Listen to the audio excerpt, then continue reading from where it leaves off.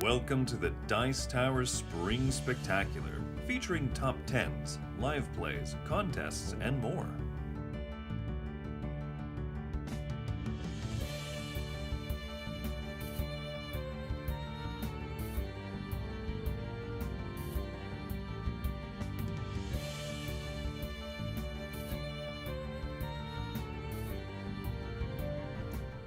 Hello, everybody. I'm Tom Vassell. I'm Z Garcia. I'm Camilla Cleghorn. And I'm Mike Delisio. Welcome back to the Spring Spectacular. We are now in Crowdsurfing, a weekly show that we put out where we talk about different Kickstarter / GameFound / whatever projects. Mostly Kickstarter, a little bit of GameFound, and every once in a great while something else, but not today. No. Although next week we will have a project that's neither.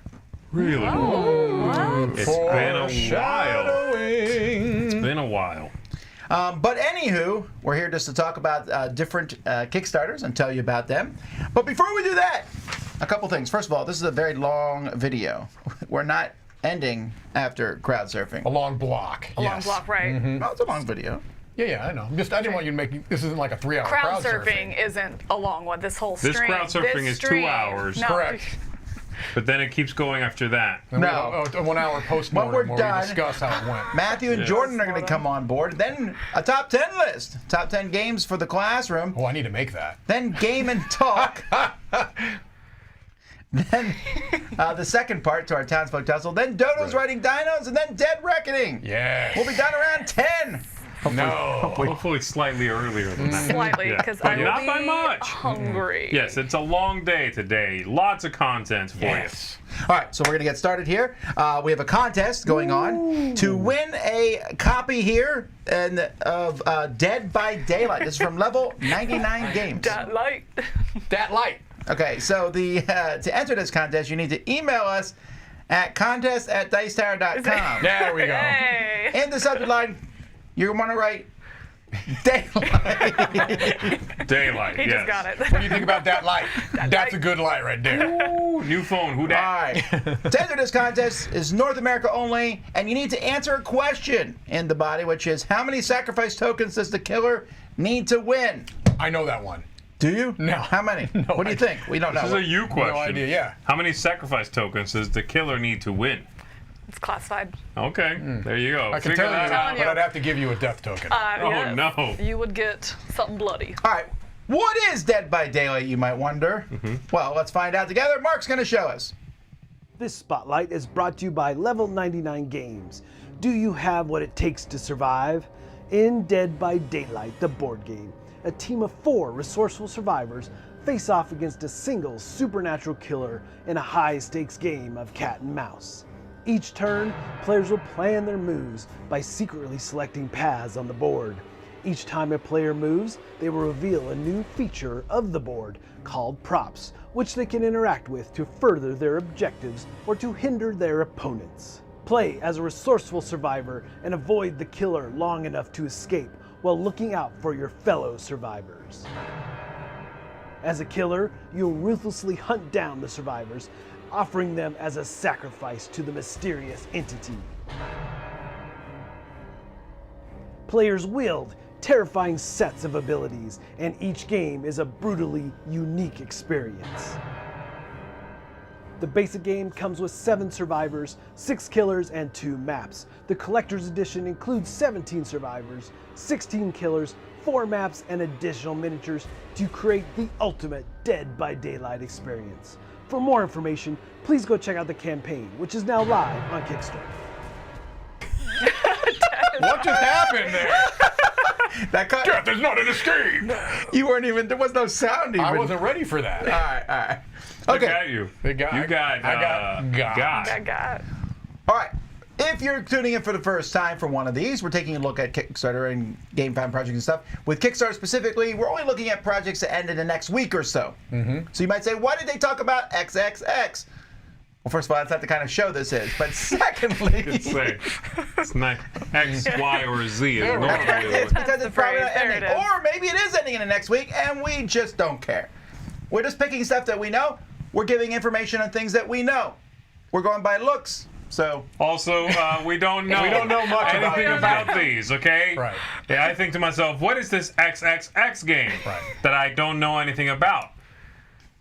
And then I attempt to make an informed decision. Well, every so often, just like everyone else. Right. Every so often, we'll catch a little bit of heat about you should research these more. Well, that's not that's not really what we do. We do look at every project, and some of them we'll spend more time on than others. But these are cursory glances. We're not reading through all of these rule books. We're so. Yeah. Especially if they catch our eye. Right. We'll That's the dive whole into point. it more. Because that's we're like other informational people. for you. Right. Yes. Not the opposite. You know what I mean? Like if we expound on something, hey, something about this game must have caught that person's eye, and they kept looking. Correct. All right, so here we go. Let's start with board game meeples, coins, dice, and tokens. 59939 plus. Dial now. Lots of STL files. I think this is interesting. Okay. I mean, so if you don't know STL files, it's like a digital file you can use to 3D print stuff. I like that idea a lot. I don't know why there's 15,939. Why doesn't it just say over 50? It's an odd number. Yeah. Also, It's that always is a specific. lot. That is. Can you write 15,939 words? It would take you weeks, I right? don't think I know that many words. To be fair, it looks like a lot of these are variations on a theme, right? So I imagine he or she, whoever created this, has a template and just iterations on those templates. But that's still a tremendous amount of files. Well, my concern is then that a lot of them aren't going to be. I mean, look at this. You're like stretch goals. They're adding one. Right. Yeah. You already have 15,000, right? Yeah. Why are you adding one? That's There because wasn't a hacksaw yet. Now we have a Now we hacksaw. have I just suspect that many of the 15,000 are not that interesting. Sure. That's a lot of work you're They're putting going to be in. very specific things. Right. Also, you might not need that. What are those right there? The 4 people in a row. No, that's a dinosaur. Is that what you mean? No, like 2 rows like down, right there. here. Yeah. Yeah, I don't know, player markers or different color. You can Variable size print them as different necks. colored. I'm not enjoying sure. though that they have like How lack of neck are you? the lemon here, and it's like get it any color you want. I want purple. That's Purple right. lemon. I want orange watermelon. I still think this is an interesting idea. It's a cheap way to upgrade games. I also It's like that it has fine. bases. I like that they have, if you go back up a little bit, right, the new variants right there, how they have the bases on the tokens as well. I thought that was kind of cool. Can you tell me how to stop again?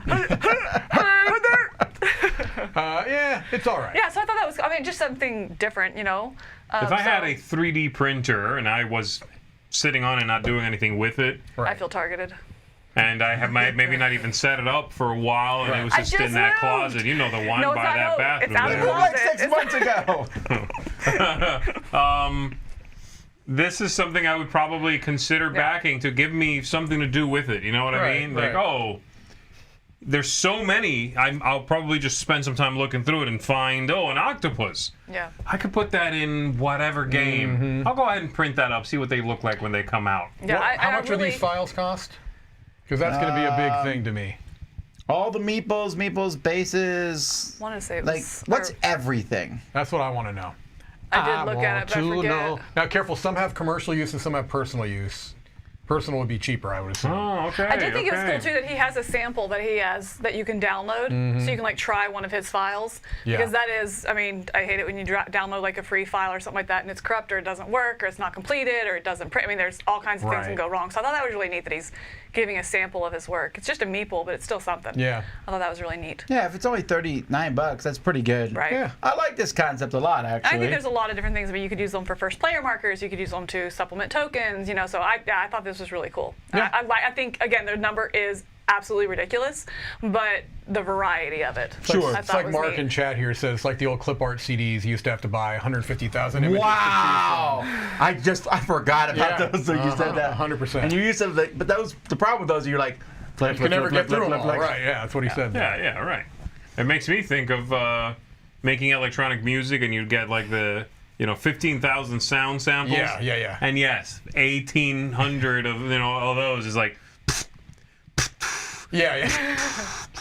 Right. it's like just the variation on the same thing for Right, like right, 20, and then eventually it's like, oh, a horn, good. Ooh, this is different, All right, Tidal Blades 2, Rise of the Unfolders and Cypher System RPG. I'm sure we're going to say a lot of positive things in a second. I don't like that it's called Tidal Blades 2 because as far as I can tell, They're not even remotely the same game. Well, they're not, but the first one was Tidal Blades Part 1. So it's interesting that they went Tidal Blades 2 rather than Part 2. Well, it says Part 2. It says Part 2 at the bottom. This is just a marketing thing for the thing. Okay, all right. Making sure. No, it should be on the box. It is on the box. It says Part 2 at the bottom there. Yeah, but again, the problem with the Part 1, Part 2 is there's a good chance you won't like the first game or the second and like the other one. They are very different than a book series or a movie series. But no, it is storyline. So the first one is when you're in the arena training and stuff, and now that you are a Tidal Blade and you're going out fighting the monsters to repair the I understand that I'm talking from I don't know anything about games perspective. I come in, I see Part 2 at the store, I'm going to go, well, I haven't played Part 1. Part 1? Yeah. And it looks to me like you don't need to do it at all. Oh, you don't? No, they're completely very different games. Yeah. Mechanically, it really is just a Part 1, Part 2, story-wise. Yeah, Camilla and I played through like a intro session of this at Dice Tower West, so we've got a little bit of a background in it. They play, and we both like the first Tidal Blades. I know I'm speaking for you, but you've made it very clear how much you like it. Yeah. What else does Camilla like? Tell me more about myself, She likes pina coladas, getting caught in the rain.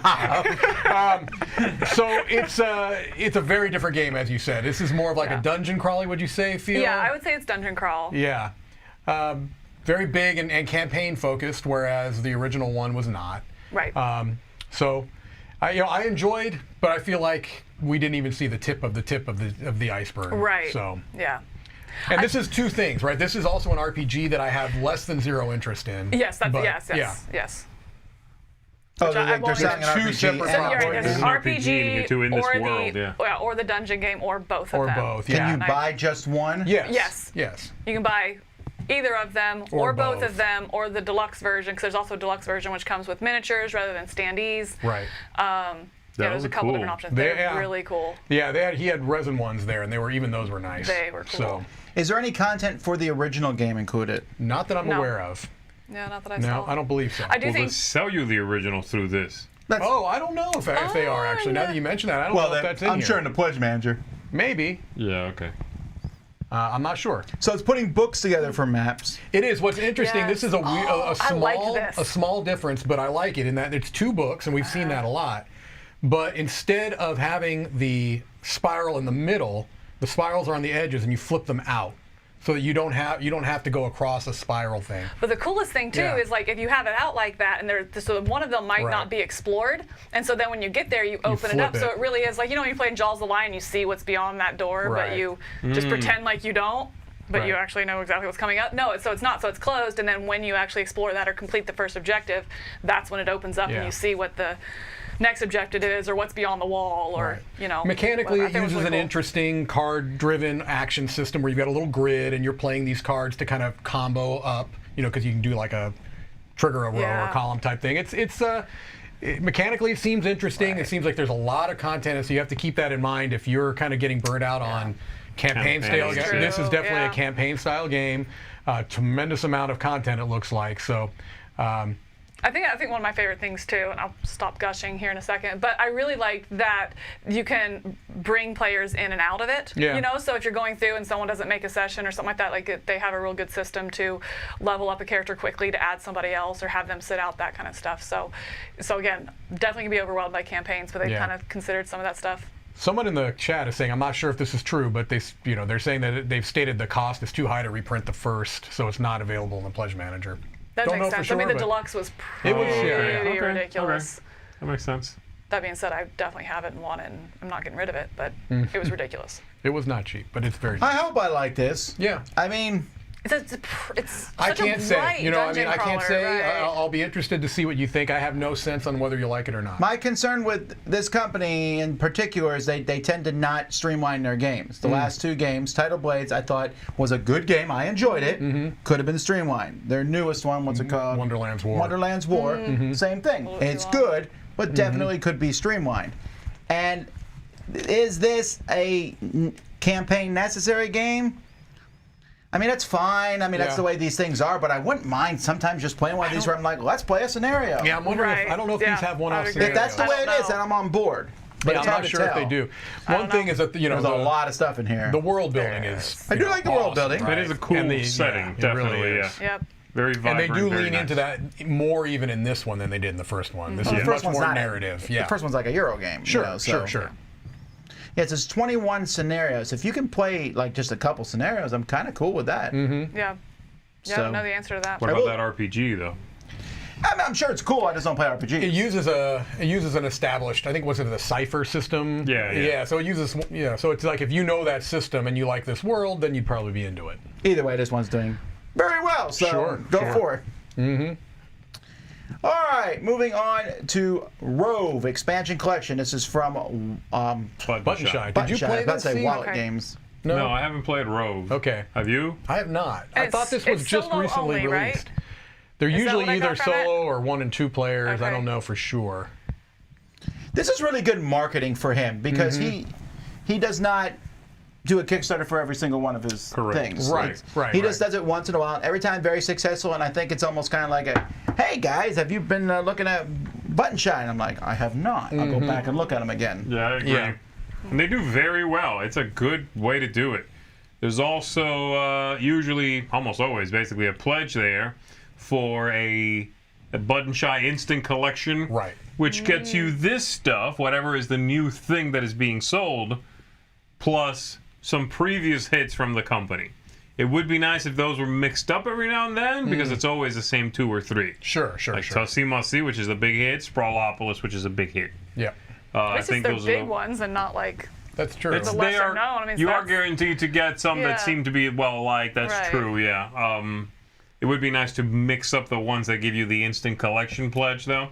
But no, I haven't played this. I haven't played Rove. It seems neat. Yeah. I'd be interested in trying out the game, and the expansions are always fun. It was kind of cool. I thought that, again, speaking of marketing, they said that you can do a print and play of the base game while the campaign is going, which I thought was neat. It's like, okay, or not the campaign, I'm sorry, with the expansion.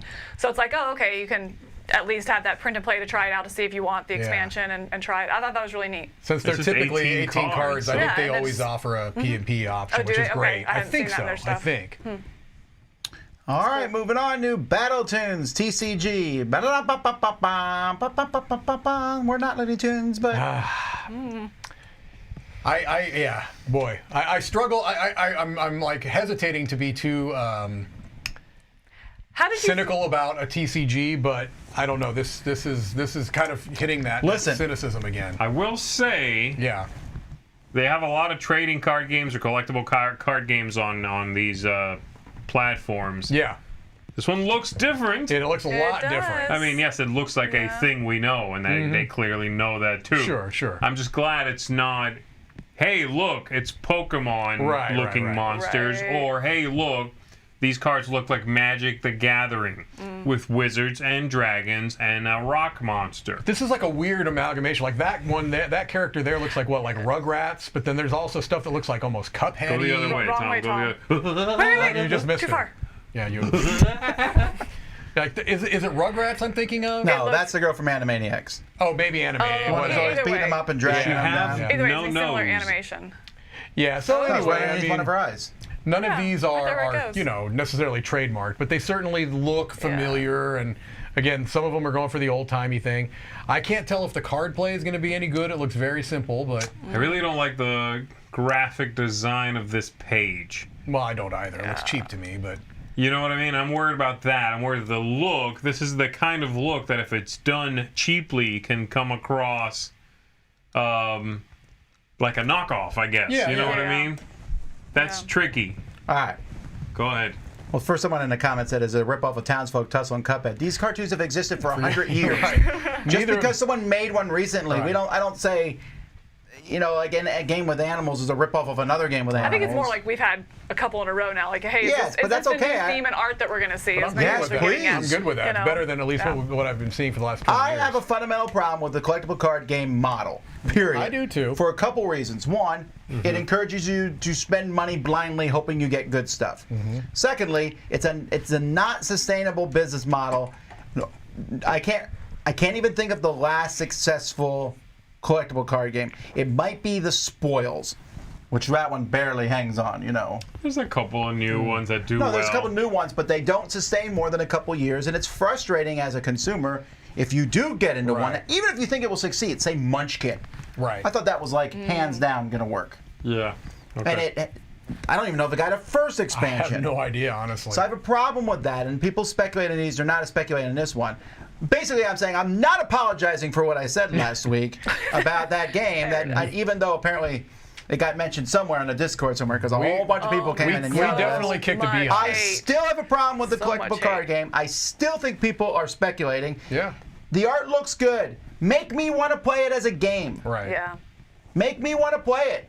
So, yeah, it's a cool art, I guess. But anyway, I'm just This saying. one you're talking about? This one's cool art. I'm talking about last one. I don't okay. dislike this art, actually. I like cartoons. It's okay. I prefer this over like the- generic fantasy, but I I like agree. Yeah. the design of this looks like a game I would play. yeah.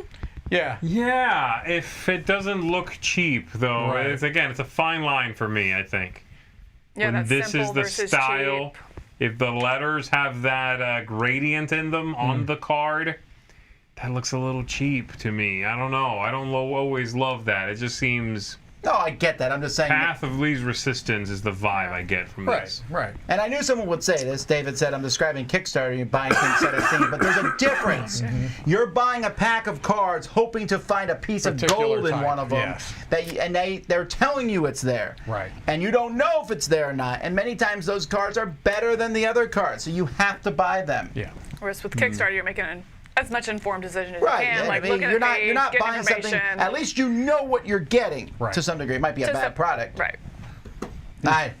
Okay. Oh, Valhalla in the fall 2022. Let's go. I think we've Yes. looked at this project in previous think so, years. too, Yeah, yeah. So They it's said like a that- wargaming. yeah, so they're doing it again. Yeah, it's- right. So yeah. they're not calling it a convention, but they're calling it more like a gaming weekend, like They're a calling it really retreat. a retreat. They're using retreat. Which I think is awesome. I think if Yeah. you're a war gamer and you like these big sprawling minis types of Yeah. games with all the terrain set up, I mean, Yeah. what It's a perfect really way cool. to do that, They have, right? like, If the you're whole into this, cabin. this would be like, you know, Valhalla, I guess. You're just like so excited about it. How about I that love there's a separate price, pledge though? level for the Ooh. top bunk versus the That's bottom. right. Yeah, Wait, which right? one costs more? The top bunk will be probably the less expensive, would you think? I don't know. You do have to crawl up there, Yeah, right? yeah. So But then you don't have anybody above you, Right. like, you know. I'm looking to see. Okay, grounded drop pod. I was waiting where you were gonna go with that. I'm not going anywhere with that okay. one. Somebody on top of you, farting on you. Well, there you That's go. where I was going. Eye of Terror. Eye of Terror. But That only is has one not backer. inexpensive. It is so. Oh, that Well, no, that I top mean- one too doesn't even include staying at the house. The like Right. $700 one is just Yeah. like, hey, you can attend. It doesn't even It's- include like a plate, like lodging or anything. Yeah, this is So definitely for not- lodging is Right. is 1,1600. This is not a. This is a luxury experience, right? It You're is. not. It You're not. is. You're not. Yeah. Well, it's like, you know. yeah, I'm not, I and mean, I I'm guess not it- mocking that because the No. cruise exists. Right. No, I think I'm not into war games or any of these types of games at all, but I think this is a really So, neat idea. do they have a collection though? awesome. Because in the video she also said that, and as many board games as you like. So is it like bring your own board games, or do they have board games as well? I think they've got terrain set up for like Warhammer 40K Yeah, and things if like you that. play one of these, you don't play someone else's. You're army. bringing your own You bring army. your own Well, no, army. but she specifically said, because talked about the war games and that kind of stuff, and also as many board games as you want are board games, and so I didn't know what they Sure. meant by that. I'm sure you can bring whatever you wanted, and I'm sure there's gotta a lot say, of a big Yeah. Venn diagram there. That you Eye know. of Terror is not. That picture is not matching that name. Not that looks terrifying. That looks amazing. Right. Did you see that pool It looks too? terrific. It's got Yeah. a pool. I think this is in Utah, if I remember right. I think so, yeah. Yeah. By By the way, I'm always notice bottom that. bunk. All right. Yeah. Postcard board games round 2. Little postcards. This is the kind of project I like. Yeah, this is was almost cool. an This was neat. you know, what are you going to say about this? It's a neat idea, and it's Yeah. a low point of entry, and Yeah. The cost only of problem is entry. I look at those I rules. wonder. I'm like, Yeah. I wish you would format that slightly. Those I rules was- seem hard to read. I was Nice. concerned about Block all of the text. information thrown on there. Mm-hmm. Yep. Yeah. Like that one That is was like, cool. Oh! Right. See, for me, this kind of project, though, if somebody threw this at me, it's like, here, mess with this. I might be like, all right, let me try it. Yeah. I wouldn't find it and back it and follow it. I guess that's what it is for me. This is a gift. You buy these as a gift. you don't play these. You send them to other people. You give them to friends Okay, of yours. You know that Yeah, what? like. that's That's what I thought, valid. yeah. Maybe that's the way to do it. Yeah, yeah. Okay. Yeah. These are gifts for gamers. That's what I thought. Yeah. Okay. That makes sense. Because I just don't see myself I'm excited. backing this for me. Yeah. No, that's not how I took it. Yeah, no, I would, if I had friends that were gamers, give it to them as part of a birthday card. And you go, fun, wasn't it? Or and they go, yeah, they never played it. Right. Right, or like as a birthday card, you send happy birthday and you send them a postcard or something like that. Oh, and then you go to Valhalla without them. That's correct. All right, next project's probably many people's project of the week. Hoops. There it is. All right, so they almost lost me right away when I see this picture and then I see 60 to 120 minute game time. I'm out right away. Oh, I didn't even see that. I don't want to play that game for 2 hours. I'm sorry. Because of the artwork, because you're a shallow gamer. It looks like a light, simple game. I'm a shallow gamer. That looks like a light, simple card game. Do you want to play that for 2 hours? No, I don't. I don't know. I'm a deep gamer. There is very little about the game in this project. There's the team. Yeah. Here's the shipping. Here's all the add-ons. Where's the game? Yeah. There's like a thing here, a reference card, that's all and then a video. Mm-hmm. I'm really tired of going to videos to learn how to play. This doesn't tell appeal me to on me. your page.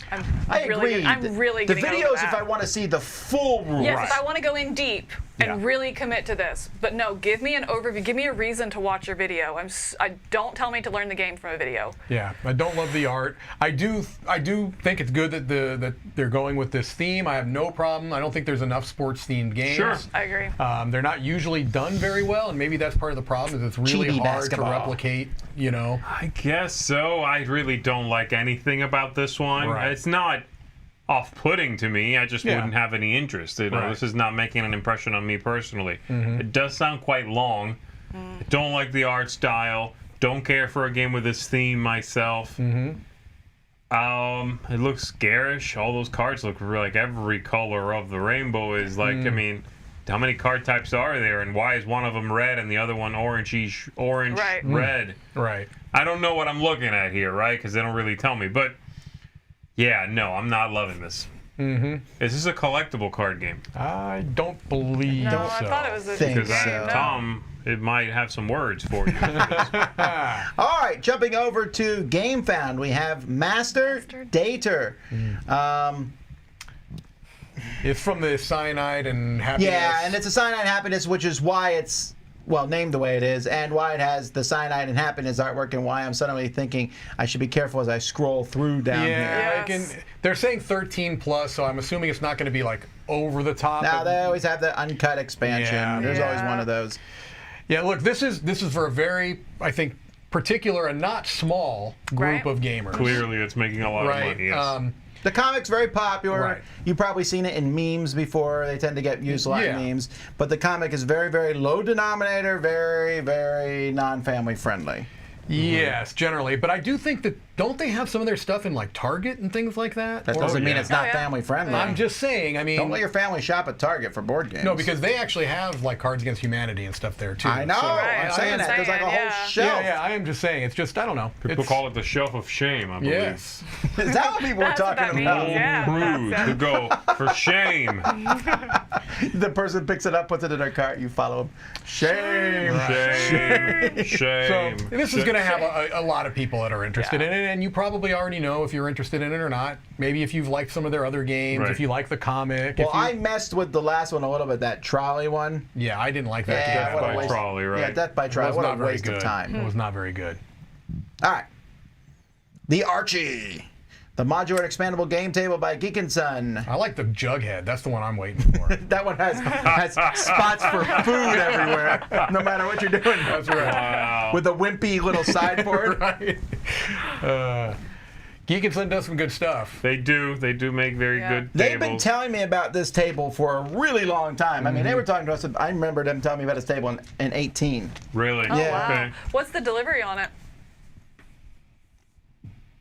These things, depending It's on when so you back, hard, like yeah. it actually I pushes think it you get off. phases. A year. A year? Okay. Yeah. Yeah, but there's a lot of modularity to it, of course. You can change up and move around many things. Right. I like the insert being Modular. multi-part. Yeah. The inner slats. I do worry about the seam on those. Sure.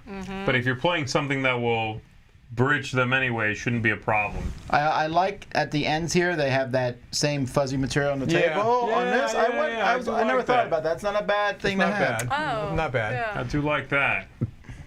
Yeah, you always have to, these are obviously luxury items. And so in addition to the high cost of the table, there's also going to be a significant shipping cost because these things are very heavy. So you got to keep those in mind. But I look at these as heirloom pieces, honestly, like things that you might even pass on. I think we're at the point now where you are no longer scoffed at if you own one of these. I don't when think they first so. came out, people were like, oh. I was like, oh, who would buy one of those? I said, I was like, oh, I'm not spending that much on a table. Yeah, no, I especially think that they're not, if they especially think it can be multi-purpose. If you can use them as a regular table too, I think that they're very versatile. And, Do you use yours as anything other than a game table? Rarely. I gotta be honest, I didn't either. But I don't have a dinner table. That's the thing, I don't have another table that's like the dinner table, so if I'm having dinner, a sit-down dinner, which sickens me to think of, I guess I'll do it at my game table. Do you have a topper for it to make a table, or would you... No, there are slats that go above the top that make it just a wooden table. Right, okay. That's what I was asking if you had that. I knew that. And I would be sitting there the whole time going, I wonder if there's a game under here. Am I playing over a game? I don't know. What's buried under here? Yes. So when you do your shrimp pitch-in extravaganza, you're going to put it on that table, right? Where everybody brings their own shrimp dish. Wait, or the shrimp boil, where you just dump it on top. And the juices seep down into the... Okay, let's move on here. I'll be bringing gummy shrimp. Ghost of Kiev, Guardians of the Ukraine. Although these boxes look like Transformers. Yeah. I definitely thought that at first. More than meets the eye. Yeah, so this is obviously right now very timely and in celebration of, I think, a flight squadron. I believe from Kiev. Yeah. And then, all the artwork and everything. But it does have that twist, like you said, that makes it look sci-fi-ish. Yeah, it really does, Yep. Which is sort of weird to me, the fact that that is a straight-up Transformer. I think so. So, yeah, it's an interesting look, for sure. Not cards I would personally get and add to my card deck, So just too foily? There's a lot of foiling or maybe just metallic inks. But also this is a celebratory deck. Those don't normally... Yeah. I don't normally get those, and I'm like, this is part of my collection. I don't like those. Those are really busy, the numbered ones. The pips in those cards, I guess, are meant to look like fighters and things like that. The fighter jets. All right. Very origami. Yep. Jurassic World: The Legacy of Isla Nublar. All right, here's where you're going to talk for a while, Tom. Well, no, I was going to say, at some point we're going to finish playing this game. Yeah, go ahead and talk for a while. We played this one live. This is a legacy game. This one, I know that Prosper Hall, this is their first that they put on Kickstarter. And so everyone was like surprised in the sense of people were surprised that it was not a typical Kickstarter. Like this game is already done. We know this because we have a finished copy here in the studio. So this is more of a pre-order than anything else. And then I think Prospero Hall was not expecting that to bother people as much. I mean, this is making $390. I bet you they thought it would make $1 million. I thought it would make $1 million. I'm going to tell you this, though. Prospero Hall has never done a Kickstarter before. Is that correct? No, this is their first, You would not know it by looking at this. This is an outstanding page. I think this looks fantastic. Right, just like it's you talk about games that get your attention, even if I had no connection to the IP or anything, this is a really nice looking page. Very strongly put together. Yeah, I agree with that. Well, we're not playing ours till we get these deluxe tokens. That's right, because right now it's trash. I don't care about the amber dinosaurs. I like the models. I want to say I really like the models of this game. Are you going to paint them before you do They've been getting a little bit of pushback. A lot of people have been saying that they don't like them. But I'm surprised at that. I like them. I like the look of it. I love the cartoon / Pulp Fiction. Sure. I really enjoyed our playthrough of this. I thought it was really fun. I also felt like it was a little bare bones in a sense that got me excited to see what more could be in that box. Right, I want that. If it's not a game that I know going into it in its legacy, I want that first to be kind of bare bones so you can see where it can go and you can really wrap your head around all the rules. I really enjoyed it as well. And it particularly felt Jurassic Parky. Yes. It's interesting. Someone's saying they love pre-made games on Kickstarter because they ship more quickly, and I do think that that's true. It's nice that you're not waiting over a year.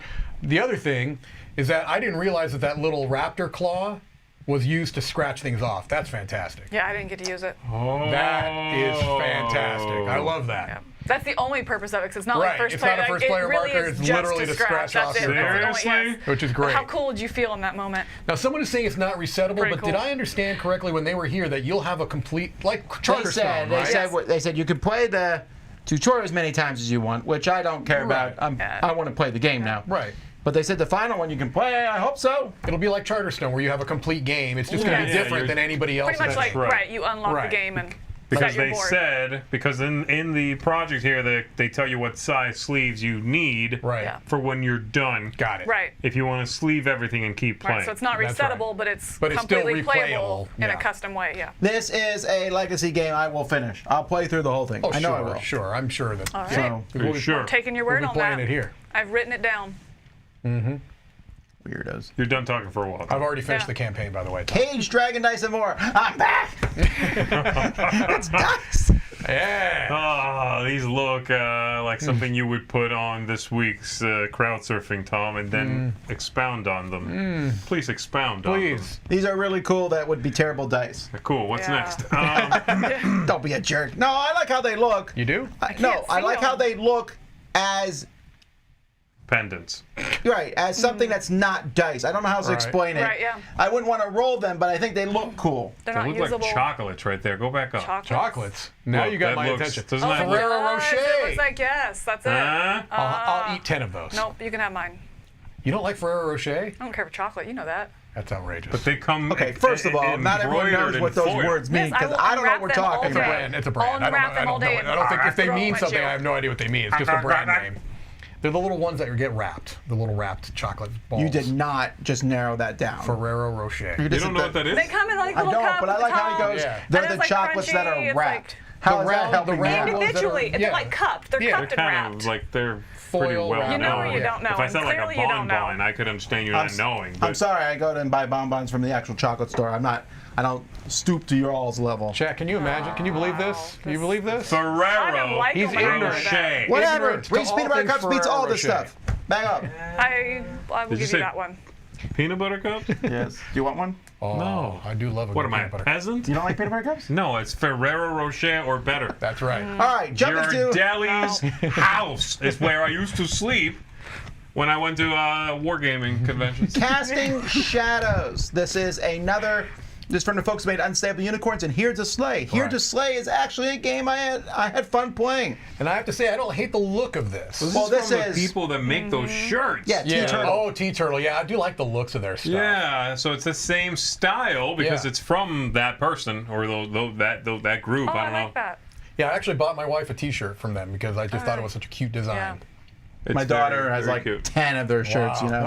Okay. Well, that's interesting. I guess I didn't make that connection. I should have. They have a booth at almost every Gen Con. I'm also a big fan. I've mentioned this before. I'm gonna say it again. Yes. Acrylic standees, baby.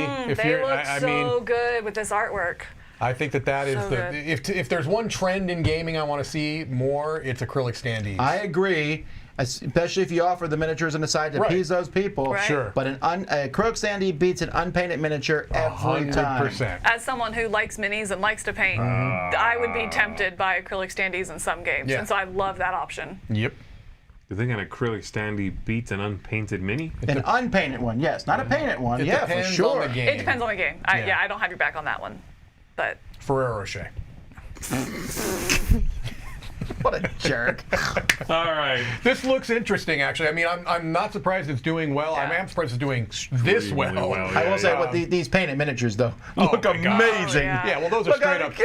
Those are Look at toys, the man. I numbers! mean, Yeah. And then he rips you apart. I mean, back. I don't know. It's crazy. I don't know if Think Geek is even a store anymore. If they're even still in This is business. a little- but that's something you'd see at a place This is a little like that, right? Pokemon-esque, by the way. A little? Where it's like, look at me. Now I'm a monster. That's right. Yeah.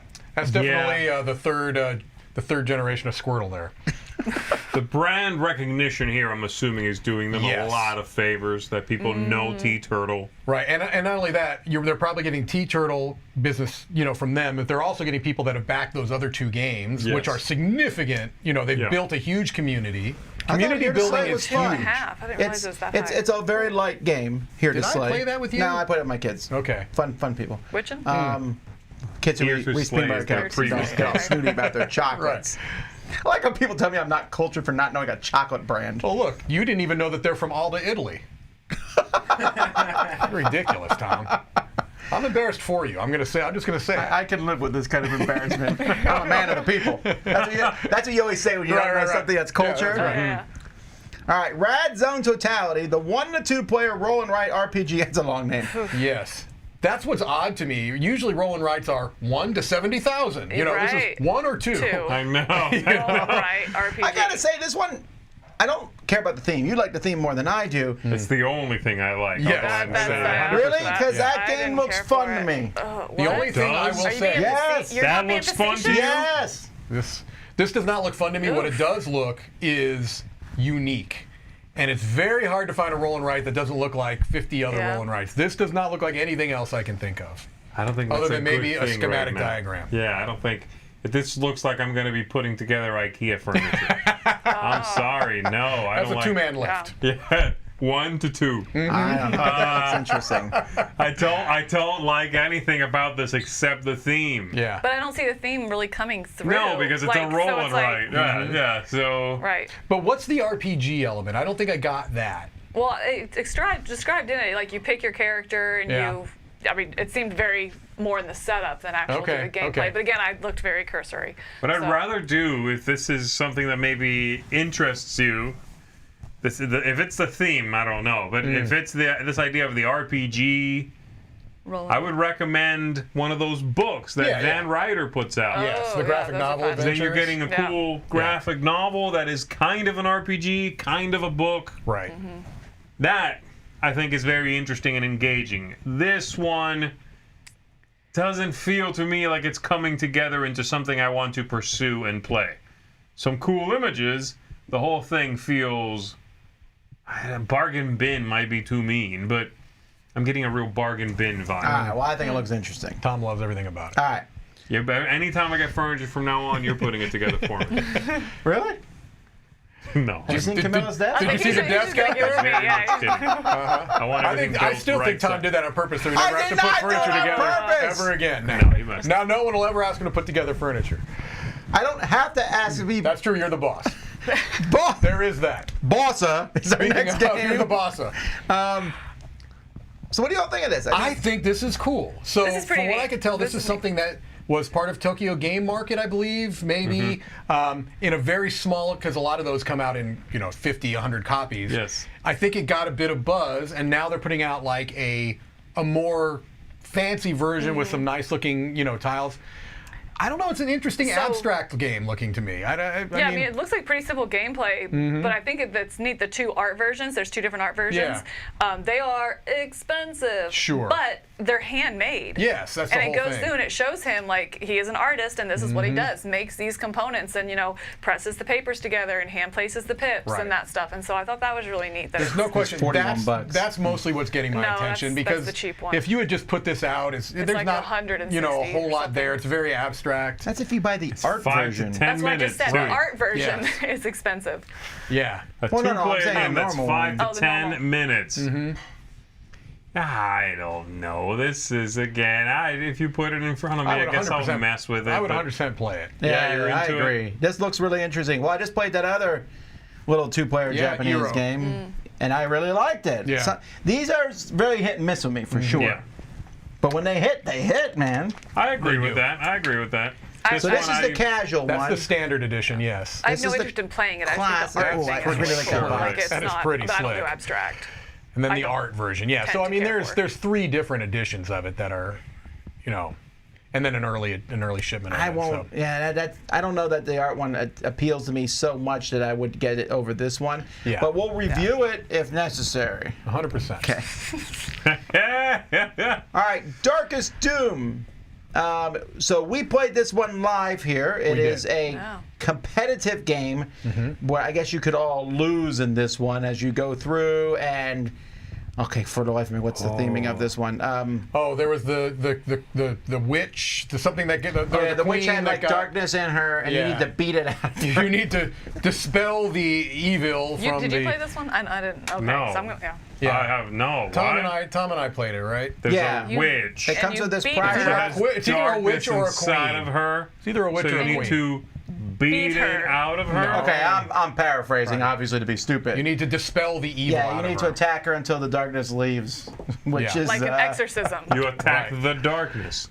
No, I'm kidding. No, I did not play this. You guys did play. We did. Yeah. There's some cool looking minis in this from what I'm seeing here. I didn't look at it that closely. The when you minis played. were nice. The minis are fine. I did not enjoy this game. I thought it's not my style at all. I thought that the random luck in it was so off the charts that it kind of ruined any fun that I had. Like a quest could show up right next to you, or a quest could show up across the board. Sure. Cool things would show up on the board that gave someone bonuses. And that happened, yes. And they would show up right next to you, but not near me. There's also a very much in your face that's some people are going to like or not like. Yeah. You go around and actually beat down other people if you want to. I got that from Smack the Witch. Yeah. Right. No, but I said each other. I know. I'm looking right at you.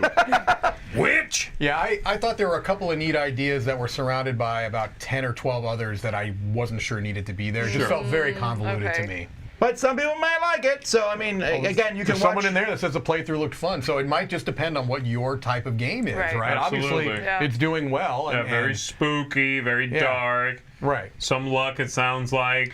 Yeah, but this there's is a also big, messy, sort of American-style game. also doing very well. With some animals, you know, because you're not playing as people, you're playing as like these animals, and so there's that too. Who made this game? GameStart. What else have they done? I don't know. Anthropomorphic animals, right? Well, that's But like of course. evil-ish. Oh, that's right. They made that table on the table thing. right. We may have talked I about remember that. And modular tiles and stuff like that. I think this might be their first game, actually. Yeah, it looks like the other stuff is like RPG stuff or accessories. All right. Cool.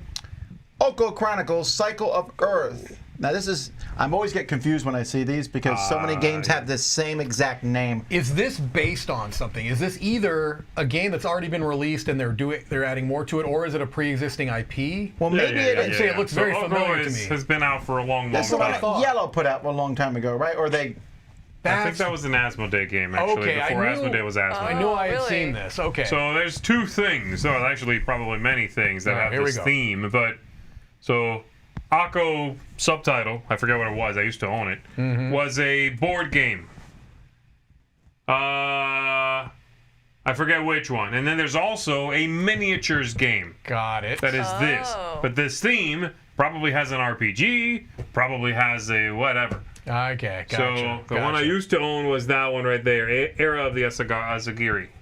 That's a board game with standees, mind you. You guys would have loved it, but that was before they discovered plastic. Two-player. So there were cardboard standees. Two-player. Really? It was a two-player fighting game. Okay. I gave it a 5.5. I do remember playing this. I remember thinking it was just, it's really light, actually. It is very light. And I remember I found having it to be some too interesting lucky. ideas. It has some interesting ideas. Has But a cool this comic this book. is a miniatures, obviously, game. Yeah. With that theme. I do like that setting and that theme. I don't care for miniatures games, you know, but this looks expansive. It does, right? And this one is And it's probably cooperative, also expansive. cooperative or one versus many, right? Yes. Yep. Those are the two modes. I believe so, yeah. Okay, that's what I was getting from it. There's a lot of stuff Interesting. here. I mean, It's cool, and the theme is cool, and I remember liking the idea, and then we played it, and I was like, wow. And back then, I believe there was 2 sets you could mix Oh my gosh. together. Are all of those add-ons? Those are all add-ons. Yes, there's just Ooh. one, like the only pledge is just for the game, and then you add on everything. Well, you can get them all for the low price of 235 euros. No, thank you. All right. Well, I'll send this to the I thought it back looked just in really case good. someone picks it. All right. Pathways, the skillful dexterity game. So Another one we played. I'll be Yes. straight. When this came in, we were like, and then I had a whole bunch of fun playing it. very fun. It was Bunch very of fun. fun. This is very fun. And we only played one version of it. There are other, like, kind of ways you can play the Yeah. game. You can play Yeah, just, like, right. on the... It's fun. I mean, really, there you go. I really did enjoy this. I was terrible at it. Play our playthrough, Tom. Let's sit here Play it and from watch the ourselves beginning. play. There you go. It's only, what, an hour and... Look at us, chaps. That's Look at that young man. What an attractive young man that is. Yeah, but he's whooping you. Yeah, you're getting I around. was talking about myself. Well, that still works. You kind of lost that one game on your own. Anyway, I don't remember. Yeah, there you go. You're actually seeing exactly what this is. Right. You got it. It is fun. It's It's more fun than I think you would assume it would be. Yeah. You score if you get in the 2 rows on your opponent's side, but you're also creating little pathways to skid across if you get in the It's neat. It's These very people are simple. showing you how they actually play. How it Like really you look works, at them, like, yeah. look at that. Right. I don't know what that's doing. That's a pro move. How many That's right. takes that took? So that's only half, though. Then there's also you get the mat, and you can Right. play like this. Basically, we're just trying to get closer to the middle. Sure, yeah. Oh, it's like marbles. Yeah, or crokinole-ish or whatever, yeah. I mean, I would play this, but I like the board with holes because I that do felt too. unique. It absolutely It also felt like Yeah. the kind of game that I could see them selling at Target or something. Right. Yeah. How's it doing? Near the shelf of shame. It's doing okay. Okay. I mean, it's funded. Yeah. Okay. I think a lot of people pass by these games when they're on Kickstarter. Right. This is more of a thing I think you buy at the store. It looks a but- little mass markety, and it could be, which is not a bad thing. It's not a bad thing. Right. Yeah. No, Yeah, I like this one a enjoyed it. lot. If you want something, and this would also be one that's a good gift, I think. Absolutely. You know, you buy this one and you leave it in the cabin for Right. when people visit the cabin. Right. You know you have a cabin. This is a gift where you give it to somebody. Where's your cabin? Do you have a cabin? I don't have a don't have cabin. no I was cabin. talking to them. Oh, okay. You know, this is a gift you give to Words. somebody. You wrap it, Ferrero Rocher. and you unwrap their own gift that you give them, and you open it, and you teach them how to play. That's how it works. With nuts And then you in it. flip It's really Ferrero good. Rocher across the board. Yeah. Sometimes a game tells you what it is. Our next game is the best soccer board game ever, which I'm telling you, I almost clicked close on this when I pulled Yeah. up, and then I saw it would make $200,000. I was like, Right. wait, what? But I think, is that just more of a shout out to like, there's not a lot of good sports games, and this is trying to replicate you being a coach on the soccer field. So I There think, is not a that lot of good more- sports games, but there is definitely hundreds of soccer ones. Right, but I'm Because just, that's the most popular yeah. sport in the world, yeah. And so I'm just wondering if this is, if it's more of that. I guess I think it's so. not IP I think so, yeah. theme that people are Yeah, trying but to get people on, have to but- people have to think it's good. Right. Well, And I mean, also they are going for, I think you kind of were pointing toward this. This is going for more of a simulation type of a Yes, thing. exactly. And you're the coach, and right. you have your different hands of players and who goes to the ball and, And that kind of there's stuff. an- Was 11 Kickstarter say- put on GameFound? Or did he just publish it? No, I think that was a project. That was a project. That was a project, yeah. yeah. I don't think it did this well, and it's the exact same theme. I don't think it But did that's this well. different. You're the manager. what as do you opposed hear? to the coach. So the manager, I you're almost said, doing what's like the difference? And then I Yeah. smacked myself before I get yelled at. no. So in that one, you're like the manager and the finances and the recruiting, that kind of stuff. Right. This is it really is. I think it's supposed to simulate a soccer game where you're moving your players around and, you're controlling the team, trying to make goals. I like the manager better than the coach. I think so as well. For me personally, that's a Because I like the personal money thing. stuff. I'm like, ooh. Right. I think Yeah. that's a personal You thing. can be Ted Lasso. I'll be whatever her name is. Mm-hmm. The boss of Ted Lasso. Okay. I like the look of this. I think it's this a- doesn't interest you because it's sports, right? You don't say anything. Wow. Reductionist much? Ooh. Tell me I'm wrong. No, you're not wrong. I have no interest in this. Soccer, then I'm good. This is one If that it was football, maybe. Football? this is one if they put it in front of me, I'd play it. Me too. I'd like to see how it played out. Go. I do also think that soccer is a game that you probably could translate relatively well. No, I disagree. No, you're wrong. What? Then tell me your top 10 soccer games. What's this called? No, UND1C, because it's blah, not blah, blah, blah. because soccer is such a fast sport, and you cannot make that. No, the ball goes up, down the field, then back to the area. It's like But it's hockey. the lowest scoring. Oh, but this it's is the one with lowest the ball that scoring goes sport. back I and didn't forth. say a high God. scoring. I said a fast sport. It moves up and down and up and down, and it's hard to replicate that in a board game. Maybe There's so. no really good sport board I think games. the There's a few. reason this is hard to replicate in a board game is because it's a game in which you would basically, quite likely, not score. That's the thing, right? That's what it is, because you could play for 10 minutes, then 20, then 30, and what's the score? 0-0. Yeah. Maybe somebody scores once, and it's like, oh my good, what an insurmountable, lead you have. So what they should This do would is just, not translate well to a board game based on that alone. I mean, it does. so they and should people just do a it. game that is just penalty kicks. That's what they Maybe. need to do. They probably already have one. As I say, there might be And one. that's who why knows. these That would sort of rule. macro Yeah. managerial part of it is a little more interesting to simulate. Buying a player, selling the player, trading, whatever that entails. I don't know, but because the game itself is kinetic, but not high scoring. Right, yeah. All right, someone said 11 made 400,000 euros. So there you go. Okay, so Okay, it did do very better, well. yeah. Okay. All right. Okay, so before we get to the board game stuff, and there's not a lot of that. We're going to jump back to Mark. Street? This spotlight is brought to you by Holy Grail Games. Welcome to Encyclopedia. The year is 1739, and as an aspiring naturalist and adventurer, you've been hired by the Comte de Buffon, Darwin's predecessor, to help him create the first encyclopedia of natural history. To do so, you'll be conducting research, organizing ambitious expeditions, and publishing studies of the world's most fascinating creatures. Encyclopedia is a dice-based worker placement game. Roll your dice. These dice can then be used to perform actions each turn, depending on their color and value. Raise funds for research at the bank. Prepare for your voyages at the embassy. And hire experts from the university to assemble your team. Once you're ready to go, you'll choose the animal cards you wish to study, then organize expeditions to observe them in their natural habitats. When your research is complete, you'll then be able to publish your findings in an attempt to become the biggest contributor to Buffon's encyclopedia. The game's beautiful theme with gorgeously illustrated animal cards ties in strongly with its mechanics, making the rules easy to grasp so that you can jump straight into devising the perfect strategy. For more information, please go check out the campaign, which is now live on Kickstarter. All right, this week we have Walganize. That's a terrible name, by the way. Great name. Ooh. You know what? I thought I saw this yesterday at Roy's house. Yeah. He has something very similar to this. That you 3D printed those, right? Yeah.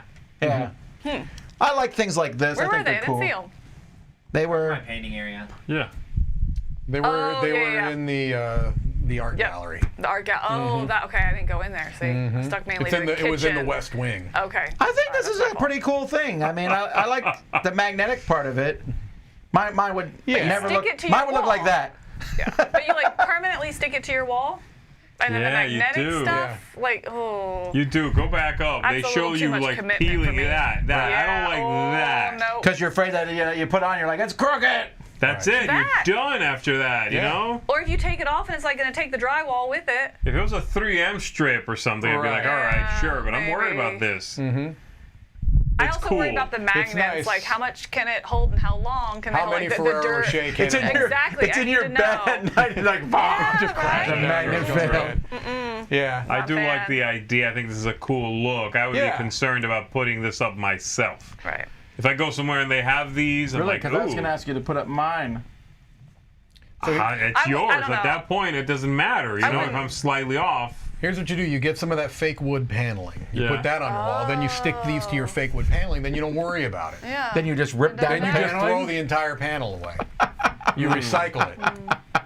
Interesting. I wouldn't buy anything with Interesting. magnets without like Really? I want to touch it and feel like how strong is that magnet? How long? I don't think like, it's a terrible idea, but I'm with you. If you were living in don't- an apartment, if you were renting a house or an apartment, I don't know that you could use these. I don't know. Maybe I move my furniture too You could much, stick but them I'm on like, an no. object. I I could don't put want a it couple of these on permanent. the side of a fridge, Like on your dog. which already has magnetic, so that's kind of stupid. That was real stupid, yeah. It's not magnetic, though. Your fridge is not I know magnetic, it's it's metal. Metal, yes. This might be the one that has the magnet in it. Okay, so it's less stupid than we This is thought. the reverse. This is the magnet, I'm guessing. You stick anything metal to Here's it. what you do. You put these over your windows. Okay. You stick them to your windows. Right. And now you've got a nice dark cave with all kinds of things hanging from them. Maybe you can put candles in there. Are the windows of your house open or closed normally? The curtains. Are the curtains normally open or closed? They're always open. Because you like the light coming in. Poor neighbors. It's mostly Tiffany. She So 2 o'clock, She does not understand people Florida who close afternoon. up all their stuff. Oh no, they're wide open, baby. That's, your house is heating up like us. Open. All right. That's Oh, what air wow. conditioning is for, Tom. Ooh, Man, oh wow. yikes. Now the windows aren't open, but the Well, no kidding. Appreciate that Oh, clarification. no, I was thinking like Yeah, open. no. Now we do have to keep our patio door open because the cats have to be able to freely come in and out of the cabin. Because they run that place. Your patio think? is open all the time? 24 hours, 365. Like the door. Like The actual there's screen door. outside And you buy inside air Ferrero exchange Rocher. all day Let's long. move on. Yeah. Next. It's a screened-in porch. The Orule. It's This is still- making 1.5 million, 1.4 million. This is You a can't thing. sorry. count. Foldable kayaks. This is already a thing made out of this material. This But is not this new. is awesome, though. I think this is. Have you seen one of these? Nah. Is it magnetic?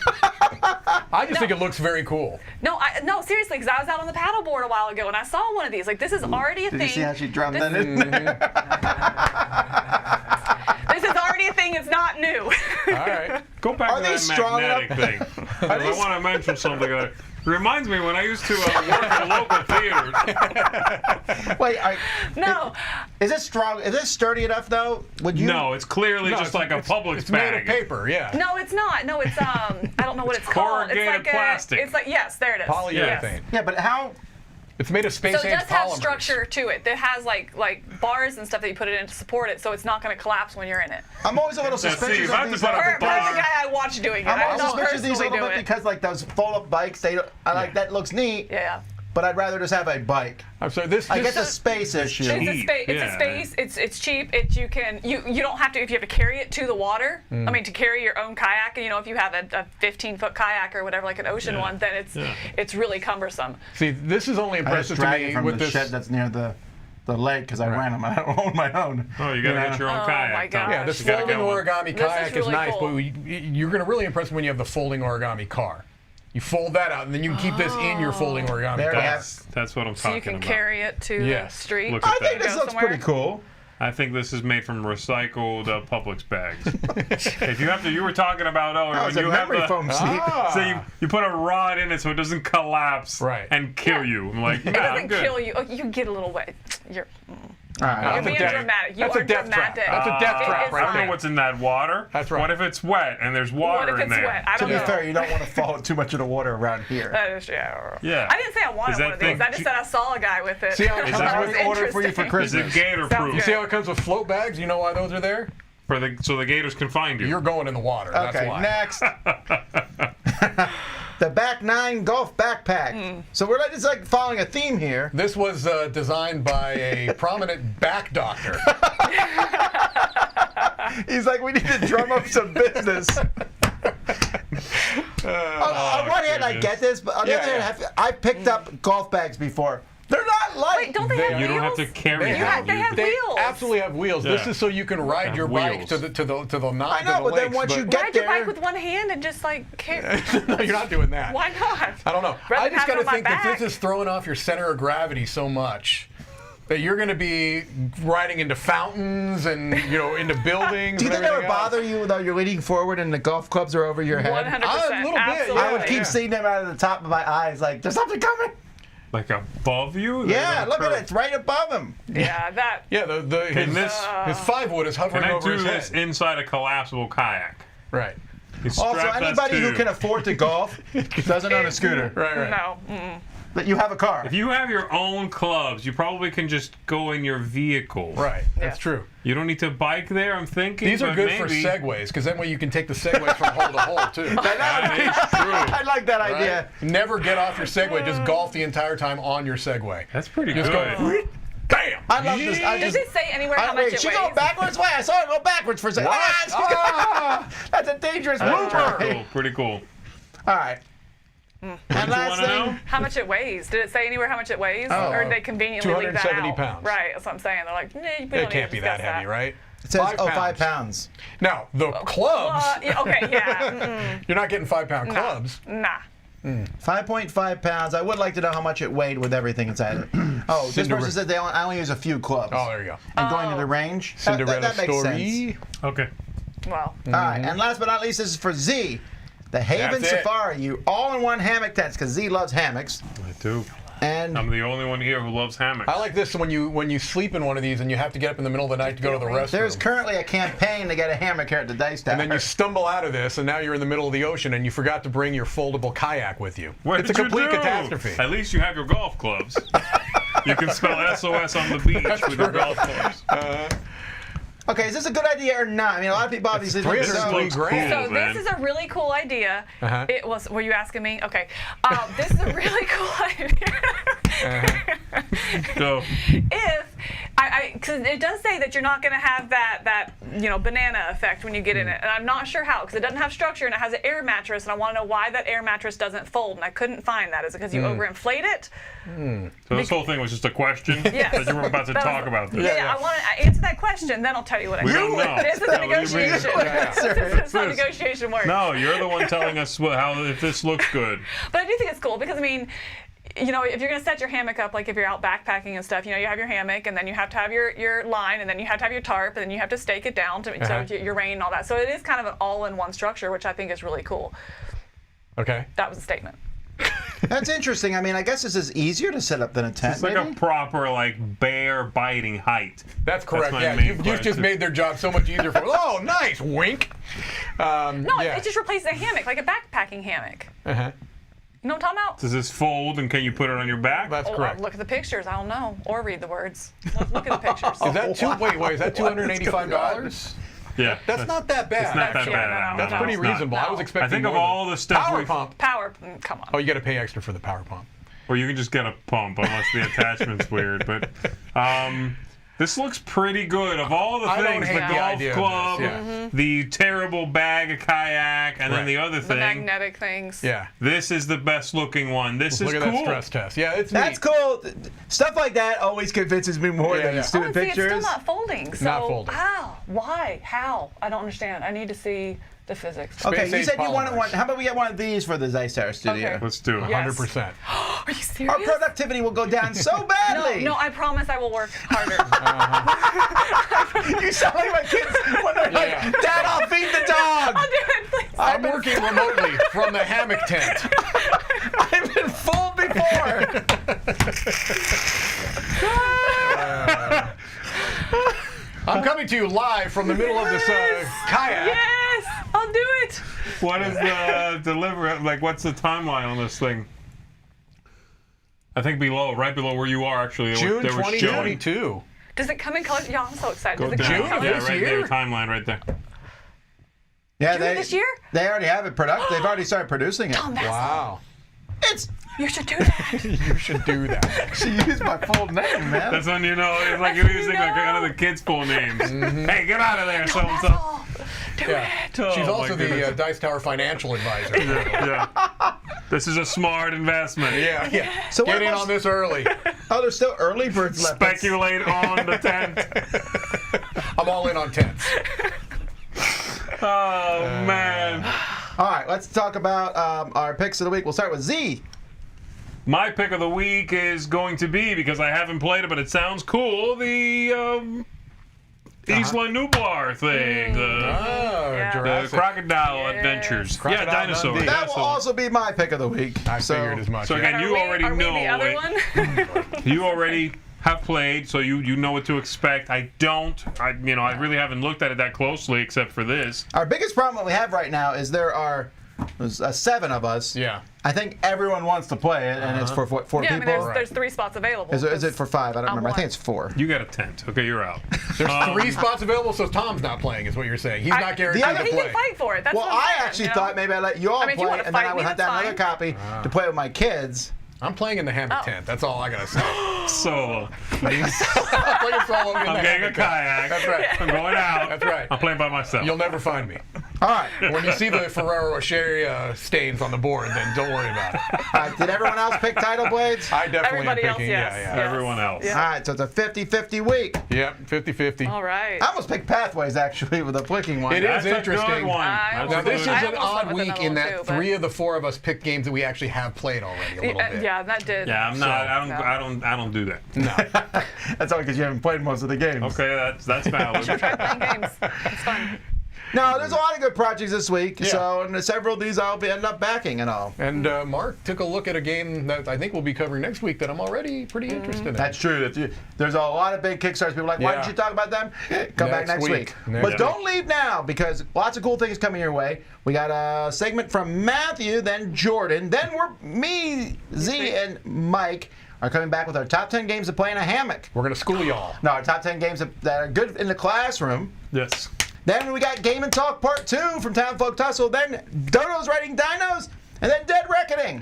Wow, what a day. Let's get started. What? I know what you're thinking. You're thinking it is time for a bathroom break. Well, sit down, hold it in, because it's time for a top 10 list. What is up? My name is Matthew Makak. I'm also known as Melissa Makak. Pronouns are he and she. And I'm coming at you with a top 10 Wacky Games list. I've ranked these games based on how much I like the game in conjunction with how good the wackiness of the game is incorporated into the game that also brings up the fun factor of the game. I think that makes sense, right? Yeah.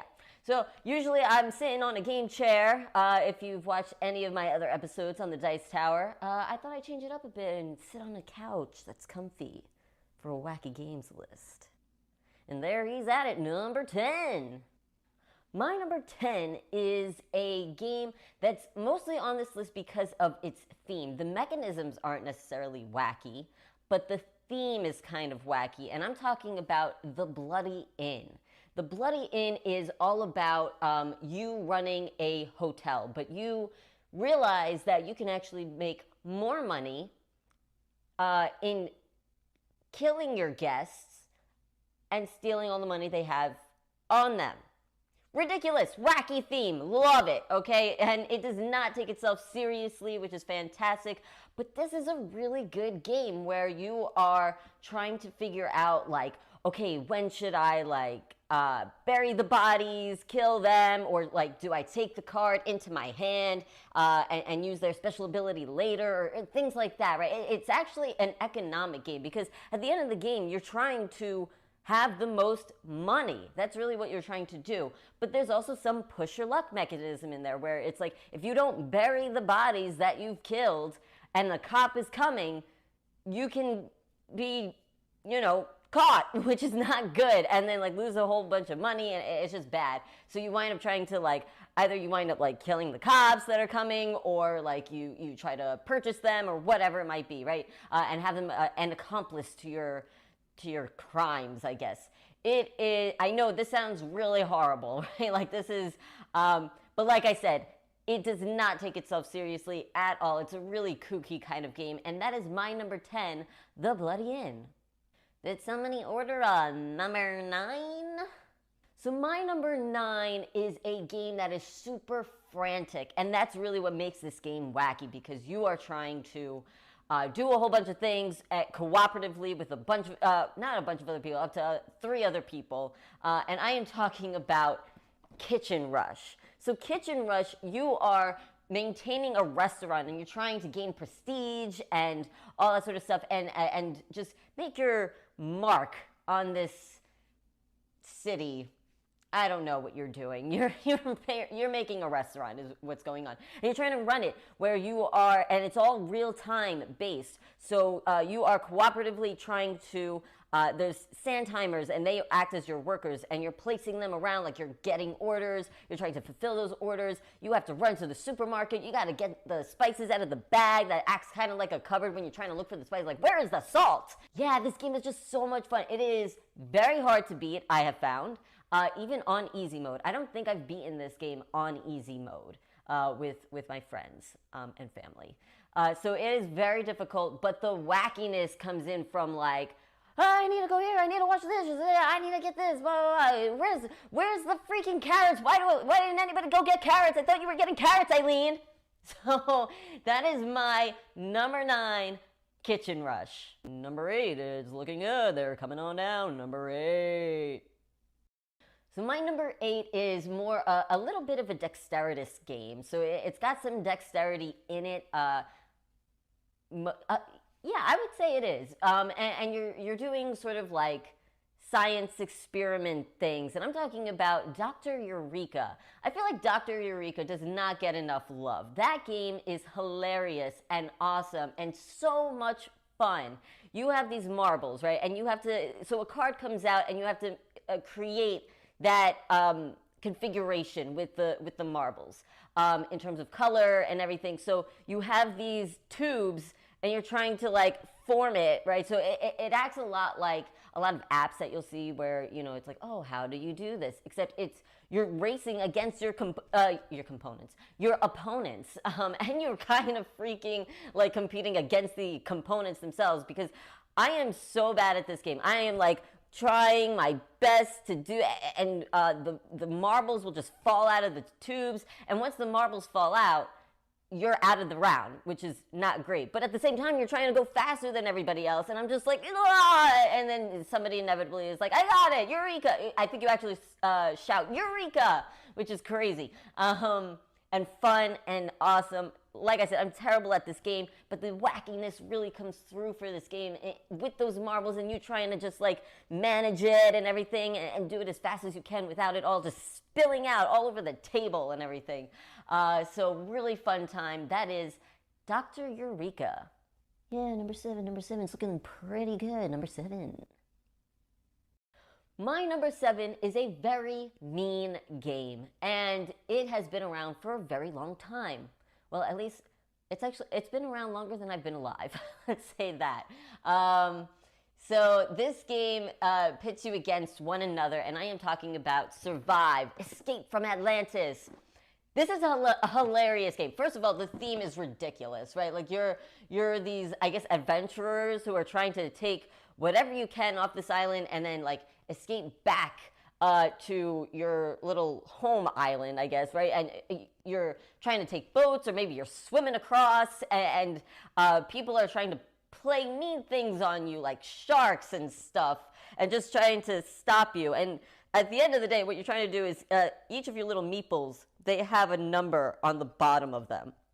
And you are trying to have, at the end of the game, most of your meeples out, but then what really matters is the number under the meeple, like how much treasure. It's supposed to symbolize how much treasure that they each got. So whoever has the most treasure at the end of the game wins. And you are just trying to wipe out your opponents while also trying to get your meeples off that island and back to safety, so that way it's like, I got the treasure and you survived and you escaped from Atlantis. So I think that the wackiness comes in really from like the take that style of the game. This is not for the faint of heart. If you do not like mean games and you don't like take that games, this game is not for you. But if you are there for a good fun time and you don't care, it's like, you're throwing whirlwinds at me and I'm throwing whales at you, and you know, I'm just trying to get my meeples into the boat, or maybe I'm swimming across, you know, and there's that tension build up too. The wackiness really builds up that tension, like, oh, can I get my meeple out of here and like safe to safety and everything? Can I get that treasure? So I love that. I love the tension. I love the frantic hilarities that go on in this game. So that is my number 7, Survive, Escape from Atlantis. They're still waiting for their number 6 order. Number 6. So my number 6 game is another game where it's not for the faint of heart. It's competitive, and it's very, like, there's bluffing, take that involved, and all in space with different powers because of whatever alien species you are. And I am talking about Cosmic Encounter. This game is phenomenal, and it is weird, and it is awesome, okay?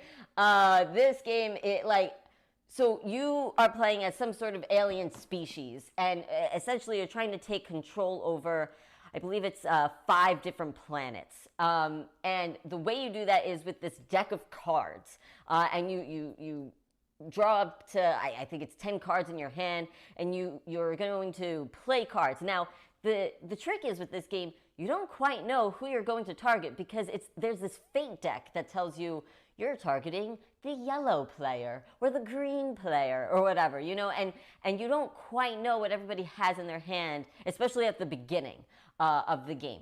And you can, so you could like negotiate with people, right? Like you could say like, let's just negotiate, let's be calm, let's be cool. And then boom, you backstab them and you take over their planet. And it's like, what the heck? So the wackiness really comes through for this game for me in terms of like, you don't even get to choose who you're going to target. And then the hilarities of like just what cards you have in your hand. You don't get to choose what cards you have in your hand. Like you're just there trying your best with whatever you have, and you're trying to manage your stacks of little spaceships, I guess, that actually stack on top of each other, which is really cool. That's a lot of fun.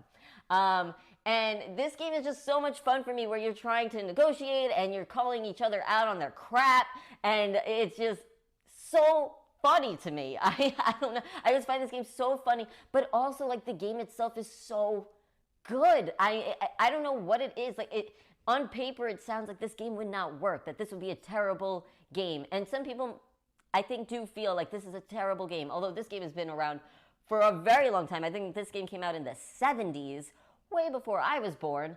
And so it stood the test of time. So it's done something right. Although it's gone through a whole lot of iterations. I think I have probably the newest iteration from Fantasy Flight. Maybe they've come out with a newer edition. I don't know. I think they're always coming out with new editions. But there's tons of aliens that you could play with. I mean, so many different combinations. One of the things I love in this game is that you pick out a random card at the beginning of the game for setup. And it tells you, based on how many players there are, which aliens should be played together, which is cool. So it like balances each other out. So that way it's not like, oh, this alien can't be stopped because none of our aliens' powers do anything to prevent that. It's not like, it's like, okay, how many players are playing? These are the aliens that are getting played, and everyone is against one another, right? Where like it works in terms of there's no power spike or anything like that. Or power advantage / disadvantage, I guess is what I'm trying to say. So that is really cool. I really like that, especially because there are just so many aliens, and this was a way for them to keep it balanced. So that's really cool. And then just you having a good old time trying to get your planets, and it's always shifting and everything, and the backstabbing is crazy. I mean, oh my gosh. So this game is a lot of fun. So that is my number 6, right? Yeah, number 6, Cosmic Encounter. Number 5 will get you. So my number 5 is a re-implementation of a game that was old and almost forgotten, right? And I never played the original, but I know that there's a lot of people who did play the original. They loved it, but the game was actually kind of terrible. And they played it for the component value, I guess. Not value, but the fun mechanism that the component had. And it was restored by Restoration Games. I'm talking about Fireball Island. It takes up the whole camera space. Fireball Island is, I mean, if you just want to have a good old wacky fun time, this is a game for you. You have, especially if you start adding in expansions where it does even more craziness. It adds more craziness and wackiness to the game. Oh my gosh, this game is so much fun. But essentially, you are a tourist, I guess, who has decided to go to the most dangerous vacation of them all, and you visit the island of Volcar, and it has this big towering statue in the middle, or I guess it's a volcano. I don't know what it is. I don't know. But it shoots out fireballs, right? And so you're shooting down these fireballs down the pit of Volcar, trying to knock players over, and when you knock them over, they lose some stuff, and essentially you're trying to get the most points at the end of the game. And the way you do that is by collecting different souvenirs and different little, I don't know what they are, like little treasures. There's also like this gem that I think it's called like the Gem of Volcar or something like that. But it's this red gem that sits like right next to Volcar. So it's hard to get to, and it's dangerous to get to because you're right next to Volcar, where anybody could kind of just like turn it, plop in some fireballs, and then you are down for the count. And what's really cool about this game is even when, if it hits you over, right? Like if the thing knocks you over, the marbles, if they knock you over and you slide on down somewhere, that's where you are now. It's not like, oh, I get to go back to where I was. nope, you got knocked down and you slid down that lava pit or river or whatever. And so now you are where you are. And there's these bridges that are like, they could collapse and things. And there's this ladder that you could go up and that could shake and you could fall. It's awesome. I mean, and then if you add in other expansions, like you could have like bees coming down. There's snakes that are, you know, coming after you. There's a tiger that you get to like flick onto into the island, I guess, and like just try to. That has more of a dexterous mechanism in it, where you're trying to actually like get somebody, right? Like you're trying to flick it onto someone and hopefully knock them over. And then also, as you're going through, you're running, and if you hop over someone, you could steal some stuff from them, like the gem, which is worth the most points in the game, which is really cool. And then you're trying to get off the island as quickly as possible and safely. That way you can actually maintain all the souvenirs you got, and you get to choose from the Maw Volcar or whatever. And maybe you could get like the souvenir penny and everything like that. I actually, if you go to a convention, Restoration Games is usually there, where you get to put a penny in and, you know, do that like rolling thing, and it actually comes out for the penny, and you could switch it out for the cardboard penny that's in this game. So I use that. That's really cool. But yeah, so even without the expansions, you don't need any of that to have a really good time with this game. It's all card driven, where you have 2 cards in your hand and you decide which one you want to use in terms of like what you're going to do. So it'll say like how many spaces you get to move, and then it also tells you like, do you get to like turn trees around to make sure that you're more defended, or like do you get to erupt Volcar, you know, and throw fireballs down. And oh man, this game is just so much fun. I love it. So that is my number 5, Fireball Island. Yes, can I get a number 4, please? My number 4 is a game, again, that I don't think gets a whole lot of love, or enough love, I'd say. But it is silly fun. It's a cooperative style game with up to 4 players, and I would say that it is best at 4 players. I'm talking about Slide Quest. Okay, this game, so you're each holding like a lever, right? And you're trying to maneuver the board, right? And you've seen these things at like arcades and everything, where, you know, you're trying to like maneuver the I don't know, structure to get like the ball through the Slytherin, I don't know, this is not Harry Potter. And you're trying to get the ball into the hole or whatever.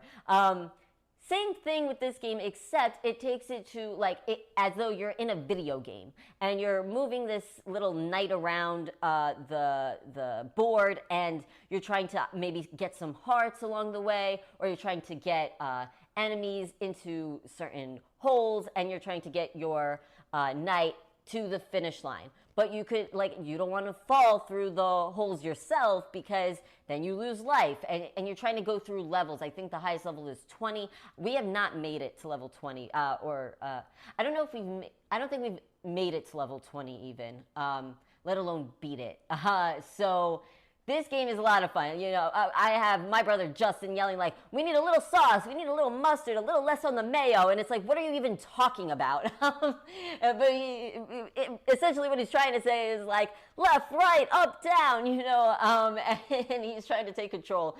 So there can be some quarterbacking, but actually it helps in terms of like, we need to go this way or whatever, and somebody's almost like directing the ship, and you're just trying to make sure that, you know, you're doing your part, whichever lever that you're using. It's like, you know, and you're trying to make sure that the knight is okay and it gets to where it needs to go and does the objectives it needs to complete, which is really cool. So the wackiness in this game really comes from just everybody trying to move this thing, the board itself, to get this knight that's like rolling around, trying to knock villains off, and you getting on the path to victory. And so that is my number 4, Slide Quest. Number 3 has always been a good number to me. Number 3. So my number 3 is another cooperative style game, and this is one of my favorite games of all time, actually. This is a real-time strategy game, and I am talking about Magic Maze. Magic Maze is crazy fun. So you are you don't actually control any of the pawns, I guess. You all mostly control like a movement that you can do. Whether it's like you can move pawns left, or you can move them up, or you could move them right and use the escalators, things like that. The theme behind the game is wacky too, because it's like you are a barbarian, a dwarf, a wizard, and an elf. And you've all lost your weapons, and now you're going into this magic mall, I guess, that is maze-like, and you are trying to steal back weapons that you need, but you have to like avoid security guards, and you have to like I said, it's real time, right? So you're actually on a timer to get the things that you need. But you can actually stop the time when you like land on certain spaces, and you can use special abilities. Like you can, if I'm the person who gets to teleport, I could teleport people to different areas of the board. And essentially what you're trying to do is like get the orange pawn to the orange space. Or you're trying to also, it's an exploration type of game too, where you are getting like the orange pawn to where the orange little like magnifying glasses, so that way you could actually flip over the next tile and see where it is. So you're trying to figure out where the weapons are, get them, and then figure out where the exits are so you can get out. And what's really cool about this game is it starts you off slow, right? So you go through different scenarios. I think there's 10 scenarios, but there's like 5 different scenarios that really teach you more and more rules. So it starts you off very like, you just got to go and do this, right? But then as you progress to the next scenario, things get a little more difficult, which is great for like, if I want to play this with my family, I can, and we'll just play scenario 1. And then once people feel comfortable with that, cool, we could go into scenario 2 and add just a little bit more zest to the game.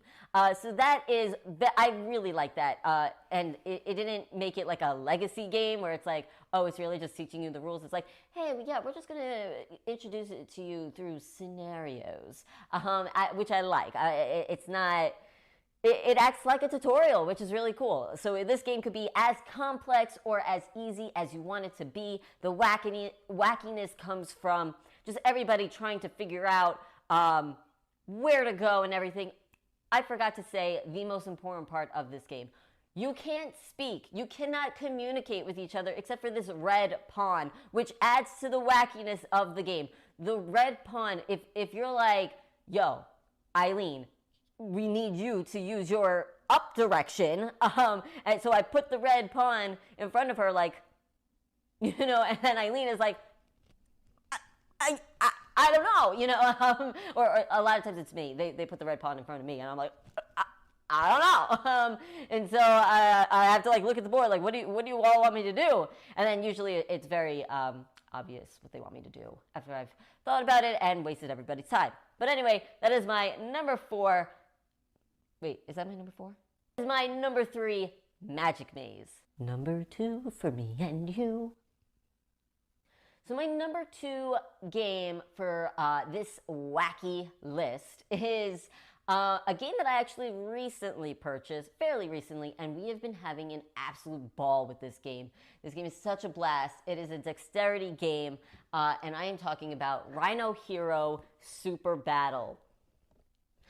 And this game, so you are building up these towers that can interconnect and everything, and you're rolling dice because you each have this little mini or I guess a meeple, and you're some sort of animal like a rhino or an elephant, giraffe, whatever it might be.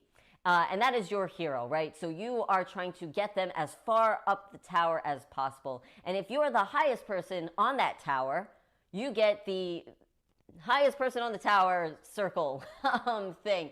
And essentially what you're trying to do is, so if you are the highest person on the tower, so you have this token saying like, yes, I am the best, right?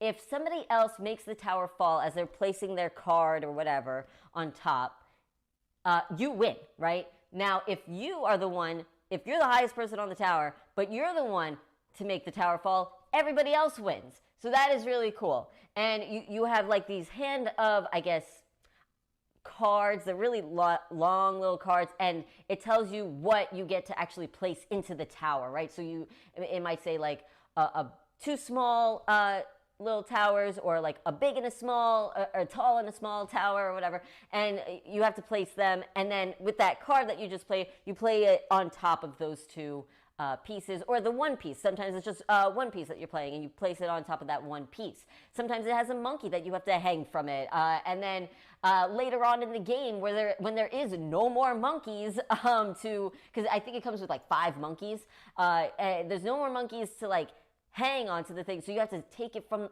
somewhere off the bottom of this structure that you've been building, take it off the bottom and put it on where it needs to go.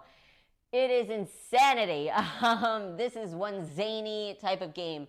And if you're both on the same level, so you roll the die to see like how far up the structure you go in terms of levels, or sometimes you get a -1 and you actually move down a level, which is terrible.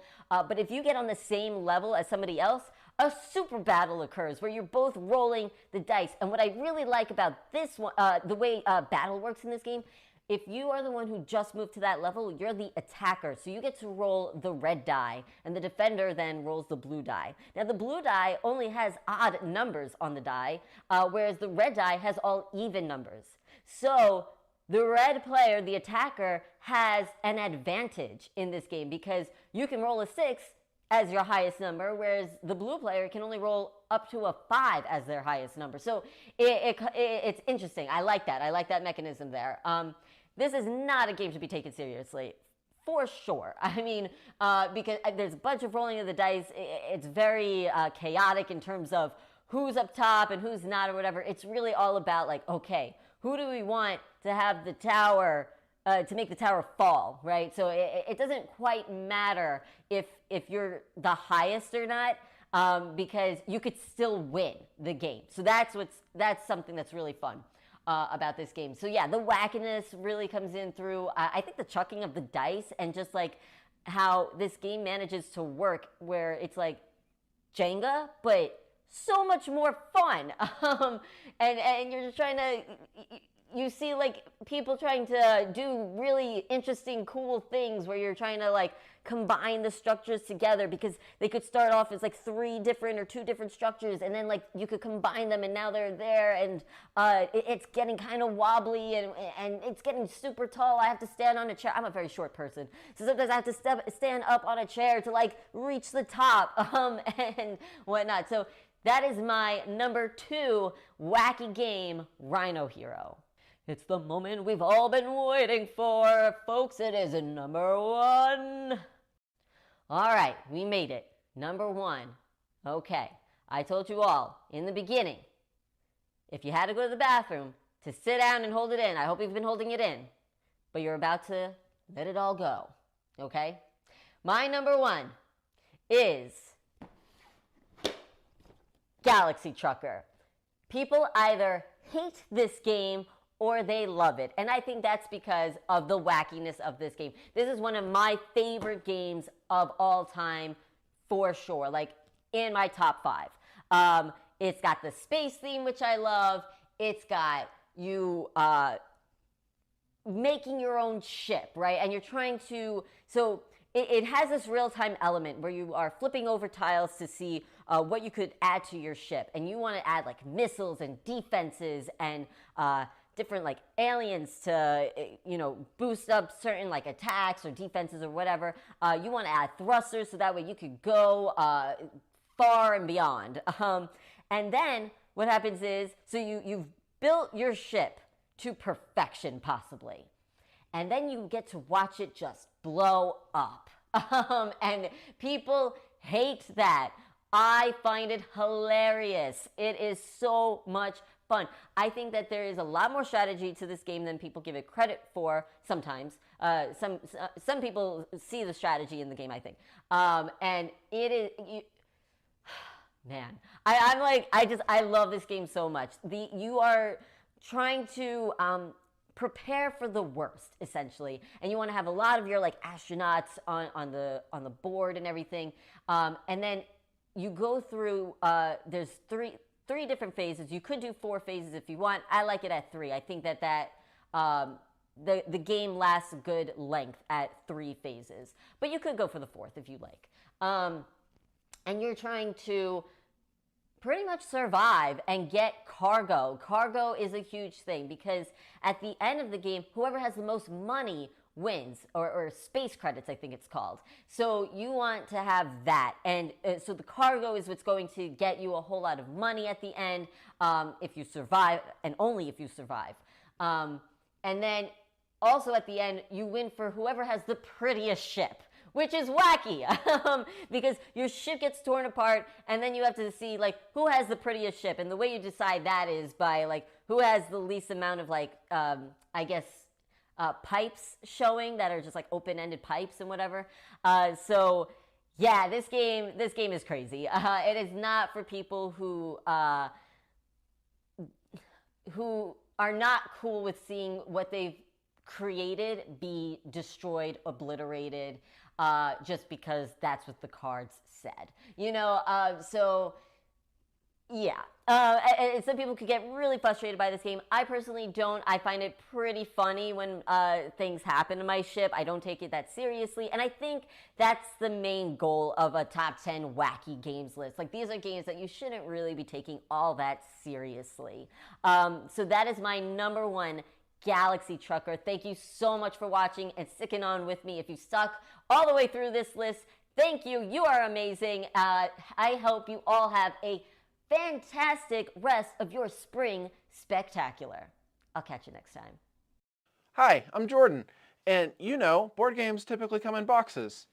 Oh, and if they don't, that's usually a problem. But most games are, you know, some of the best games, of course, like one of the best size boxes is this Ticket to Ride size box. It's just a big old square, fits nice in all of your Calyx shelves.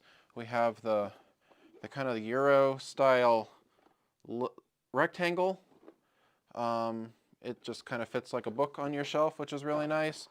There's like these little card games that kind of slot the cards in there. Those are nice too. But I think one of my favorite size boxes is this little square from, you know, like Lost Cities, this Cosmos 2-player line box. And I think a game that comes in this size box, to me, feels like it's probably going to be, it has a good chance of being a really good game. And I don't know what it is about this size box, but it works really well. And I just wanted to talk about games that happen to come in this size box. They're not really related at all, but they happen to be in the same size box, and I thought I would talk about those. So my number 10 game of games that happen to come in a size box that's like Lost Cities is a game that was also in the Cosmos 2-player line. This is called Dragonheart.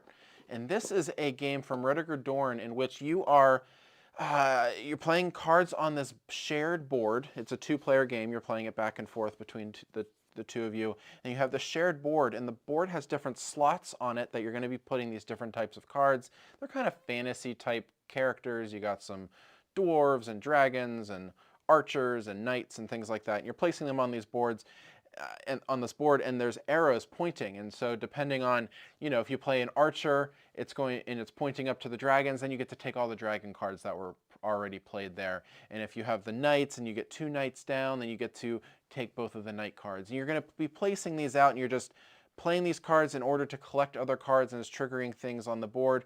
And it's just a nice back and forth game where you're just trying to score points by collecting these cards, and it just works really well. This is a game that's been out of print for a while. I think it'd be really cool if it came back because it's kind of older, and I think it's just a really cool kind of streamlined back and forth game where you're just taking some cards and playing a card, and it has some really interesting jockeying for position on that. So this is Dragonheart.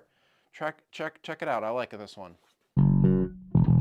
My number 9 game also comes in this little size box, and this is called Corinth. This is a roll and write game from Days of Wonder from a couple years ago, and this is essentially the roll and write version of an older game from Istari called Yispahan, and that was a game that had these fun little camel pieces, and it was a dice game. You're rolling dice, and you would put them out on this board, and you're going to be drafting the dice off of that board and taking actions.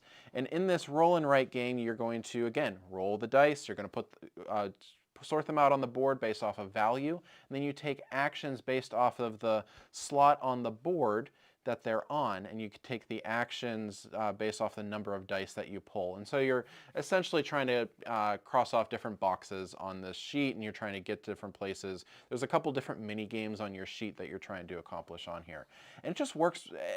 It's not a light roll and write game, but it's not really super heavy like a Three Sisters or a Hadrian's Wall or something like that. It's probably more of a middleweight game, but it really captures the interesting dice drafting and kind of manipulation there that's in Ispahan, only in a more compact package. It kind of, I mean, Ispahan, I don't know if we'll ever get republished, but this one kind of takes its place, and I think it does it really well in a nice tight package. So check out Corinth if you're into roll and write games, but also if you're into like those more dice driven Euro games.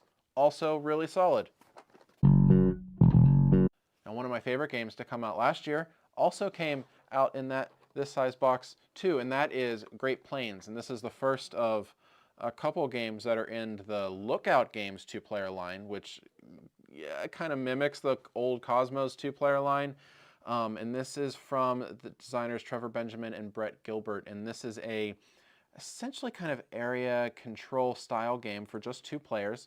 And you're going to have this hex board that is between the 2 players, and you're placing either one team as snakes, one person as foxes, and you're placing these pieces out on the board on certain colored hexes that on the field spaces you can't place on the mountains.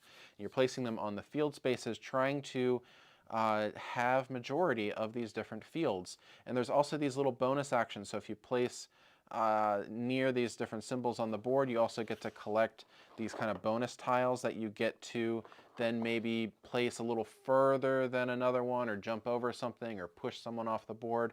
And so there's just some really cool push and pull with that, with a 2-player area majority game, which I don't know if is usually the best player count for most area control, area majority games, but this one works really well, and this might be my favorite to play with 2 players. So this one is really solid. If you're into area majority type games, check out Great Plains.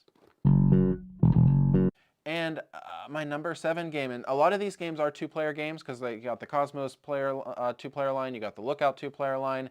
Corinth was not a 2-player game that can play with a bunch of players.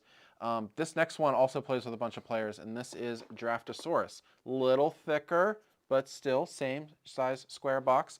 And this is a very popular game from a couple years ago, and this is a drafting game in which you are not drafting cards. A lot of these games you're drafting cards, but in this one you are drafting little wooden dinosaurs. And you have this bag of dinosaurs that you're passing around the table.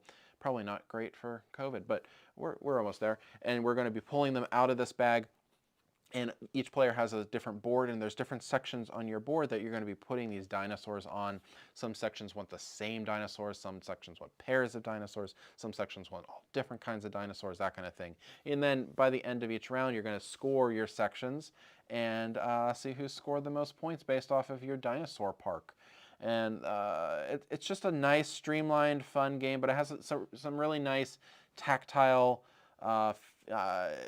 pieces to it where you're passing this bag around, pulling stuff out of it, and it has a nice toy factor also because the pieces are just so much fun. It's super colorful, super inviting, really great welcoming game, and also plays really quick, good for a filler game or something like that. So Draftosaurus, really awesome game that happens to come in the same size box as Lost Cities. And then to round off the first 5 games is Indulgence. This is another game that does not play with 2 players. In fact, you can't play this with 2 players. It's 3 or 4 players. This is a trick-taking game. And I would say this is not my favorite trick-taking game, but it is one of my favorite trick-taking games. And this game is by Restoration Games. It was an older game, something dragon, something or other. And this one now has kind of an interesting religious theme to it, which you don't often see in games. And it kind of takes the idea of Hearts, where you can shoot the moon and score a bunch of points by not collecting anything. This one, it gives you, each round you kind of have the option to kind of shoot the moon and go all in on something or all out on something. And it's just it takes that and just kind of takes that whole idea of shooting the moon and Hearts and just kind of runs with it and makes it super interesting and rotates the different objectives for each round for those extra scoring points. It has some really cool bits. It's got the like real chunky gems to it. It has a really silly ring, like a Godfather or like a class ring, a Super Bowl ring in here. That's like a first, the player marker or whatever. So it's got a cool production value to it, but it's just a really clever just trick-taking game that plays really well for folks that have played trick-taking games before. It's probably not a great intro one, but really enjoy this one, and it comes in the box. My next game is also part of the older Cosmos 2-player line, and this is a newer version of an older one that was in that line, Hera and Zeus. And this is called Thunder and Lightning, which is the newest edition of it, I believe. And this is almost again, a 2-player game, and it's almost like Stratego, the card game. And Stratego is an old board game where you're going to have these pieces that you don't necessarily know what their powers are, what their strengths is, and you're moving back and forth on this kind of grid with these pieces trying to take out your opponent, but you don't necessarily know how strong their opponents are. And in this one, it is a card game in which you're going to be placing these cards on your side, and your opponents are placing cards on their side, and it's kind of a battle, kind of a tactical battle game where you are going to be able to fight the cards in front of you, but the cards are often face down, so you don't necessarily know what you're going to battle. So depending on what their strength is, depending on what your strength is, and depending on what the different powers are, it might knock out certain cards, or it might move certain cards and protect other things. It plays really well. It's by Richard Borg, who does some bigger kind of war, more combative type games, and this one kind of boils that down really well to a card game. So really great game, has a cool kind of, was it Norse mythology kind of game theme with like the Loki versus Odin type thing. So really cool. Enjoy this one, Thunder and Lightning. And next, I called the list, games that are in the same box as Lost Cities, because that's a super popular game and people know what that size is. But I also super like Lost Cities, so it's on my list too. And this is my number 4 game on this list. And this is a game that this is an older copy of it, and it's really beat up. It has, all my cards, all the black borders on my cards are really worn. The box itself is kind of bowed, and it has seen better days. And this is a game that my wife and I have played a lot. My daughter and my oldest daughter and I have played this to death. She doesn't like to play a ton of games with me, but she really likes to play Lost Cities. And so it's just if you haven't played Lost Cities before, it's just a card game in which you're going to have this shared board, but you're essentially almost, you're trying to collect sets of cards out in front of you of the same colors in ascending order. So you have to play the cards in order, but you also have this middle section where you can kind of slough off cards and place them there, but your opponent then has the opportunity to take them into their hand and place them in front of them. So it's a really interesting back and forth game that doesn't have a ton of confrontation. You're kind of playing your own game, but there's enough interaction in that middle space that really makes it interesting and keeps you both engaged in what each other is doing. So Lost Cities, it's a classic for a reason, and it's still awesome and one of my favorite games. And then a game that I like just a smidge better than Lost Cities, and it does have some similar DNA, and that is a game called Trombone. I feel like this is a game that I might be the only person that really loves this game, but this is a 2-player game in the lookout line of 2-player games, and it has some of the same feels as Lost Cities, where you're kind of trying to put cards out in that ascending order to score points, and there's some multipliers as well, just like in Lost Cities. This one has a little bit more to it. The cards are multi-use, so the cards can either be used as money, they can be used as the passengers in the middle of the table, or they could be used as the tram stops that you're collecting on the different trolleys in front of you that's ultimately going to score. But one of the most interesting parts in this game, it's one of my favorite things in games that I wish more games would include, is player-controlled timing when it comes to scoring or end game. And in this one, you have to play cards to the middle of the table in these different colored rows. And once one of those colored rows reaches 4 cards, you have to score that color. And both of you score all of your train lines of that color. And once you get to a certain number of scoring levels, the game ends. And so the players have full control over when scoring is going to happen. And so you might not want that one to score because you know your opponent's going to get it. they're going to score more points than you are. You might want to go all in on something because you already have 2 blue lines and your opponent doesn't have any blue lines, and you're just like, I want to score all the blue lines I can, so they don't score any points and you're scoring all these points. And that part of the game I think is the most interesting part, where the players are jockeying for when scoring is going to happen, because you want to do it in the time of the game that's going to benefit you the most. So that is Trombone. Fantastic game, one of my favorites. It has some similar DNA to Lost Cities, but just is a little different. It's probably a step or 2 up from Lost Cities in complexity, but I really enjoy this one. My last 2 games. This one was a recent game. This one is a 2-player game, but also plays 3 players, and that's Land versus Sea. It is thicker, but it is the same. It is the same size, you know, same size, I promise. And this is a tile laying game, very similar to Carcassonne in how in its, you know, core. But instead of square tiles, it's going to be hex tiles, and one player is building land and one player is building sea, but all the tiles are going to have both. So no matter how you play, you're ultimately kind of helping or trying to hinder what your opponent is playing, whether depending if you're land versus sea, right? And it just works super interestingly. And then even the 3-player mode, which I slept on for a little bit, but it includes this cartographer who is trying to score a little differently. They're not scoring just land, not just sea, and it works really well. It has an interesting look. I like how the artwork looks and comes together. It just has a nice style to it, and it's very smooth. Like even the rules, how to play, it's just on the back of the box because it has so few rules. Take a tile into your hand, place a tile out onto the board. If you've completed that section, you score it based off of the number of tiles in that section. That's it. There's some modules in here to ramp the complexity, which I think makes things probably a little bit more interesting, but you can play it straight and it's awesome. So Land versus Sea, really awesome tile laying game in this small box size. And my favorite game in this small box size is a 2-player game, of course, and it's also in the Lookout game line. And if you follow me outside the Dice Tower, you know how much I like this game. I play this game all the time. This is one of my all-time favorite games, and that is Mandala. Also from the team that did Great Plains, from Trevor Benjamin and Brett Gilbert. This is a card game. What is so interesting about this game, most card games, so Trombone, for instance, had multi-use cards. You got the cards for the passengers, you got cards as money, you got cards as trolley stops.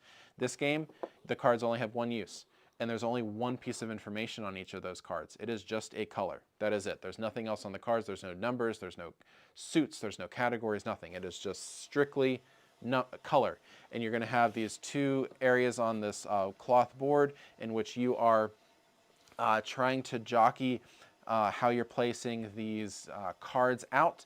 You're going to ultimately draft the cards that are in the middle of each section in front of you, between you and your opponent, and those are going to give you ramping point values depending on when in the game you draft them. The cards that you draft earlier in the game are worth fewer points than the cards you draft later in the game. And so you want to be able to you have to be very mindful and cognizant about when those different colors are coming out and when you're going to be able to take those and monitor what your opponent is doing, because you don't want them to get super high valued cards either. So really, it can be a really thinky game for such a simple kind of rule set where you really just play a card. I can play a card here, I can play a card here, or I can maybe draw a card. And that's like, it's such a simple core to it, but so much kind of possibility and decision space within that. Mandala, fantastic game in this small box size. Well, there you have it. There's lots of games in this box size that I kind of arbitrarily picked for this video, but I mean, there's other games even in the background of this video that I really enjoy that are in that box size. So why don't you share some in the bottom? I know a lot of people are probably going to say Targi, which I've never played Targi, and I know I need to play it. It's just one that there's so many games, and I just missed out on that one. But that's probably my biggest regret for this video. But I know I have played these 10 amazing games, and I hope you enjoy them. If you can track down some of the older ones or the newer ones, if you can find them, So good, so good. But I'm Jordan. I hope you enjoyed talking about games in small square boxes. I'm Jordan. Thanks.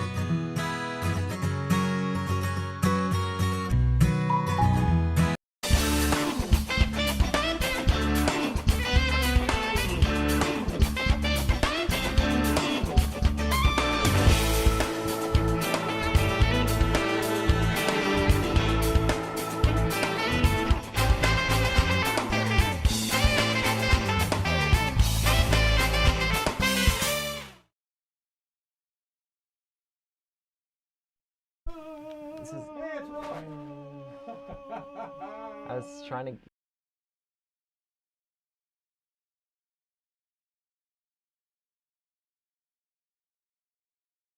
Giving me excitations. Good. Hey! Welcome back!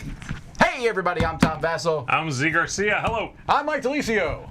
All right, well, hey. That's Roy Kennedy right over there. Right. Trying to make some sense out of all of this gobbledygook happening behind the scenes. It's Okay. a crazy world, see? Hey, everybody, this is our top 10 games that are great for the classroom. Great for. Let's go back and do some talk back on this a little bit here. All of us were teachers at one point. I know you're always a teacher, whatever. Mike was a... I was a social studies teacher for just under 20 years. Okay. Well, we can't...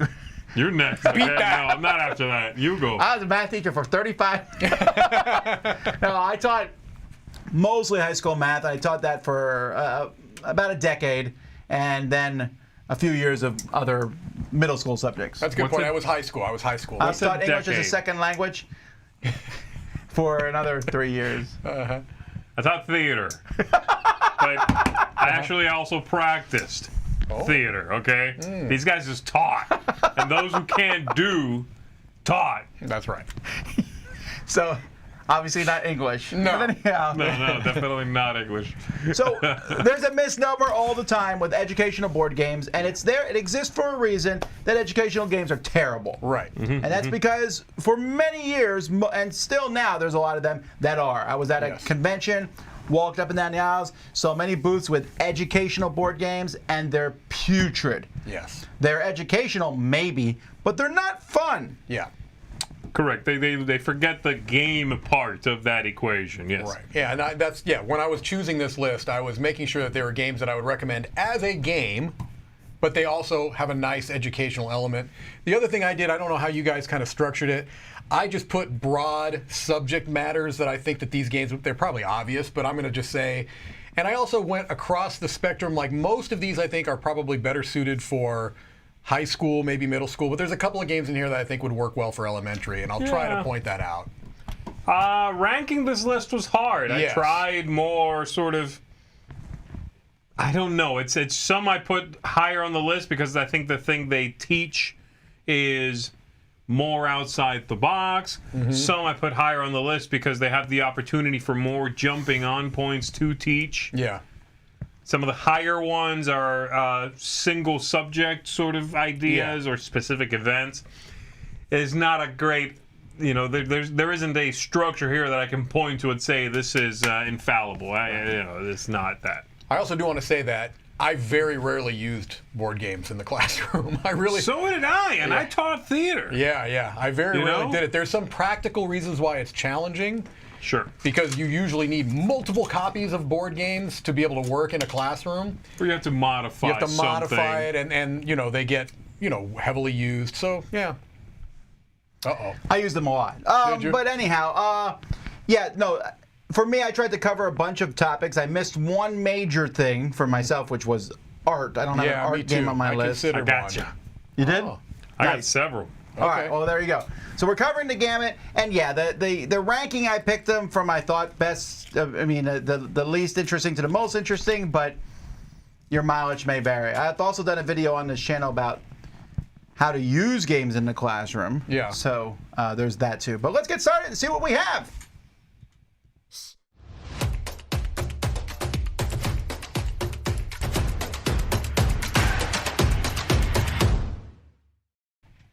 Class is in session. That's right. Take your seats, please. Quiet down, Billy. Who's Billy? Let Billy express himself. You were a terrible teacher. My number 10 is on the furthest back here, the 10th choice, because I feel like it's a bit of maybe a bit of a stretch. Okay. Okay. I put this as something that I would consider to be good for a math class or something where you are talking about logic or reasoning. Mm-hmm. It's a game that I don't particularly like because it hurts my head in that way, and that is the Shipwreck Arcana. So the reason why this is a logic one. Yeah, the reason why I bounced off this game is because it makes my head hurt, and I don't think this way, and so that was what made me think maybe this would be a good way to help you kind of build that type of deductive reasoning, logical thinking, numerical, you know what I mean? Yeah. And so I thought this would be an interesting one. This would work well for a large class setting too, Absolutely. because you would just show them the things, and as a class, let's work it out. That's exactly right. So it's kind of a logic puzzle, mathematical, numerical kind of reasoning and thinking. Huh.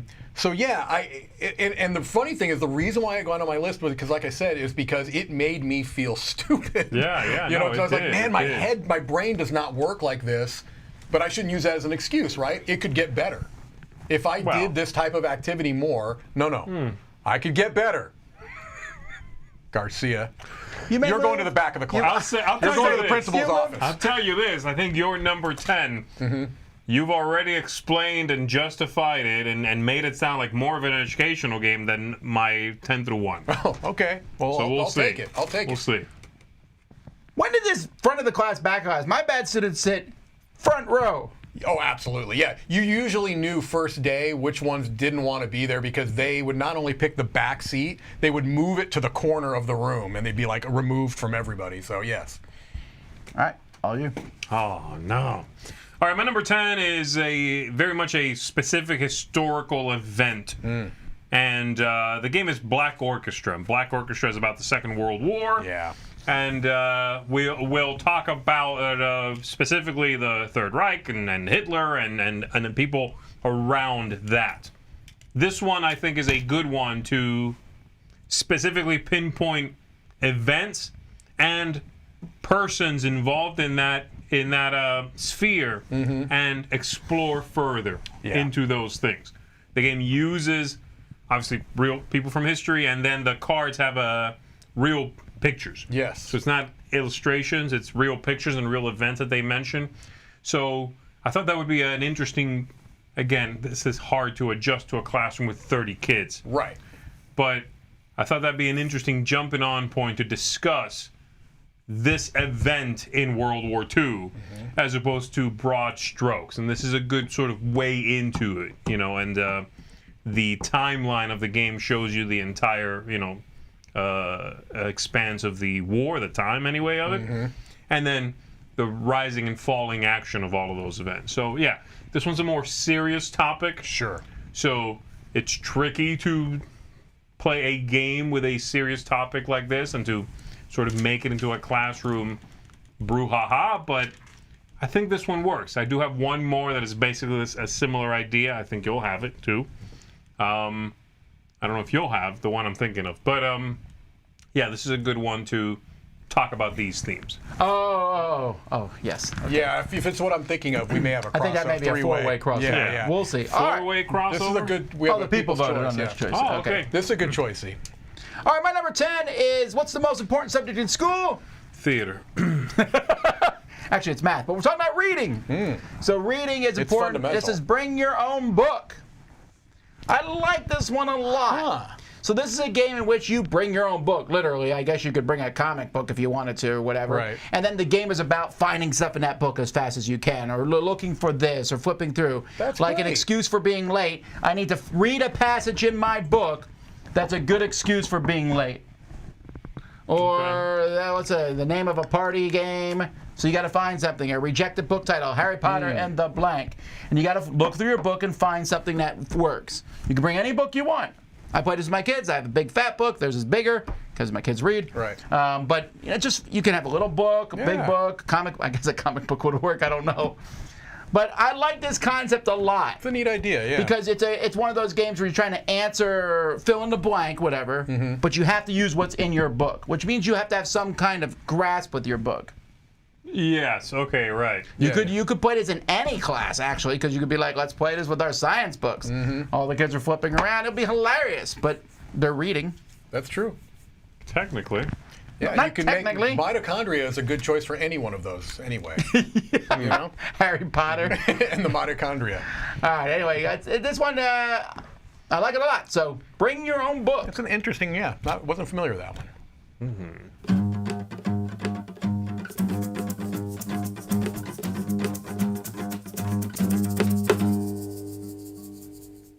All right, my number 9 is a game that I think would work well in a large group setting, and so that's something that I think helps for these types of games. And this is going to be for language.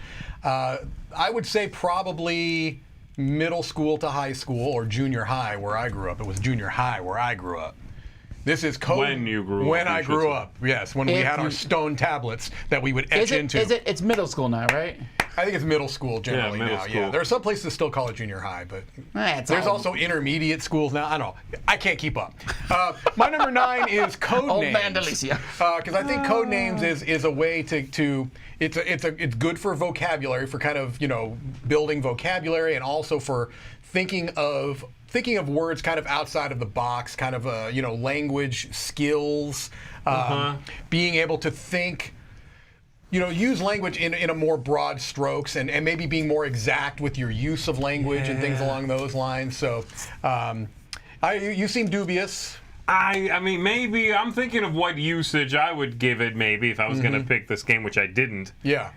The main usage I can think of is maybe as particularly late stage English as a second language. I could see that, but you are now thinking or attempting to think. Right. In a second language by removing the sort of leap from chair, I have to go to my other language, and so then that doesn't have the same associations. Right. So you're trying to specifically make associations in English, but again, English is a second clearly you thought about that. Good choice. I did. No, so I hadn't convinced you with this. Outside of maybe that scenario you brought up. How about this? How about if I throw this at you? I don't suggest that you homebrew your own copies of games, but if you took the system from Codenames and you made your own cards for something that was more suited to whatever unit you're working on. Sure, yeah. Then I 100% say it's okay to do that. Yeah. Go buy a copy of Codenames and make your own cards. There's nothing wrong with that. Right. I think that would be really interesting. Like if you were doing a unit on a particular thing, trying to find connections between those. As a system. Yeah. With cards that tie to whatever you're talking about. Right. Yeah, I do like that. All right. Or just get Codenames pictures is better. There's that too. Well, you can count that. Whatever. My number 9 is a poetry writing game, actually. What? A very little known game, I think. There's a lot of poetry writing games. Poetry writing game, you say? It's a poetry writing game. So again, obviously, it's for language. I was going to try to rhyme, but I couldn't. For creativity. This is a game called Cyrano, I should say. Oh my goodness. Cyrano is from Repos. Yeah. Repo Productions. And in this one, you are presented with a theme upon which to write a little jingle there, and then a rhyming couplet, and you will write out a little verse. Obviously, I think you might be looking at French cards, but anyway, the box has 4 languages in it, and so you write this out. It's about love. I don't know, forbidden love, or it's about being late, or it's about whatever you want. You write, they give you a theme, a little topic, and then the 2 rhyming ends so you write this out, and then you can have everybody read them out loud, ignoring obviously at that point, if you're using it for a classroom, the scoring and the running up the ladder while the damsel is running down the sort of this sheet rope thing that she's got. That's the actual scoring in the game, but you can ignore all that and just write rhymes, read them out loud, have a fun time with that, and it makes everybody start thinking about the rhymes themselves, but also the cadence of a verse and the the length, whatever. You can do it in iambic pentameter if you want to. Wait, what now? We're gonna practice Shakespeare now. Iambic pentameter. Iambic pentameter. Man, you're gonna put your foot in your mouth. I know. I said That's a foot joke. I am big pentameter. Not iambic. Once was a man from Kentucky. No. No? No. No? All right. We'll go to a haiku. Don't ever say that again. That was a haiku. That was, yeah. Okay. My number 9. Drop it! Drop it. Oh, that's your choice. Okay. Stop it, drop it, and roll. That's another school thing. Drop It is about geometry. Woo! So in Drop It, it's a very simple game. Yes.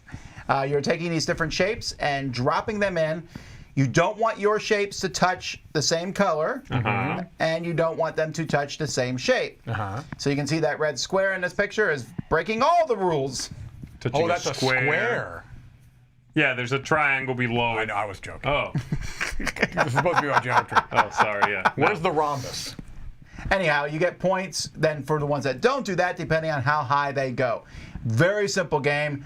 This works really well, especially younger kids learning about. It's not just shapes, obviously. It's logic. I'll drop this here. It's also gravity, so it's a little bit of science. 9.8. This triangle is going to drop at 9.8 meters per second squared if it was in a vacuum. This one works really well. It's actually, if you look in... That's gravity. Terminal velocity? That's 3. I hate them both. When I'm talking... That's right. This is what I see you doing. I'm not chewing gum. This is what I want. Anyhow, I've seen this game in catalogs for like math supplies and stuff. This one actually has made it in now. It works really well. Speaking of that, we've talked about this before. This is a little teacher side note here since we're doing this. You will never find a worse group of people at a meeting than teachers. They are the worst audience in the world. The worst. They do and I'm not. one of them, so I know this is true. It's very true. Like, you go to a teacher's meeting, nobody's doing what they're supposed to be doing. Go watch me doing a live thing about how to use board games in the classroom. It's on our channel, and you'll see that when I am starting to finish, everyone's packing up and leaving. 100%. And there's also all these noises and stuff the whole time because they're teachers. That's right. They get it.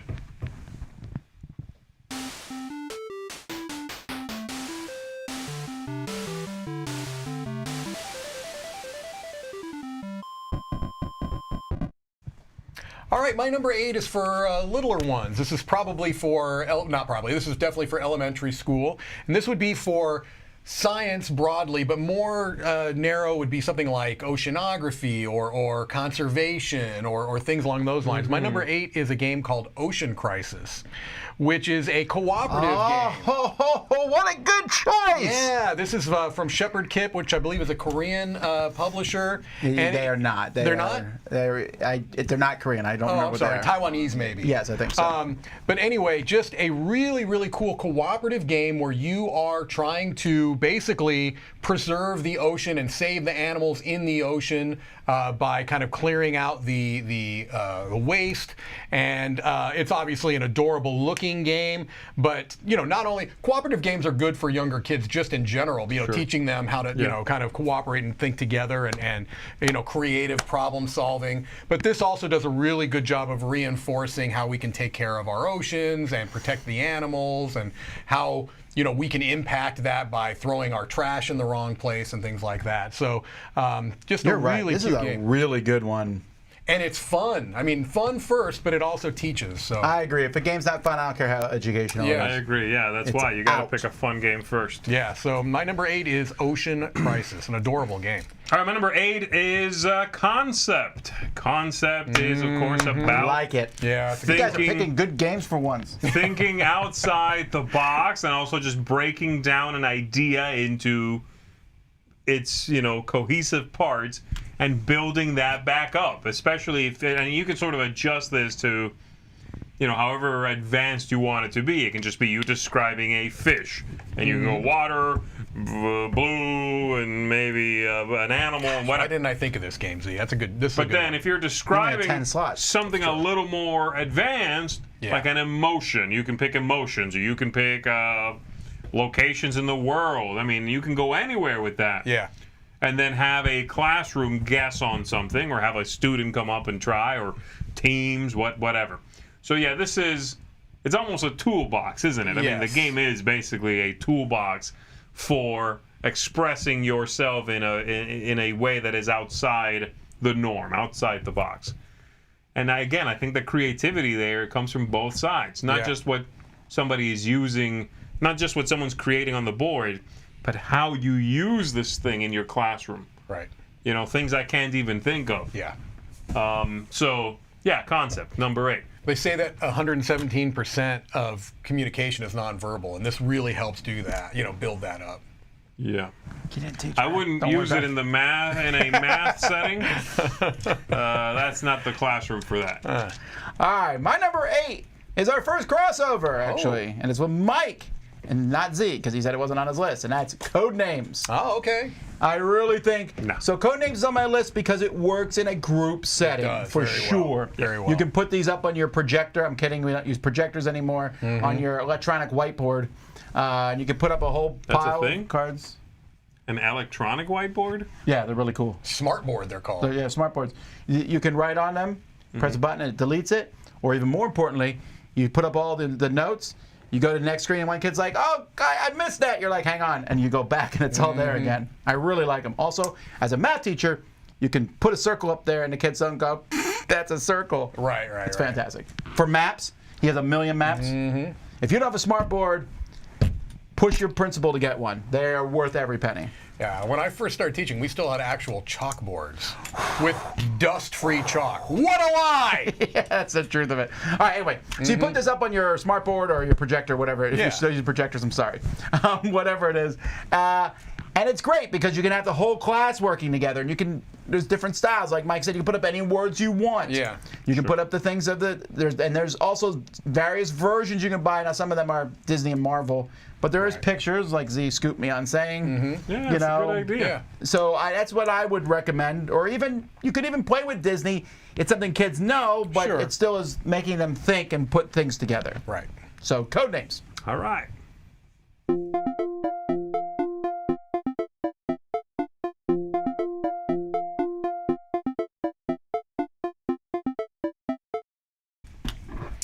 All right, my number 7 is another one that I think works well for language. This is probably also somewhat younger, but I guess you can tailor this. This is paperback. This is deck building, making words. I have a hard time with this game, and I'm a man. So you remove the cards that are like wild and stuff, though? Yeah, well, you can tailor this for sure. Yeah, you have to, right? Yeah, you would probably have to tailor this, but this is again another one that I think is good for language. You know, just kind of building words and spelling. Spelling is and decision making, because there's more than just the word. 100%. So, you know, we did a Foursquare review of Scrabble not too long ago. And, you know, other modern games that kind of do that maybe a little bit better, in my opinion. This is one I mentioned. And so I think that this is a game that is fun. There is plenty of game there, but it also has a very strong underpinning, a foundation of language arts, you know, which is really what I would use this game for in a language arts classroom. And so this is one of the first ones that came to me. It's a little further on the list because, like you said, you know, it would be hard in a big group setting and things along those lines. For a small high school, I would say high school at least, right? For homeschooling, a lot of these games are used for homeschooling. Yeah, absolutely, but also like just a focused group, like few. I might use this for like an after school club for like an arts club, an English arts club, or you know, or a spelling club or whatever, something along those lines. Or that'd be good for like the kids in the spelling bee group or that whatever. kind of a thing. Yeah, something like that. All right, Mike, well, I see your paperback, and I raise you. If this is hardback, it'd be hilarious. That would be great. Word on the Street. Oh. Word on the Street is, I think, a lot more malleable. Okay. I think it will age up and age down a little easier, where you'd have to sort of tear apart the deck and paperback. Yeah. You can also then pick a theme in this one if you wanted to. Sure. This is the game in which you say a word, and for every letter that shows up in that word, you pull that letter towards your side, trying to lock it on your side. And your opponent, of course, will then try to include that letter and pull it back towards the center. But you could do this as early as elementary classes, you know, and then their words are not going to be tremendous. Yeah. But that's the idea. They are, you know, growing their vocabulary. You can level it up. And then you can also pick a theme, like I said. It could be like today we're talking about the Second World War. We'll go back to the Black Orchestra thing. So you have to pick a word that you think you can relate to that, and if we call you on it, you got to justify it. Right. You know, if you pick something that we don't think flies, we want you to justify that. That brings up debate.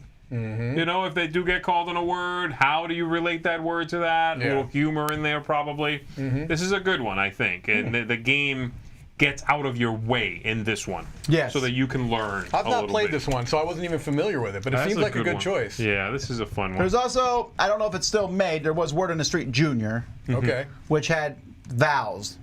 The Word on the Street does not have vowels. It's just consonants. Got it. Okay, interesting. Yep, that's my number 7. All right, my number 7 is I need, when I taught math, from geometry, logic, I always had abstract strategy day, and everyone pulled out abstract strategy games, and we played all kinds of games. Sure. Tons of them. Number 1 game, Onitama. Wow. Straight up. Okay? I know I put Onitama on a lot of lists. This is my go-to, but it works really well. When I was at a homeschool convention showing off games, this was the second most looked at game. There's another one that's not on my list, but it's on the People's Choice list, but that was higher. But this one just works really well. Chess is already being taught in schools. I think chess is great. I would prefer to teach this because it's faster, simpler, and it makes kids think a little bit more on their feet. You can't go home and study this one, per se. You don't know what 5 cards you're going to get. It's a little back and forth game. I love Onitama. So, great game. I would have to get, like, multiple copies, but it's not expensive either. Sure, right. But I would play like three games at the same time. Sure. Have the kids who aren't playing watch because you're about to be in a game. Yeah. You know, they go pretty quickly. Yeah, 100%. Yeah. So, Onitama. Interesting.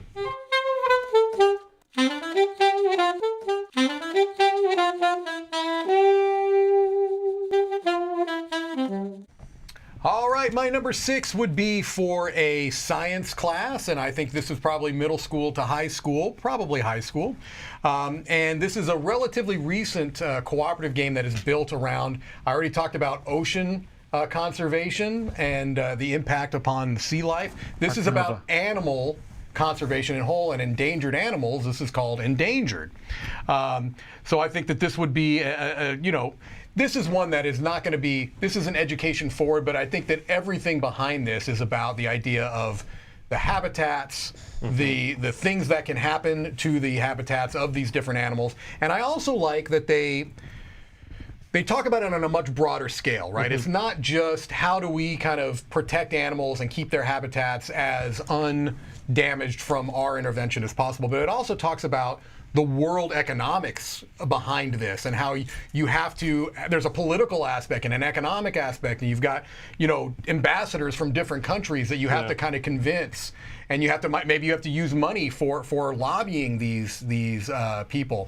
And that's not something that you necessarily would know, unless you were, interested in this topic and learning more about it. And so I do like that they do more than just say, hey, save the animals. It goes a little broader than that. It talks about, hey, again, it's much more of a global scale, and I appreciate that approach to this. It's not a micro, it's a macro view of animal conservation. So, and the more that it comes out with, there's more and more animals they talk about. And it also reinforces the fact that there's a number of animals that, at various times have been in some trouble. Right. So. Right. Yeah, this is a good one. And again, like you said, very macro. Lots of jumping on points there to other discussion topics. Right. To group projects, to whatever. Yeah. Interesting. Yep. All right, my number 6 is my the most abstract of all of these, and by that I mean the most from which you have to extrapolate that you are in fact doing some didactic learning, and this is a game called Zendo. Zendo is a logic game in many ways, not really a deduction game. It's an induction game, right? Ha ha. People love to say that online when anybody says Zendo's a deduction game, because it's not. And I get that you are trying to sort of understand the rule for something from seeing examples that follow said rule and examples that do not, and again extrapolate from that what that rule would be. But it's just that thinking outside the box, the adaptability of something like this, the interest of something like this. The fact that you can learn this game with these pieces and then play this game with anything. Right. That's interesting. And that requires that sort of advanced problem solving or just sort of, connection building. That pattern recognition in not necessarily just little plastic pyramids, but something as broad as like the world or animal conservation or whatever. So again, very abstracted idea here that I'm pitching, but I do think this opens the door to that idea, of seeing a messy picture and finding patterns and form in there. Cool.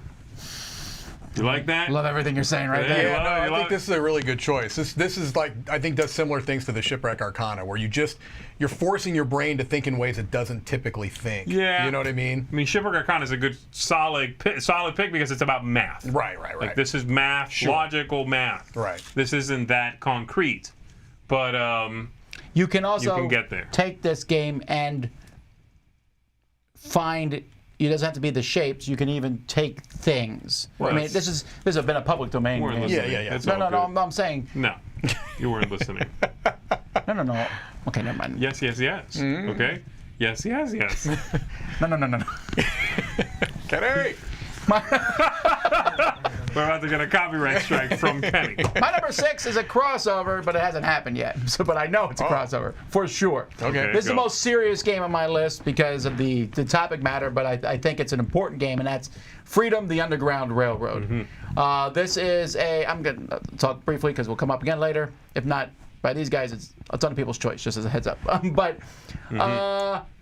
This is a cooperative game, which I think is the only possible way this game could exist. Only way. Sure, yeah. Sure. So you are helping slaves escape, and tough choices have to be made over the game. The game is seeped with history. Now, when it comes to historical games, we could do lists upon lists of games that teach history. Okay, so there's a gazillion of them.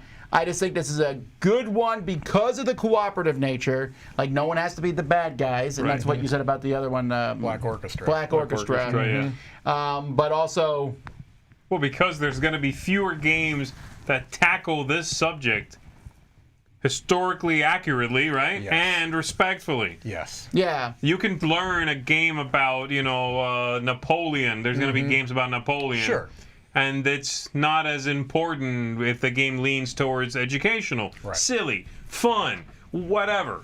Yeah. This is more important that the game get it right. You know what I mean? Yes. I think that's what you're talking about. Yeah. There's going to be fewer about this abolitionist movement. Yeah.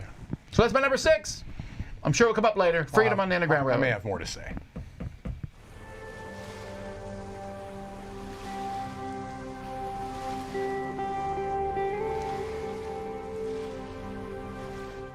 Aim is. All right. My number 5. Yeah. This is a tough one, honestly, because this is a complex game. This would have to be probably for an advanced level science class in high school. Okay. This is. I've had a number of games on here. Honestly, I'm noticing about conservation. No. Although that's an interesting choice, but it's not really educational. It's just a neat theme. Is it a Genius game? It is not. This is much more complex than a Genius game. I'm going to put it right out there. This is a Vital Lacerda game. CO2. Oh! Again. Warning. This is for... if you're watching... This would be like for an AP science class, right? This is like... Analysis paralysis science? Yes. Advanced placement. So this is, again... I like this one because, again, this is a macro level view at this topic where you are having to, again, there's economic elements to it. There are political elements to it. There are scientific elements to it. And it's obviously a very good game. Now, I would say that calling any Lacerda game on the lighter end is I know, ridiculous, but this is not his heaviest game by any means. I do think that you would have to really tailor this to, and I understand. It is the heaviest game on this game is a 30 though, for sure. Oh, by far. Well, Z is like 4 hour heavier. But yeah, no, I mean, I do think that this is a game that does very good at teaching while still being game first, right? I mean, but again, this really covers so many different things about, again, having to lobby and having to propose your projects and having to get approval for these projects, and then having to make sure you can afford these, and then having kind of, you know, you have your own interest at heart, right? Because you're playing as a particular country, but you sometimes have to cooperate with other people that have their own interests, and you have to find that balance there. And so there's some very interesting high-level ideas here that if you had the right, you know, group of kids, maybe again in an AP class or an after-school thing that were really into this science, it could work.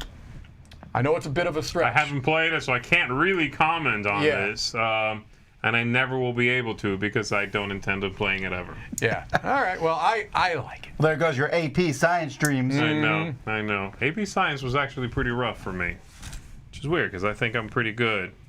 Math knocked that out. You took an AP class? Yeah, I had a couple. Wow. What's wrong with you, man? I'm very You know that impressed. stands for advanced placement, right? That's not. That's not lunch class.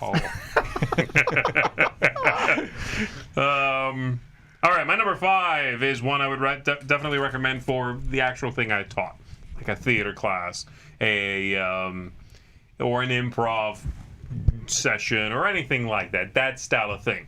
It's one that Tom likes very much. But wait, there's more. But wait, there's more.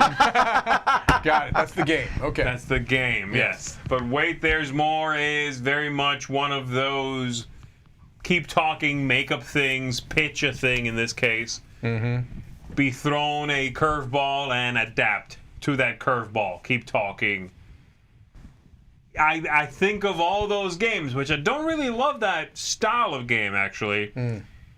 Between this one and Snake Oil and the one with the machine, you make a machine. Yeah, the big invention or the big like idea. The big idea. Of all of those, I prefer this one. And they're all kind of the same concept, right? But yes, the adapting halfway because somebody goes, wait, but what about if your product, what if I wanted to do this? Boom, and they throw you a thing. You got to think on your feet, keep it going, change it up, sell it to them. If that very narrow target is what you're hoping to hit, I think this one hits it the best. So yes, you can't really take this and adapt it to a math class or a geography class. But English, maybe, and definitely something artistic or creative, you know. So, yeah, but wait, there's more, my number 5. Interesting. All right, my number 5, let's go to science games here. And, okay, look, the fact is, 10 years ago, this would have been a tough list if you had said, name some science game. I'm like, there's some, I promise. Yeah. But Genius Games alone is turning this around. I can't fill my list with Genius Games, so if I didn't put the one that you wanted, imagine it's here. But I'm going to put something that I like. So my number 5 is Subatomic, the atom building game. Genotype, that's a good pick. You said to imagine it was the one I wanted. Oh, sure. All right. Subatomic is a deck building game where you're building atoms using neutrons and protons and other stuff. Electrons, sir. You're an animal. My mind went blank for a brief moment. Wow. I haven't played Subatomic in a while. There's some quarks in there, probably. It also has famous people, scientists were involved. It's a simple game. It's one of the simplest ones. But if you ever buy a Genius game, they also have, there's 2 books in there. There's a how to play the game, and then there's why we made it the way we did. And their games are obviously going to be a game first, but they're pretty scientifically accurate in many ways. Yeah. They do a great job. This is one of the lesser known ones, I think, because the game is a lighter game than the other ones. Right. But I enjoy it. So it's a lot of fun. I mean, they are, if there's one publisher we needed to mention on this list, Genius Games. it's Genius There Games. would be 2, actually. The other one is the one I just mentioned. Academy Games. Academy and Games. Genius. Yes. Genius Games, yes. Right. Academy for History, Genius for Math, Science. For Math, let's go to number 4. Ooh.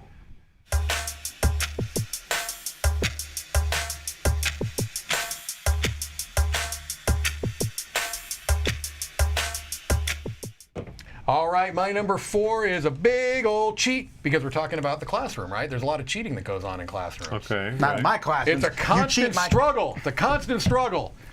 And that's because I wanted to use basically the same game system for 2 separate subjects. Let's see if you can guess a little bit. I will allow this because I have a number what very it is, similar. don't you? No, I have a number similar later on. So I have a game that's essentially the same game, One would be for science and one would be for social studies.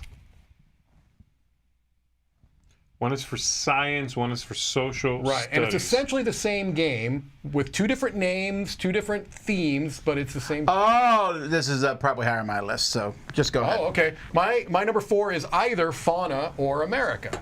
Never mind.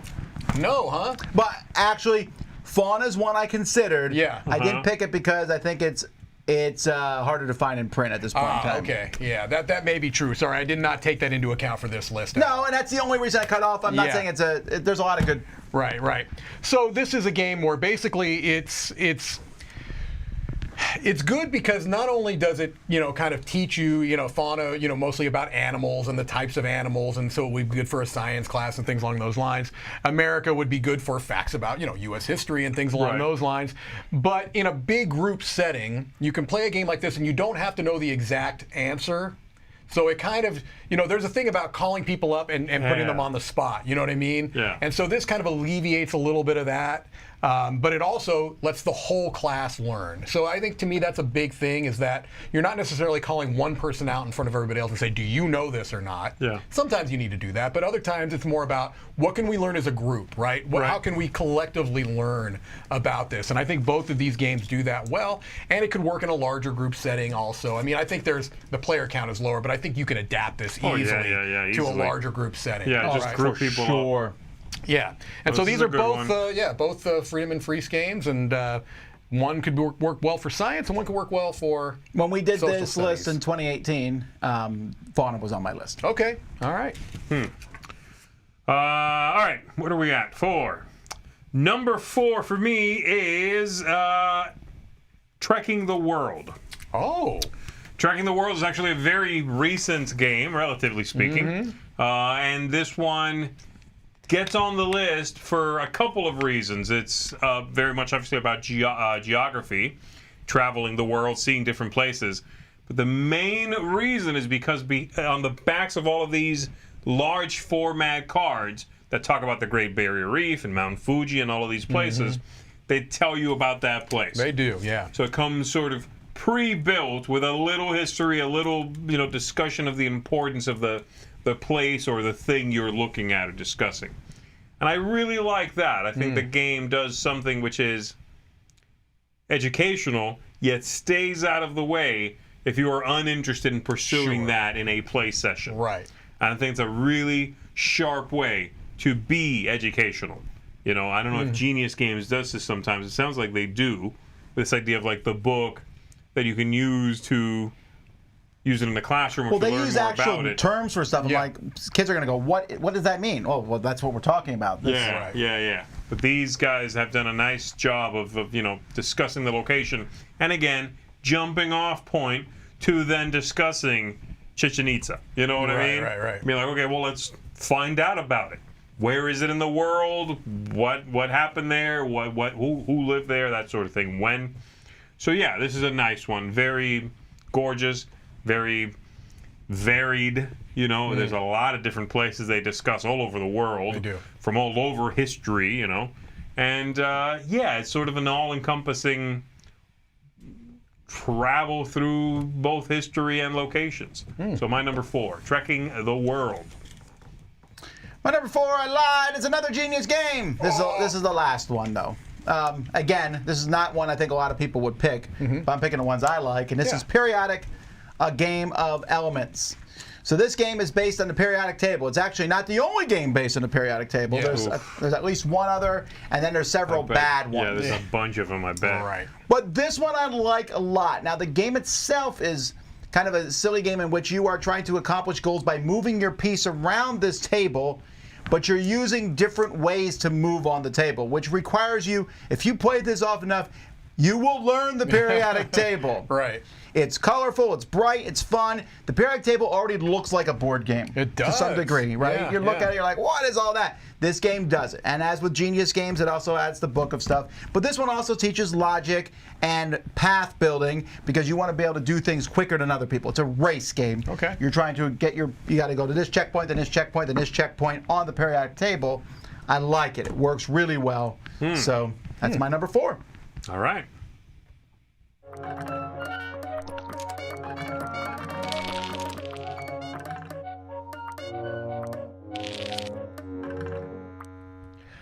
my number 3 is a little card game that I think works fantastically in a social studies classroom. It could not be simpler, and it tells you exactly what it is right away. This is Timeline. So this is just a game. I mean, this is the one game that I think people, I can't even get my thought out here. It's so clearly educational, but it doesn't seem to bother people, right? Like yes. this, you know what I'm saying? And it's the thing that people hate the most in history. Right. Like, what do you hate the most? Dates. Dates. Right, but there's something about this that it never.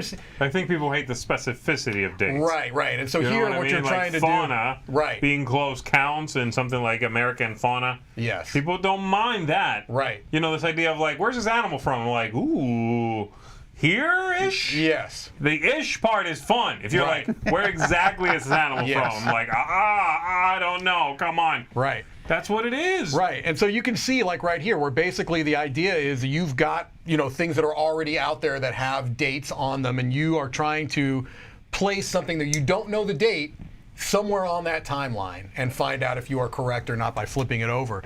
It's, I mean, this is just, I think, perfect for a history class. And again, you could certainly play this in a large group. So this was one of the first games that came to my mind when we talked about doing this list was Timeline. It's just, it almost writes itself, so to speak. All right. Not my Timeline. No? All right, my number 3 here, and in fact, my 3, 2, and 1 at this point, guys, are all crossovers. Oh, wow. So, okay. I will go fairly quickly through these then. My number 3 is one that Mike mentioned not too long ago. My number 3 is Fauna. Wow, okay. Again, all right. geography, animals, being close to their weight, where they live, their tail length, and whatever. Yeah, absolutely. Lots to dig into. Very nicely made, you know. Good discussion piece. So, my number 3. Brilliant choice, E. Thank you. Brilliant choice. This guy gets it. Those are my last time. All right, my number 3 is a game that sounds like it's making some sort of statement, and it's not. It's called Banned Words. Okay. Which sounds like, you know, controversies over what's allowed or not. Right, That's not what this is. This is a party game. Okay. In which you get a bunch of clues, some words that you're trying to So I'm trying to get you guys to guess these words. Okay. The opposing team, you split into 2 teams, they know what the words I'm trying to get you to guess are, so they're going to write down a bunch of clue words that they think I'm going to say. Okay. And I don't know what those clue words are, but I'm trying to give you guys clues. So maybe the word is, you know, merry-go-round, so they're definitely going to write horses. So I'm like, they probably write horses. Right. So I'm trying to think of another way to describe a merry-go-round without using words. And this increases your vocabulary because you're trying to think of other ways to say things. So it's similar like a just one thing, right? Kind of. A little. So if he says like circular horses and the other team goes horses, we have it. Yep, they write it down. And then they get a point for that. Okay. So it's more like lateral thinking, right? It's closest to and you might Taboo. get to say the word donkey. But in Taboo, there's the 5 words, and you play Taboo and you get it. You're like, oh, I can get these clues without saying this word. Right. Because they forgot this one really easy word. But the other team, you're like, I think they said it, even if they didn't. Yeah, you're the person giving clues is like, and they're trying to think of, and that's good because we should learn to say things in different ways. 100%. In multiple ways, in various ways. In multitudes of ways. I run out of synonyms. Moving on. You know the word synonym. That's good.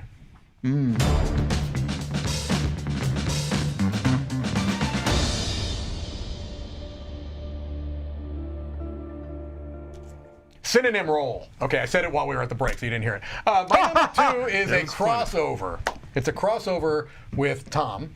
What's going on? What am I? Chopped liver? What's going on? And probably the people. This is Freedom, the Underground Railroad. And so this is, it's so hard to tackle this topic, to gamify this topic, right? Because that's the whole thing, is when you gamify something, there are certain implications that can go with that. This, I think, does it remarkably well, where it keeps the gravitas of the topic. It's also a really good cooperative game. Right. Yeah. Like, just no 2 ways about it. It's a really good game, but you feel it's a struggle. The really, game is a struggle, which is in line with the theme. Yeah, you absolutely feel that weight. I think you know, and I also added this extra picture because through Academy Games, they actually have lesson plans built around this game. Yeah. So you can incorporate those if you wanted to have some pre-built lesson plans around this game, which is not a bad idea because again, this is not an easy topic. You're obviously going to cover it in a history class, right. But when you gamify it, you have to be really careful how you do it. And I think they did a stellar job with it. So yeah, you talked about it. I won't belabor it more than I already have. Not only did Tom talk about it, Mike, you talked about it. I talked about it. This is my number 2 as well. Oh! Double crossover! So everything Mike said, including, if I may, the word gravitas. I'm taking that one. I'm going to borrow it. I'm going to put it in my vocabulary. Gravitas. Yeah. Yeah, absolutely. Everything you guys said already. I'm not going to belabor the point. This is a fantastic game, full stop, and a fantastic game for this topic that we're discussing today. My number 2 is a crossover with Mike, and this is also the first game I thought of when I made this list. Maybe Freedom and this one, and that's Timeline. Yeah. Or just as a heads up, there's another game called Cardline. Yes. Which is very similar. So Mike did mention the game is played essentially where you have some cards and you don't know what's on the other side. Right. And you're sticking them into the line, and it needs to be in the right spot. Then you flip it over. So it needs to be between 2 dates, or with Cardline, it might be some other scientific fact. You might have animals and the length of their tails you might be doing, or something like that. That's such a simple premise. It really is. What's really cool about Timeline is it's a very small game, and they all can be mixed. Yes. So there's inventions, there's movies, there's historical events, there's specific to countries. There's a U.S. one, there's a Great Britain Yeah, it's one. amazing. And then you can just mix them up and play them together, and it works really well. It does. It also can be taught in about 30 seconds. Anybody can play it. Yes. It takes a very short amount of time. It's fantastic. Works in big groups. Yeah, it's great. So Timeline, look at all those timelines. Look at that. So many. And they're cheap. Yes.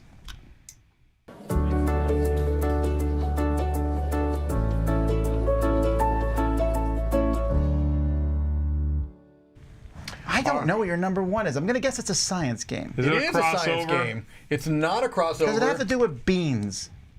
Well, it depends on what it has to do with legumes. Whatever. They all make me fart. Lemmings? Legumes. I know.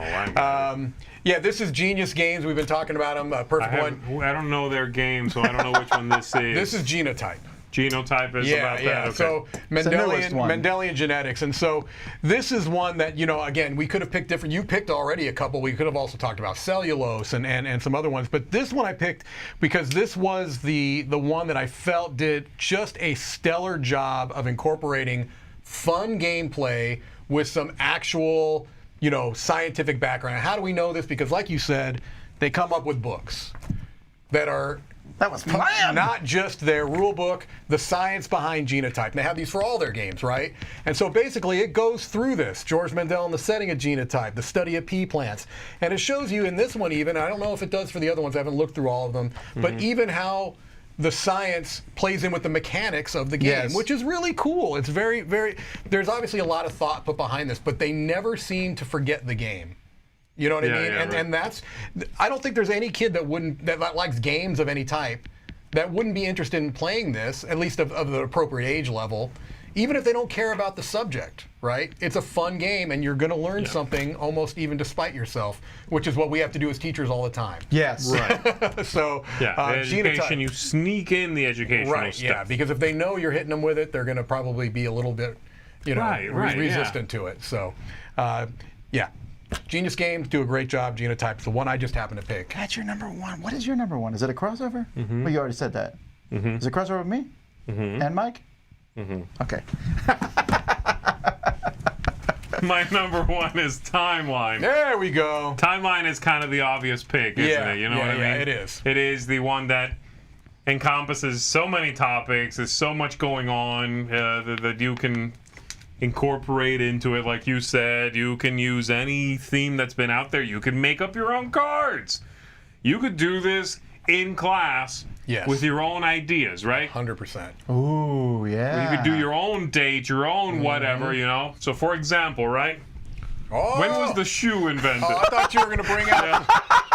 So you put this in the timeline, I got and nothing. then you have to... No. Just had to the shoe or the hat? Which one try was to done one up first? Mike there, That's right. pulling out visual aids. What's going on? Shoes were first, but I don't know. I don't know. Hats, Someone look shoes? it up. Shoes are first. Which hats? Which Shoes came out or hats? first? Shoes or hats? Which were first invented, yes. I don't think we can go back far enough to know. What's a job first, cobbler or haberdasher? Ooh, probably cobbler, because you can get it out without a hat. Everybody's their own cobbler first. That's true. You know what I mean? That's true. We'll go back enough. Anyway, timeline, like I said. An obvious pick, perhaps, but that doesn't mean it's a bad pick. It's just because this one's a very obviously educational game. Mm-hmm. This is a popular game. Yes. Very popular. It's sold tons, and they've made so many because it's a good game. Right. First, you know? Yep. It just happens to also be a great educational tool. Yeah. So, number one. Good choice. My number one is a series, nay, a genre that I'm upset didn't exist when I taught, because I would have 100% used it. And 10 that days? is... Huh? 10 days? No, 10 Days is a good series. No, it is escape room games, and I'm going to say specifically the Unlock series, because you can reuse them. Huh. Wow. I would have loved to have had this when I taught, because I would have given these to Hold on, let me put my kids. shoe back on. That's amazing. I would have given these to my kids and said, you know, here's a group, and Unlock, you know, you don't ruin anything. Right. Exit games and other ones. But even those are tempting because you're cutting things up. I might have tried to build my own. Yeah. You know, but Unlock, it uses so many different skills, observation, and the kids would be like, we can use an electronic device in the classroom. I'd be like, yes, you can. Sucker!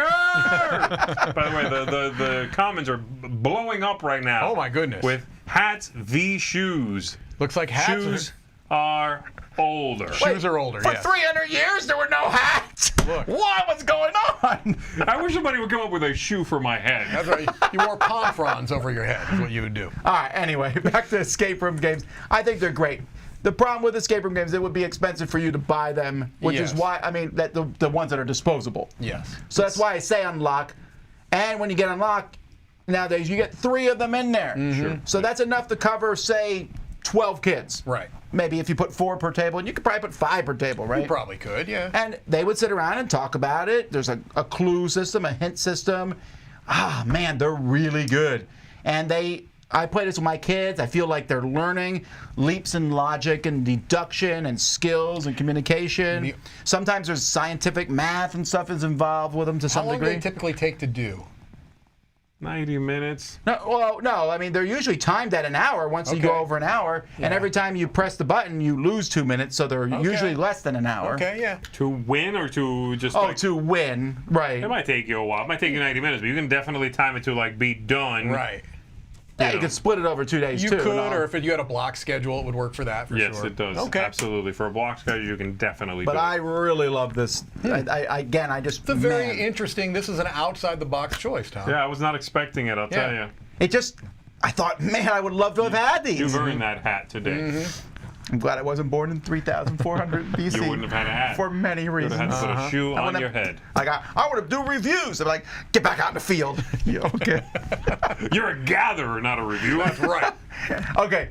Let's take a look at the People's Choice here, right. top 10. So if you want to vote in these, you can always go to our website and just click on Vote for the Top 10. You can start voting right now on the next top 10 that we do together. So let's take a look here. What do we got? Number 10 here, we got Periodic. Okay. So that match beat 9, Pandemic. Interesting. Sure. All right, so I don't feel bad about CO2 after number 8 up here. 8 is Twilight Struggle, yes. Twilight Struggle's slightly easier than CO2, but not much. But it's also only a 2-player game, which makes it a little bit You tough can in a do classroom. teams, but it does teach the Cold War really well. Sure, yes, 100%. Yes. 7 is Photosynthesis, a nice abstract game, but that does have a lot of Yeah, I facts can about see that. photosynthesis in it. You'd have to do a little bit of the... That one you need to supplement. extrapolate a You need lot. to supplement it, yeah. I said the word extrapolate. You did, that's You don't better. get any bonus Thank you. points. Okay. Number 6, Genotype. Number 5, Just One. That's a good word game Sure, for the I can class. see that, yeah. Yeah. 4, Cytosis. This is about blood cells. It's a worker placement game, very well done. Yeah, another genius game. 3 Codenames. Yeah. No, 2 Freedom, the Underground Railroad, and number 1 Wingspan. We cross over with the people on the same number. Yes. I should mention. Yeah, that's true. Number 2. Wingspan has a lot of facts about It's birds. an interesting choice. So I think you put Endangered on the list. I did. No, I'm not arguing. I'm surprised it's number 1, to be honest. It's number 1 because it's Wingspan. That's true.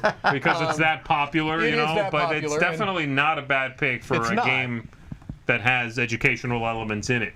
It's very well researched. It is, and very well illustrated. I mean, they have and a they lot do of have factual elements on the cards, and you know, just the idea that the larger birds can be the predatory birds. And yeah, it's an interesting idea. I don't know that it wasn't in my top 10, but so.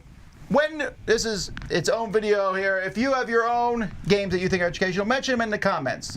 It's good that I could talk about this subject all day. There's tons of these. Yes, and I saw some interesting ideas even thrown around in the live chat. Like someone even mentioned QE, if you were going to use that in an econ class. I just actually read an article about someone was using that in their classroom. Yeah, it would be a very for AP interesting economics. AP econ, because I can tell you the econ teacher at the school I taught at used Monopoly, and I think QE is a much better choice for econ. Yeah, absolutely. Let me say this before we head out here, okay? All 3 of us were formerly teachers. We all know what that's like. Oh boy. We now have a job here where we're reviewing games, which is very fun and all. And part of the reason that we can do this is because we were teachers. Yes. But I want to say a huge thank you to teachers. Not on a personal level. You know, my kids from the whether homeschool or they're going to college, or teachers all across the board. But teachers in general, especially the last couple years, have been horrific for teachers. I cannot even imagine. Horrendous. Well, I can imagine it, which sounds terrible. So just from me to you, thank you. All right? When we joke about things sometimes, but I really have the highest respect for teachers because I was one, and I know what it's like. So I just want to say thank you for myself. It is a tough and often thankless job. Yeah. That is nevertheless extremely important. So, and if you're a parent, stop yelling at your teacher and start yelling at your kid. Yeah, wow. And tell your kid to listen to the teacher. I would co-sign that you don't want to have an adversarial relationship between a parent and a teacher. It happens far too often, and I'm proud that I was a teacher for all those years. Like, I really, it's something that I take as a point of pride. So I really feel like teachers are very important. Not that we're saying anything, I like this to think isn't revolutionary information. I like to think that teachers are much more appreciated than they are paid, and that would be nice to have that change, but otherwise. All righty. Well, there you go. That's our top 10 games for the classroom. Until next time, I'm Tom Vassell. I'm Z Garcia. I'm Mike DeLisio. Have fun learning.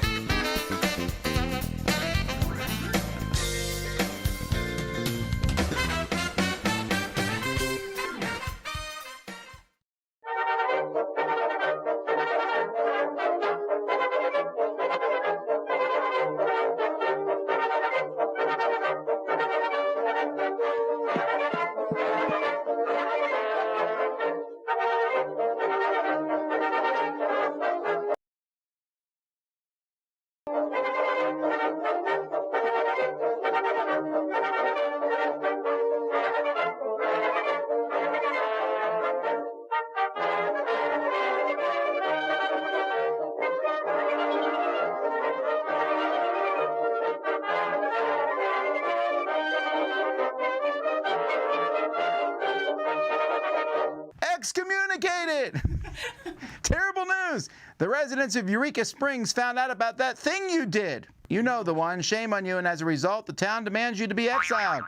Now I'm Yancey Plover. This guy was a blacksmith, but he makes a lot of mistakes. Yeah. So every time he makes a mistake, he replaces part of himself. He's replaced his head, his arm, his leg is a broom. Reveal the next ruffian on the town map. Peepin' Milk Frog. Pepin. Okay. Is it secret? Yeah. Is it safe? Uh-oh. Keep it secret. That's a secret. I don't want more dynamite.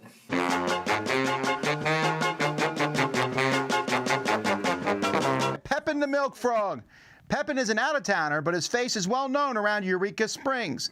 He was a milkman that sold his own patented milk from town to town.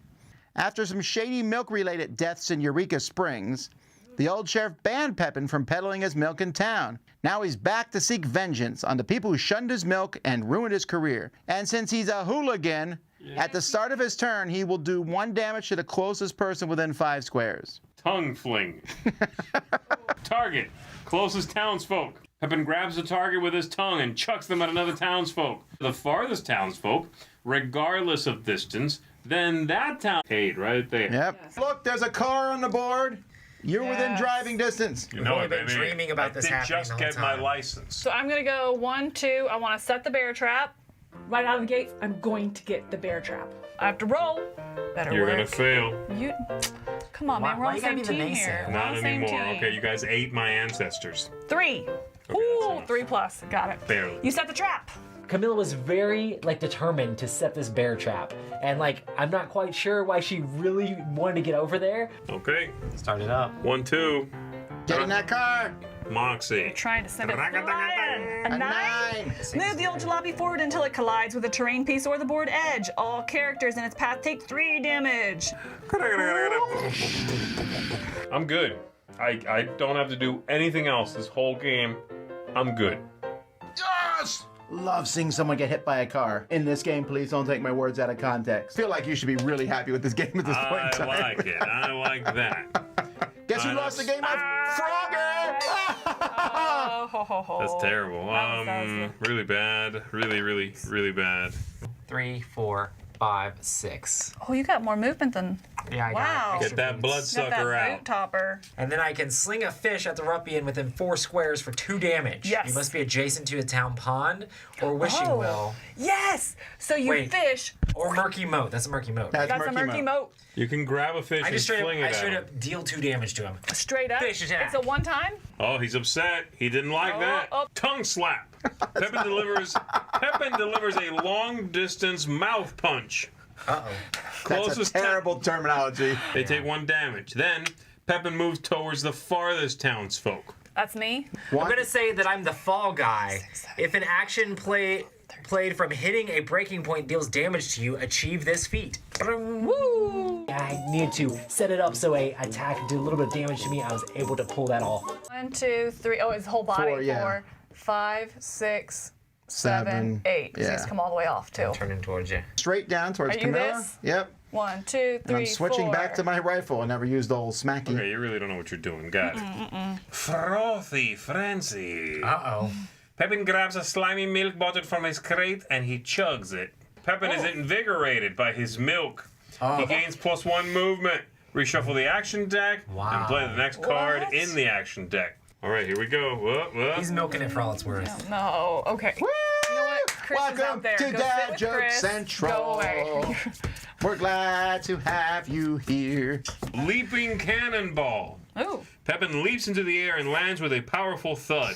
Target farthest townsfolk. Deal 1 damage to all townsfolk within 3 squares. Oh, wow. Kill the frog. Should I stab him?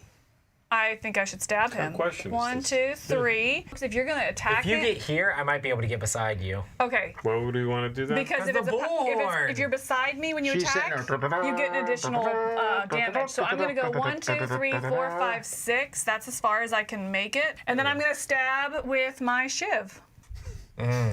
Rude. Yeah. What? Oh well, I missed because you called me rude.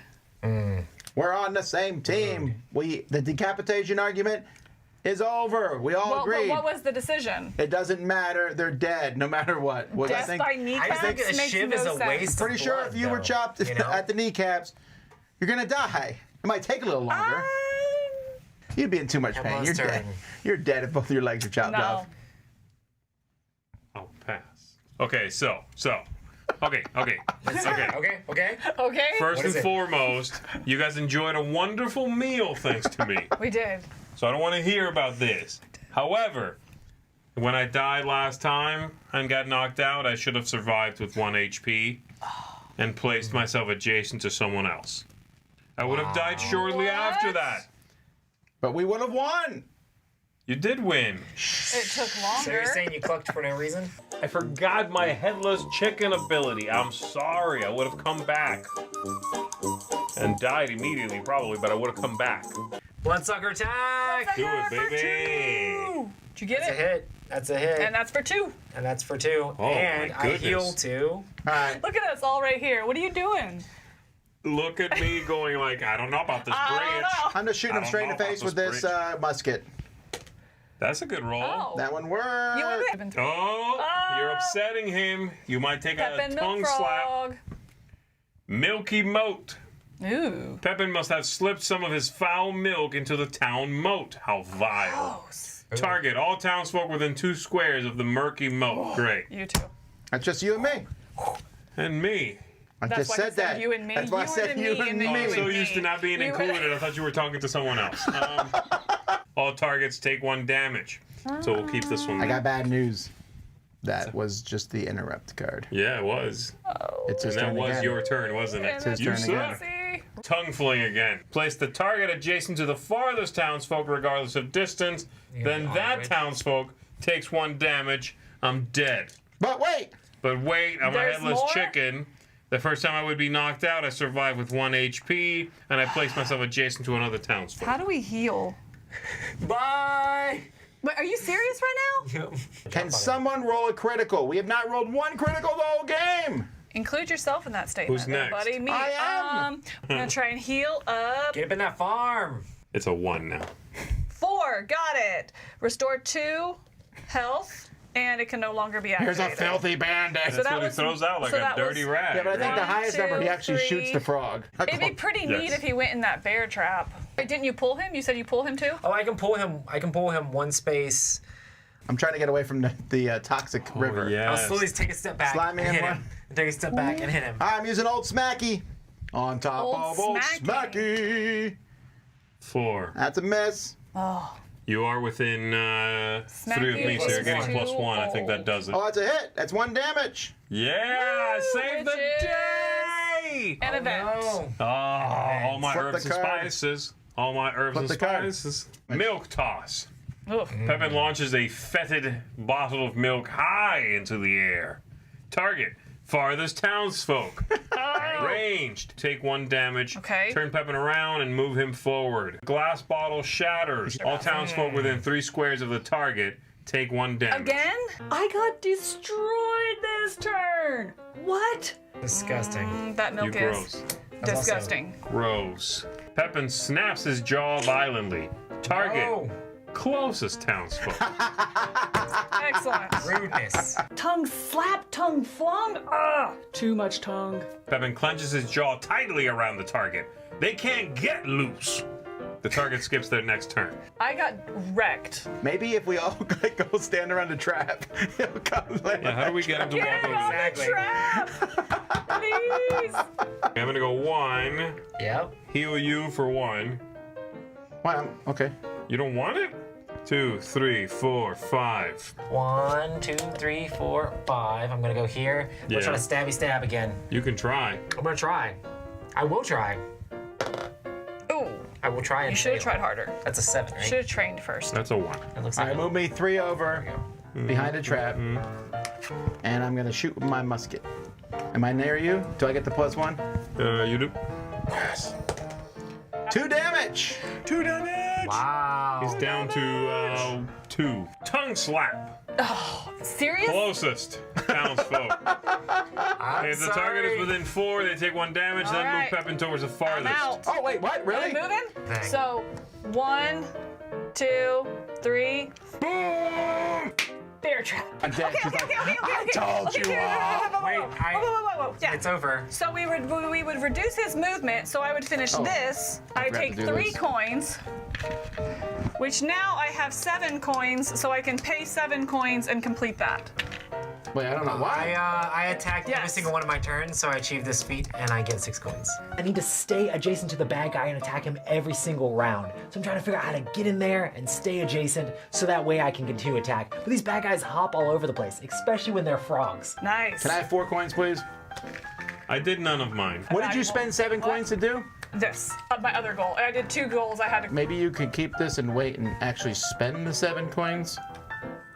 Why would I not complete my goal and be better than people that didn't? Why are you doing this? Because then I get my goal done. The goal gives you a coin, or it gives you a movement. Yes. You paid 7 coins to get a coin. But then I have 2. I also have 2. I have 4. Oh, yeah, no, I don't want to do that. You guys have a chance back. Well, I got my great combo. Bear trap set, bear trap activated, got the coins, second objective. But Tom's right. The payoff is not there. I think you misheard me, Camilla. Min-max. We did finish him off with the bear trap, so it looks like it came into play. I mean, I haven't seen the trap go off yet, and, you know, I'm glad we did. Roy, even better. You're going to be picking up a piece of the dead person's loot. Kept healing up again with my bloodsucker. You know, this one we used terrain. Hitting someone with a car is my favorite part of this game. All right, Roy, say 1, 2, or 3. I'm going to say 3. And we were able to make sure he was in the path of the car so that Z's character was able to jump in there, run him over with the jalopy. You get the milk soaked limb! Good job, buddy. This one's a little too milky for my taste. He was selling this stuff, which implies people were buying this stuff. Who lives in this disgusting town?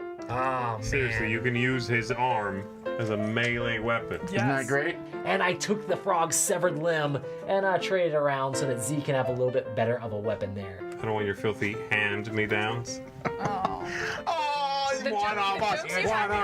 I do feel like I was a little bit more helpful this second go around with this boss. Okay, now we're heading into the next battle.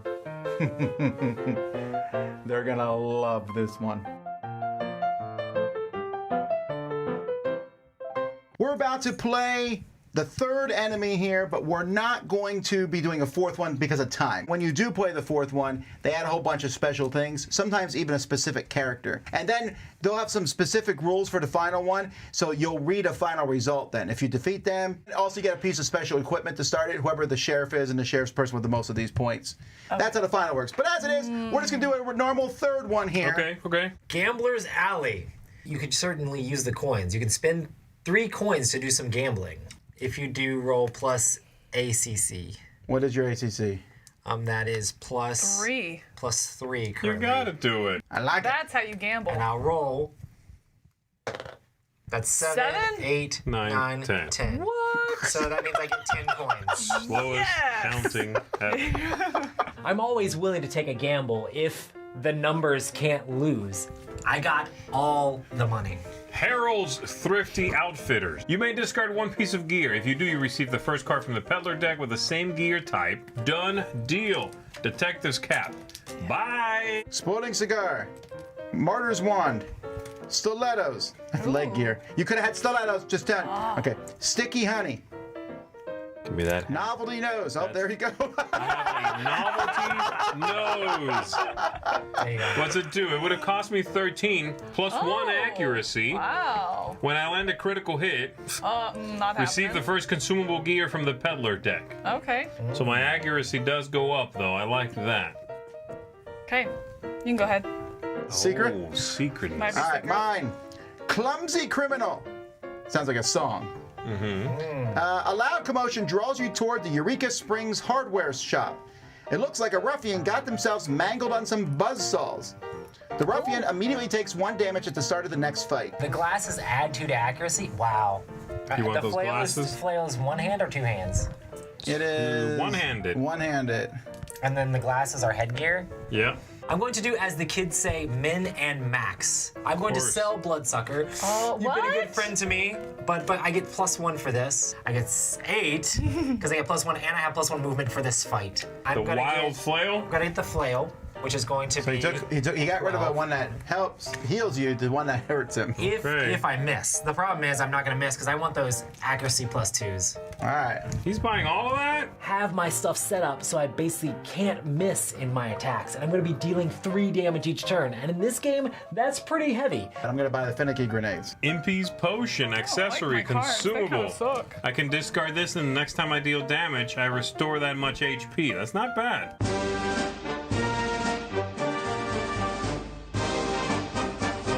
Board is just your run-of-the-mill guy. He lives alone in a small cottage, works as a door-to-door salesman, and has no real outstanding skills or traits. After years of cautious spending, Bort finally had enough funds to take a vacation. He planned to tour the countryside. First stop, Eureka Springs. He's a good guy. When Bort arrived, he fell in love with the town's culture, what unique customs they have.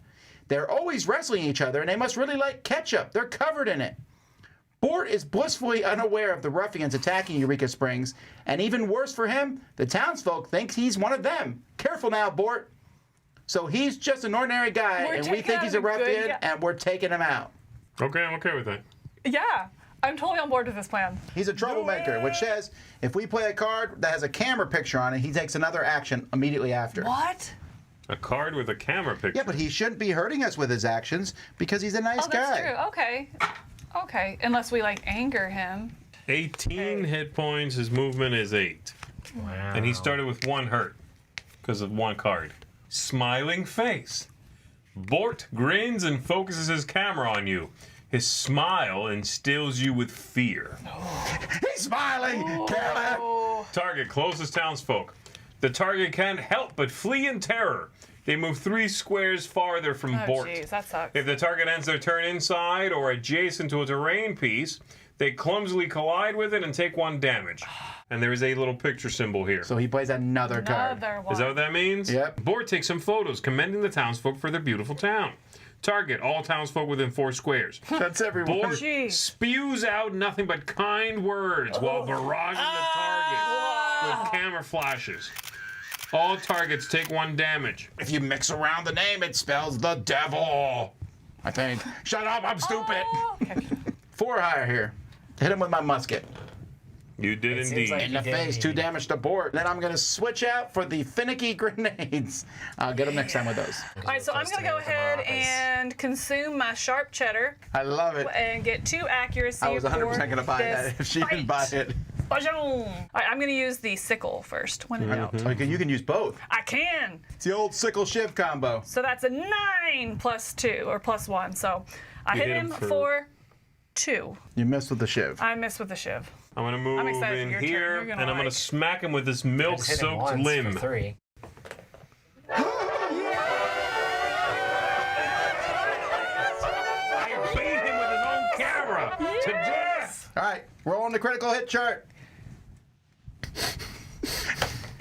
A 3. All right. Your hit leaves the ruffian flustered. Their anger makes them predictable. We get to see what their next action's going to be. However, I had a great motivational speech. That's why you did so well. So you did plus 1 damage. Capture the aesthetics. Bort snaps some shots of your eccentric outfit.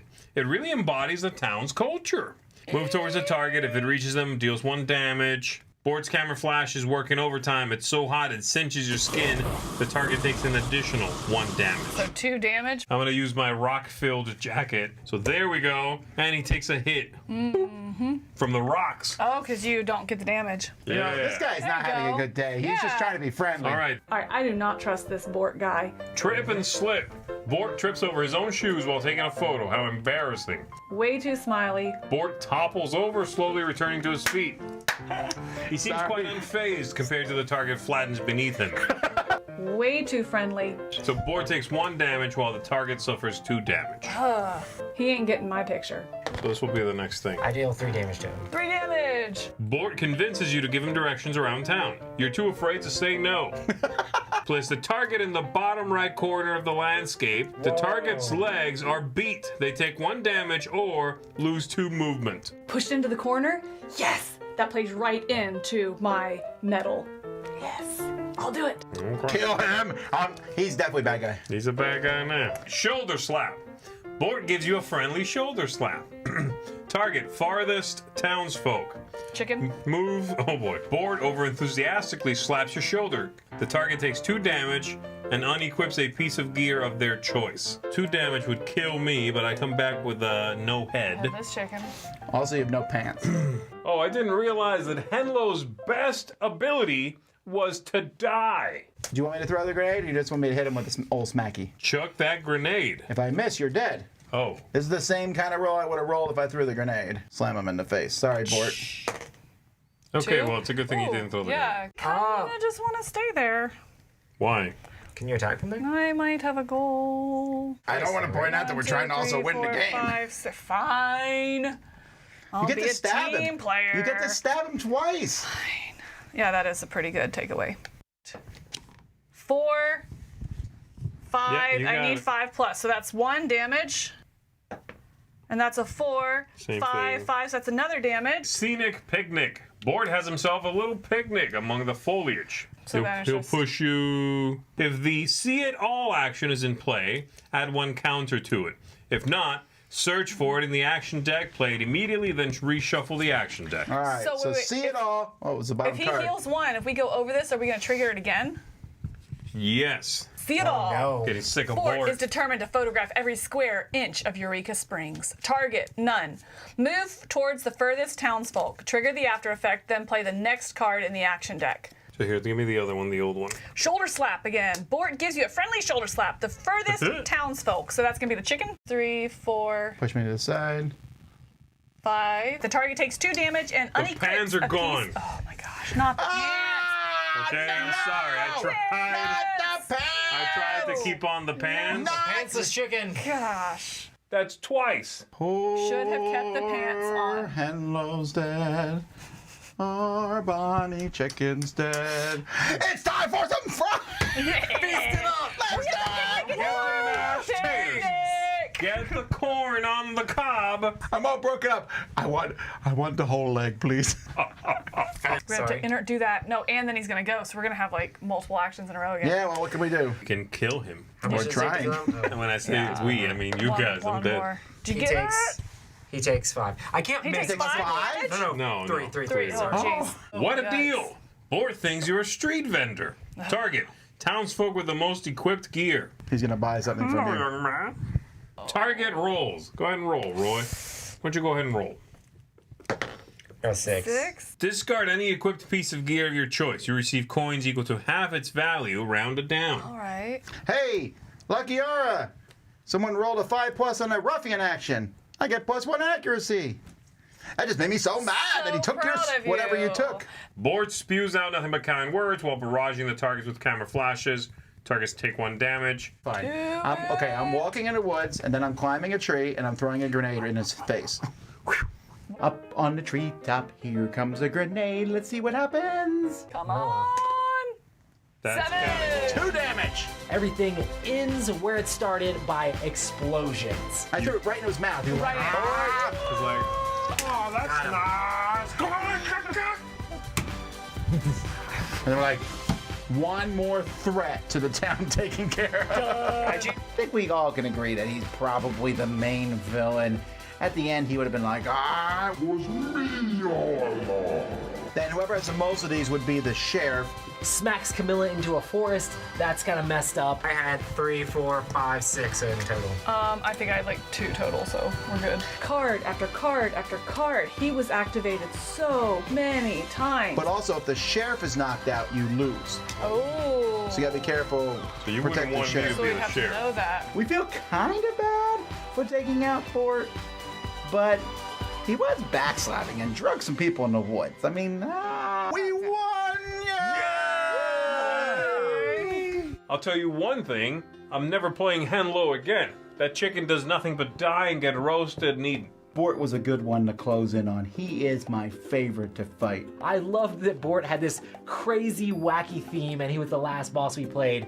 It was sort of a dimension-breaking thing, I thought. It's a funny gag, but it broke immersion for me a little bit. Specifically, Bort, I thought it played really well. It's probably my favorite of the 3 characters we played. Overall, the game was fun. It was a neat romp. It's a lot of randomness in rolling the dice, but it's just fun for the theme. I do like that there are different items you can get. World building here is very well finalized. It just had some really good narrative with it. With, yes, maybe a couple too many rules. I think it really plays into the theme. You remember the moments of this game. You don't want to get bogged down in details. You just go, yeah, that way.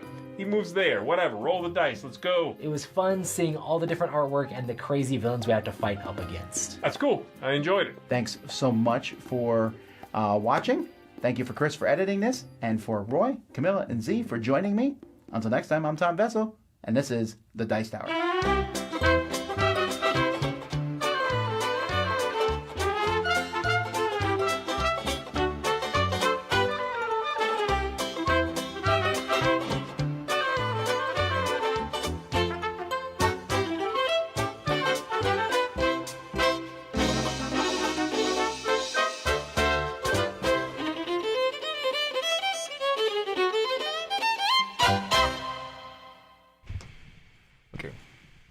wrong thing. That's also the wrong thing. Where's the other? Oh, dirt. Hey everybody! Welcome back to the Dice Tower. I'm Tom Vassell.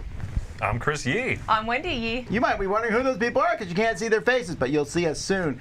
We're about to play Dodos Riding Dinos. Now you'll never see it. It's Why is Roy it doing again. all the time? Hey! Stay high. I knew it, Mike. I knew it. And then introduce yourself, Roy. We should introduce ourselves That's again. our surprise guest. The Roy candidate. Hey, I'm here. I had to fix the cameras because live. Let's go ahead and reintroduce ourselves because we're going to separate this out later. I'm Tom Vassell. I'm Chris Yee. I'm Wendy Yee. And I'm Roy Kennedy. And today we're playing Dodos Riding Dinos. It's a silly, very silly race game. It's not going to be very long, so we're going to jump right into it. It's actually a pretty easy game to teach. All of us have a hand of cards, but that hand of cards is also our life. We're also all a dodo riding a dinosaur. Now, we are playing on one of the expansion boards because, well, it has a jump and... It's cool. You gotta have It's jumps. also holographic foil. I don't know if the camera can see that. Actually, Chris, A little bit. let's rotate the entire board. You got it. Because when we make...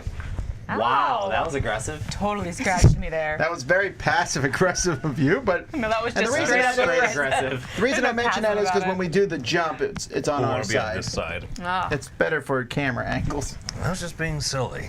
All right. I don't know how to figure 8 works. Just kidding. Okay, so good. we all have a handful of cards, and in that handful of cards there are 3 different kinds of cards. There are red, blue, and green cards. Green cards are reactions. Blue cards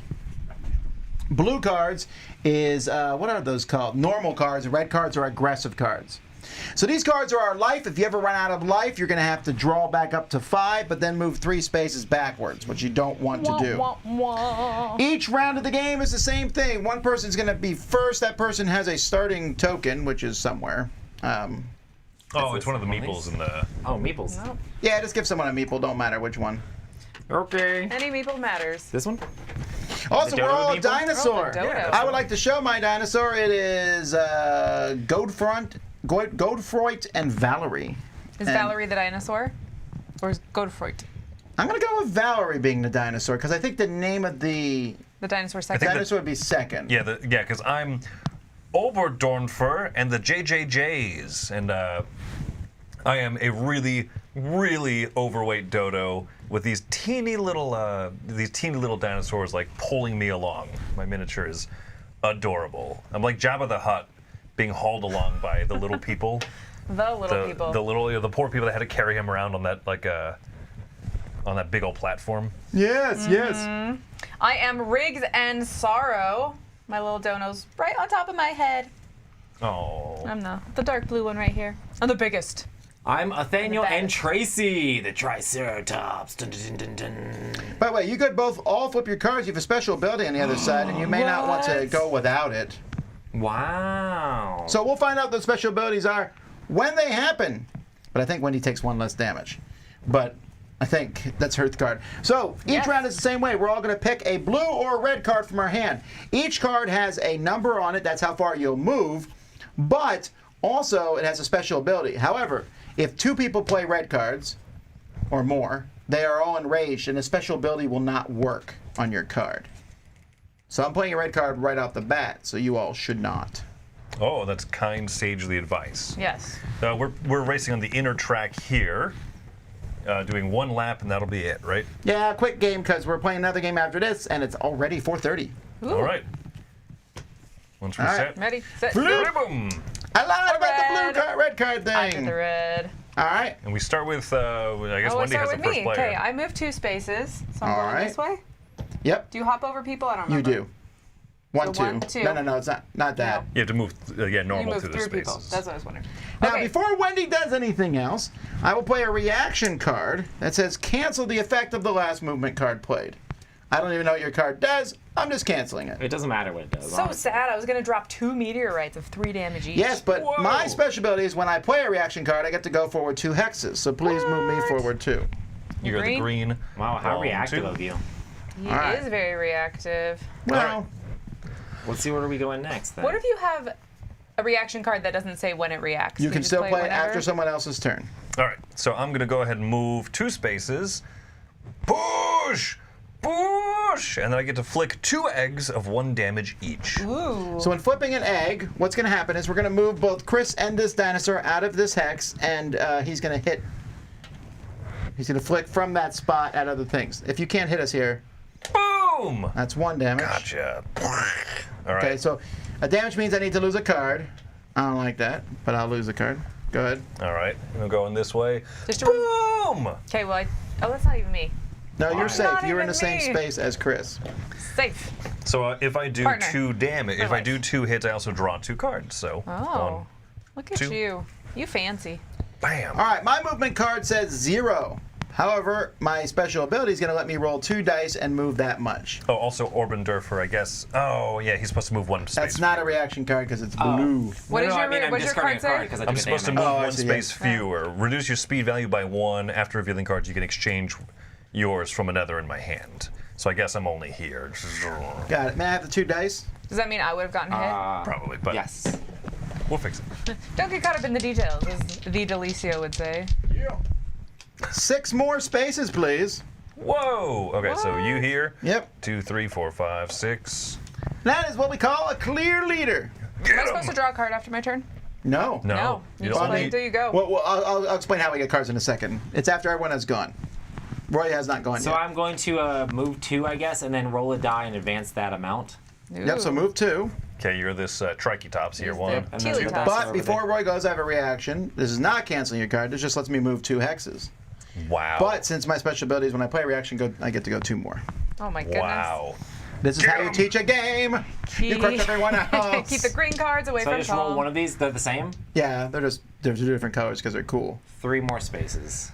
1, 2, 3. All right, so now that the round is We over, need to blue shell that guy. whoever is the farthest Seriously. in the lead goes forward another space. So I move up another 1. Boop. Everyone else draws a card. So I'm down to for 2 you. cards, so I could easily One for me. lose all my life here. What happens when you lose all your life? You go back 3 You spaces. draw back up to 5, you go back 3 spaces. Okay. Also, the jump space I'm on, to move on that space, I'm going to have to flick the egg from that spot, and it has to land on one of these paws. Otherwise, I take a damage and fail and have to jump again. Who does the Dodo go to? The end of the round? It passes to Chris. Alrighty then. You're the bluebirdiest of them all. I'm feeling pretty good. I'm feeling pretty good. Because you're in the lead. That's why I always feel 'Cause you're good. in Except the in Mario Kart, I'm lead. always like waiting for that blue shell. What's the best way to fight off a blue shell? Stay in second. No, slow down. And Just make sure it stay- hits the second place person too. Oh, yeah, It's absolutely. beautiful. I do love that move. I'm the inventor of that move. Pretty sure you are not. How do you know that I'm not? Oh, I'm sorry. I'm not even paying attention. All right, flipping. All right, flip it. No one else played a red card No this one else round. played a red card. No. Okay. So starting with me, I have 0. I reduce my speed value by 1, it says. Oh, it's still 0. And I'm going to So- cancel your effect. Don't even know what it is, but I'm canceling Well, it might be attacking me. Oh, it might be. Let's see. What does it do? So I roll 2 dice, move that amount, take a random card from all racers you pass, and they take 2 damage. Yeah. No, I don't want to take damage. We didn't talk about Locked these it. stats. What do they do? That's for That's the... only for a solo game. Okay, gotcha. You're racing against those dinosaurs. Okay, gotcha. So low, we can't hear you. Yeah, I don't know if you should be using your cancel effects on me in last place, Wendy. You were going to hurt me. Think about it. You were going to hurt me. Think about Oh, it. at the end of each round, I'm thinking. supposed to draw a card and Think advance about 1 it. hex. Can you move me up 1? I will move you up 1.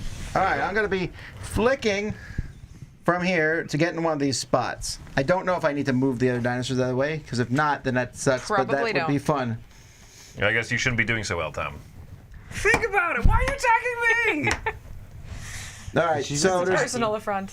no I Cancel damage. my His card. red I card. moved 0 spaces. It gonna says do I would damage. remove you if you were on these spaces, but you're not. So, all right, so I'm going to flick. Who's Okay. the red? I hate the red dinosaurs so much. Oh, I would be out of the way if not for somebody. Then perfect. I hurt you and Tom. I land there. All righty, so my jump roll. fails. I take a damage, which, Does that empty out your hand? well, I do this first. So this says Okay. take any card of your choice from the discard pile. So I will be taking this urgency one back in my hand. So I still do have a card, so I'm not dead yet. All right. All right, Roy. I'm gonna advance 2 spaces. Get away from Chris. I'm sorry, Tom. I go 2 spaces, but then all racers ahead of me take 2 damage. Zoop, zoop. 4 damage. All right, so You're then I go dead. back 3, and I got 5 cards. There you go. I'm back, baby. And that's it. All right, I move 2, and then I throw a feather once and place the racer 1 hex behind of the. So there are different kinds of things. You've seen flicking the egg. The feather is put in your hand like this and kind of doing like an underhand flipped onto Like the that? board. Or is it like forward? The feather, let me double check how the feather. This is important. You throw it making a curve towards the board. Yeah, so it's kind of underhand. And it has to be a foot away Failed. from the edge of the table. You didn't hit Tom? I didn't hit Tom. No, it has to be off the table. Oh, well, I and can then, try again then. And then flown onto the board. Oh, so I have to left-hand it? No, I don't care what hand you use. Hold either hand off Can't a go foot from the this? table. You know, you can Goodness move your hand gracious. back. It's a league. What's going on? I have to hold it from here? Well, you can move. I'm left-handed. You just have to. Left-handed. I don't Watch care. me. Oh. Bam! What does it do to me? Got you. I go here. That's it. I get to go 1 Oh, I'm not space hurt. behind. I guess not. Does it say there's no damage on the feather? Oh, it's a feather. It's a feather. It's as light as a feather. It did nothing. Sorry. That does make thematic sense. All right. Well, that's the round. That's a round. So I move forward 1. The leader advances. And everyone else 1. gets a card. I will never forgive you, Wendy. I move forward 1 and I get a card because that's my thing at the We're end of each buddies now, round. Roy. Is there a hand limit? I don't think so. You have a lot of cards. Roy is the At the end healthiest of of each us all. round, I draw 1 card and advance 1 hex. So No, it doesn't say it okay. is. Yeah, we have to start damaging you. That's a pretty good ability. No, that's pretty good ability. nah, don't worry about it. I already have my card picked. I'm doing great. Still in not case in the the chat Also, is you're in not my sure. way again for jumping, and you're not even first. He's last. Oh.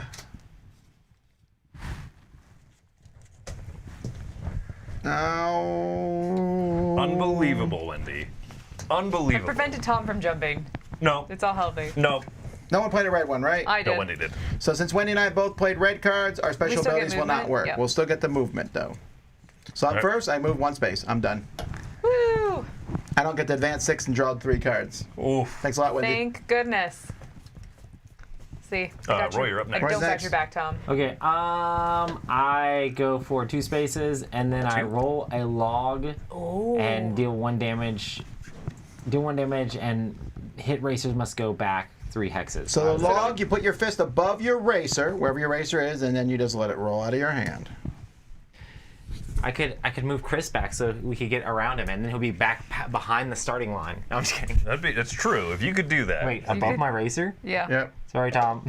Oh, you How much also damage? hit Hit both? No. You did not hit me. did How not. much damage did it do to Sure me? look like I hit you, but Hey, whatever. Mike, can you do an instant replay? Yeah, let's do that. You got wrecked. See? Mike agrees. It's 1 damage and then you go back 3 spaces. That's worse than 1 damage. That was ridiculously close to hitting me. Chat's gonna clarify. All right. I'm Alright. up. I just moved 1. Haha. I got to move 5 spaces. It's like a little This card conga does line nothing. up here. All right, so now Roy, you get the extra space. And then I get another space. And then you because get my another special space. And another card? And a card. And another card. Wow. I have only 1 card. He doesn't get 2 this time. Woo. I guess I do only move 4 spaces because I have one. I'm May one I have a slower. card, please? No, you don't deserve cards, Tom. Wow. Who are you to be judgy? I'm in 3rd place. I'm in 2nd place. I can complain. So how does Let's the do going this. across? You have to flick an egg to like get across there, or Yeah, you have to actually physically get it to land in one of these 3 spaces. Space Dag. jump! I should go slower then, because it doesn't matter that much. Roy's first now, Space right? jump. Roy is first. Zoom! Zoom, Okay. zoom, zoom, zoom. Zoom, zoom, zoom, zoom, zoom, zoom. Oh, Chris hasn't picked yet. Secrets. We got some secrets. Yes, my red card works. Well, maybe. Go ahead, Roy. No, it does I'm work. going to flick 1 Ooh, a egg lot of red and cards. I'm going to do three damage. or First you 3 do the movement. spaces First you do the first. movement, yeah. So I just need to be in there. You Yes, land any of if you those. fail, Do this you will with take a other people. damage. I just stand really close to you so you can't move over. Okay. So I just need to be on one of those. Oh, you're just out of the line. All right, but that only costs 1 of your movements. So you take a damage, and then you can go again. You can try. You have 3 tries. Oh, it's 2 damage. I moved one You have 1 try first. per movement? Oh, actually, right. Okay, so here's how it works. So just you can do this either way. You tried, you failed. I guess you don't take a damage. You just get 3 tries. But if you fail, you can take 2 damage and land there anyway. Okay. 3 tries, Roy. Nice. Oof. And that's where you go. That's the lead spot. That's perfect. And then you still got 1 more. One more movement, right? And then now you what do do the you do? effects. Flick an egg, 2 damage on a hit. Did you flick it from you? And Yeah, it flicks from where you are. You take your guy off the board. Okay. Sorry, everyone. Sorry. Oh. Okay. Let's make sure we're good. Okay. And go. Sorry, Wendy. Got me. How much damage? You got. I only got 1. 1 damage, and I draw a card. Right? Yes. Chris, now 2 good time damage to and drop draw a that Yeah, so I only meteorite. have 1. I would love to be able to drop a meteorite. If only your card hadn't been canceled. This one. But that was Wendy. All right. It's my turn. I'm going to move 2 spaces. And I'm going to cancel your effect. Why couldn't you have canceled Roy's? I don't care about Roy. I have a personal vendetta at this Roy, did point. you hear that? He does not care about you. All right. Cancel Where the did he effect of the learn last that? movement card. Its owner takes 2 damage. 2 damage? So 1 more damage? No, 2. Oh, because you have Ha to. ha ha. Because I have minus damage. I'm not dead yet. Made you get rid of a meteorite. That's satisfying. Am I done? Are you done? All right, you're done. And now me, I get to move 3 spaces. 1, 2, 3. I get to throw a banana of 2. Move 2, you mean? 2 spaces. And I get to throw a banana of 2 All right, so damage. bananas are thrown in your wrist, and it's like this. You have to have your elbow on the table. Okay. Oh, this is a little bit tougher here. Huh. Yes. Did you hit Did Wendy? you hit me? Yeah. You really do have personal vendetta. What? 2 damage. 2 damage. This could be super I feel like this may be awkward. some meta carryover This could be from super the awkward last later game or on. something. No, it's not the it's last because I game. canceled It's his. this game. I canceled his card. Well, I was in last place. killed no, you me. don't get to move. Hey, how I many killed bananas you you get to dead. throw? I'm never gonna cancel 1 your banana. cards, Chris. I blocked.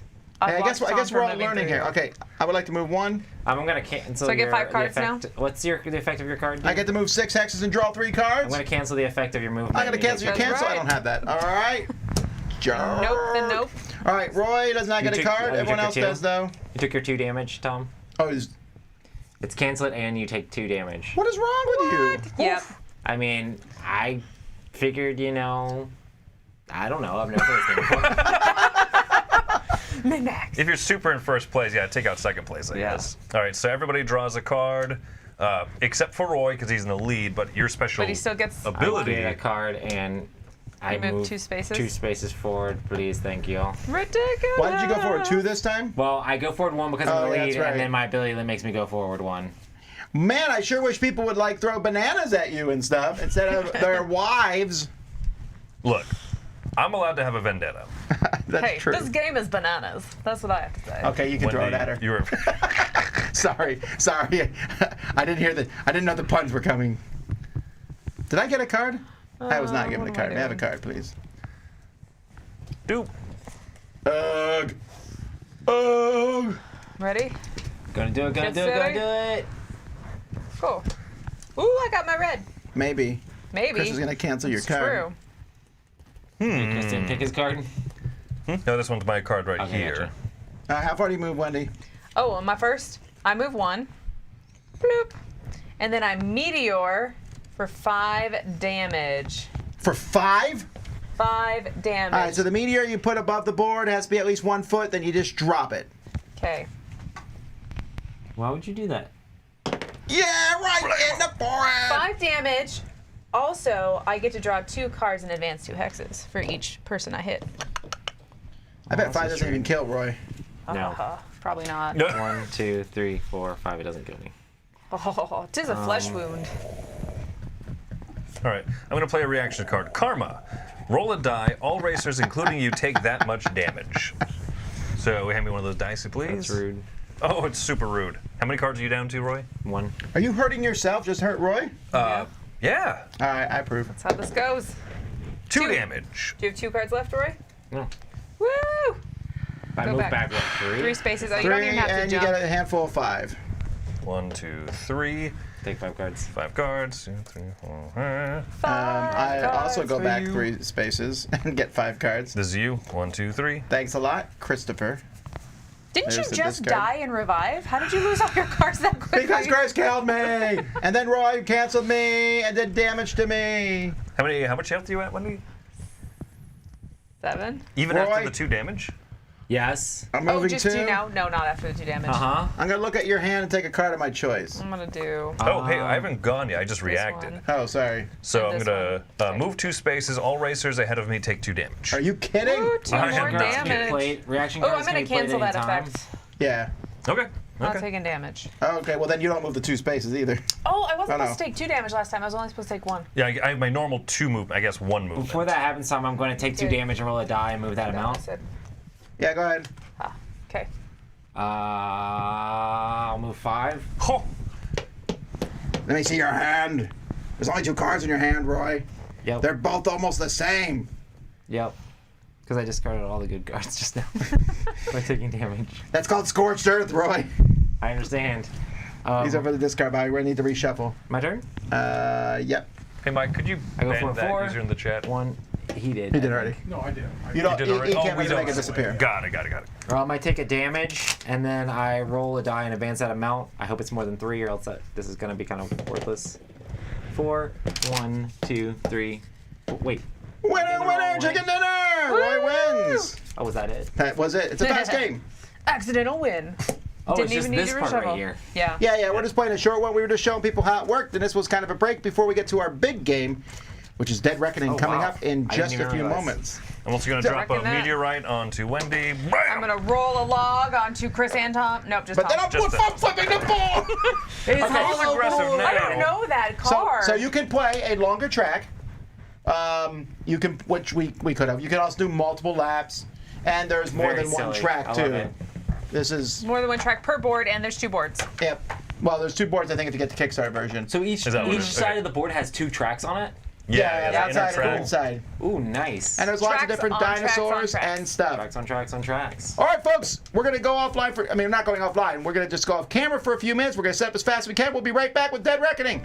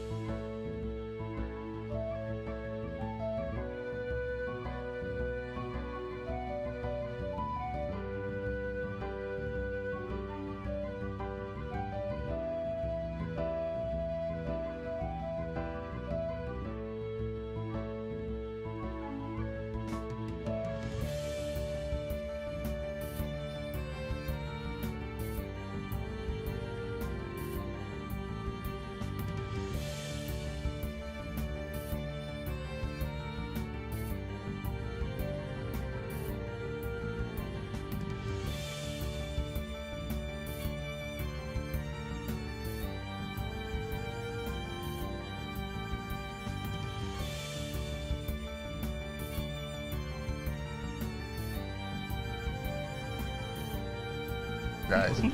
Hey, everybody, I'm Tom Vassell. I'm Camilla Cleghorn. I'm Mike Delisio. I'm Z Garcia. Hello. Hey, today we are playing Dead Reckoning, or, well, I'm teaching Dead Reckoning, and these three folks are playing this pirate game. Reckoning. Now, a couple things. It's a little late during the course of the day. This game can be a little long, so we will likely not finish the game, but hopefully we'll play enough of it to give you an idea of how it works. You all are trying to get victory points in various ways, but the main way to get victory points is by, well, there's two main ways. It's upgrading your pirates, making your pirates better, but also getting gold in your treasure chest. Gold in your treasure chest is usually safe. I say usually safe. Well, if your ship sinks, you're going to have to pay for a new ship. No. Well, out of the funds of your treasure chest. I'm just going to get a shipwreck. I'm going to repair it. Oh, there you go. I'm going to build a raft. Great. Okay. One of the other ways to get points is by going over here. There's little spots that you can claim once you've done whatever those things are. So, for example, this one here says if you get 3 of your people to level 4 at the end of the game, you're going to get 4 victory points. Also, each person has a little thing here that says if you do those goals when the game ends, you'll get an extra 2 points. Got it. Oh, is this a secret? It's secret, but I don't know that anyone would ever try to stop you from doing that just to do that.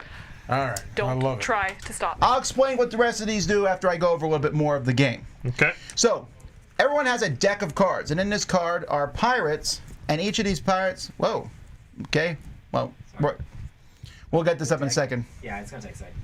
All right, so anyway, each pirate is in a sleeve. Now, I don't care about if my games are sleeved or not, but in this game they need to be sleeved.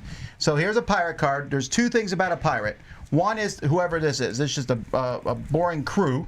Boring. But also, it shows you that it's a level 1 at the bottom. Each person can be leveled up to level 2, then flipped over to level 3 and level 4.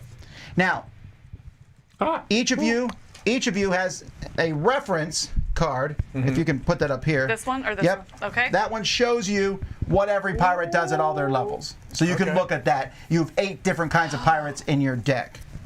But even more than that, as the game goes by, you will be able to get cards and put these cards, slide these into your sleeve, making your pirate better. The more icons your pirate has, the more things you can do. That was a really bad example because that one doesn't upgrade. I'll show this one here instead, like this one. See, this says in a battle, that you put this on your crew member, now this guy gets an extra hit in battle. Yes. Okay, so you want to upgrade that. There's 2 ways to upgrade, by leveling them up and by getting cards to put in them. Each person can only have 3 different cards slides in them because you have a top, middle, and bottom spot to put the cards. Okay. If you have one of these in, can you still level up and you don't lose that stuff? Like if I put one of those in first and then I leveled him up later. No, yeah, that's why the level up is a back card. Okay. You just pull it out and do it. And in fact, I'm just telling you now, at the end of your turn, you will always level up one of the cards in your hand. Okay. And the next person should start going while you just take that momentously long decision. The rules even say that. So at the end of your turn, if you've gotten any of these cards, you may put them in sleeves of cards that you now have in your hand. And it's not a normal deck building game. You do not have to use every card. So if you have a card in your hand you want to upgrade, don't play it this turn, and you'll put the sleeve in it. Or play it and keep the upgrade to the side and wait till later on to put the upgrade on. Okay. But you may only keep one of these to the side. If you get 2, you're going to have to put one on one of your pirates. All right. Okay, so that's a little bit about upgrading your pirates, and some of the pirates are important to upgrade. You also have another thing you're upgrading, which is your ship. So you have a ship in front of you. This is the actual physical representation of your ship. It's currently starting at your harbor, but you also have this here, which is the same thing as your harbor. Yeah, we'll put the ships out here like this. This harbor is attached to all 3 of these, but once you move on to one of these, then you can start moving around out here on the seas. Got it. Your ship has on it, I'm going to steal yours real quickly, Z here. Not my ship! So on your ship here, you have 4 spots on the ship. 2 of them are empty, but as the game goes by, one of your sailors, when you upgrade them, will allow you to build upgrades and add them to your ship that are worth points, but also will give you more symbols and things. These symbols here allow you to carry cargo. So each one of them allows you to carry 4. This is 4, 1, and 3. Okay. And you can have coins/barrels. Barrels is your main trading thing. When you go out here buy upgraded cards, almost always, see this one here, needs 3 barrels, 2 barrels. Got it. You're loading barrels on your ship, taking them out to buy upgrades. Gold is great, but gold on your ship can be taken, so you want to bring gold back to your home port so you can stick it in your treasure chest. Got it. Also, it takes up spots on your ship where you want to put barrels and things like that. Now, your ship also starts with movement tokens on it, sails. That's your movement. And this one has a gun. That's the number of cubes you'll drop into a cube tower in combat. Yes. Now, on your turn, you have different actions that you can take. You can take pretty much as many actions as you can until you run out of actions. There's one action that you can only do once on your turn, and that action is called setting your sails. When that happens, you'll take a cube, you'll count the number of sails that you have, and you can also play more from your hand. Okay. And you'll set your sails. So I set it at 3, for example. I got 2s here, and let's say Z played one from his hand, I gave him another sail. I do want to note that if there's cargo in this, the icon doesn't count. So your ship is slower when it has cargo on it. So before you have, at any time in your turn, you can also rearrange stuff on your ship to make sure you have a sail. Okay. But once you set your sails, you're done. You can then fill cargo. Okay. So one of the things that the game allows you to do is if you're at your home port, you can unload your entire ship, set your sails, and then load it back up.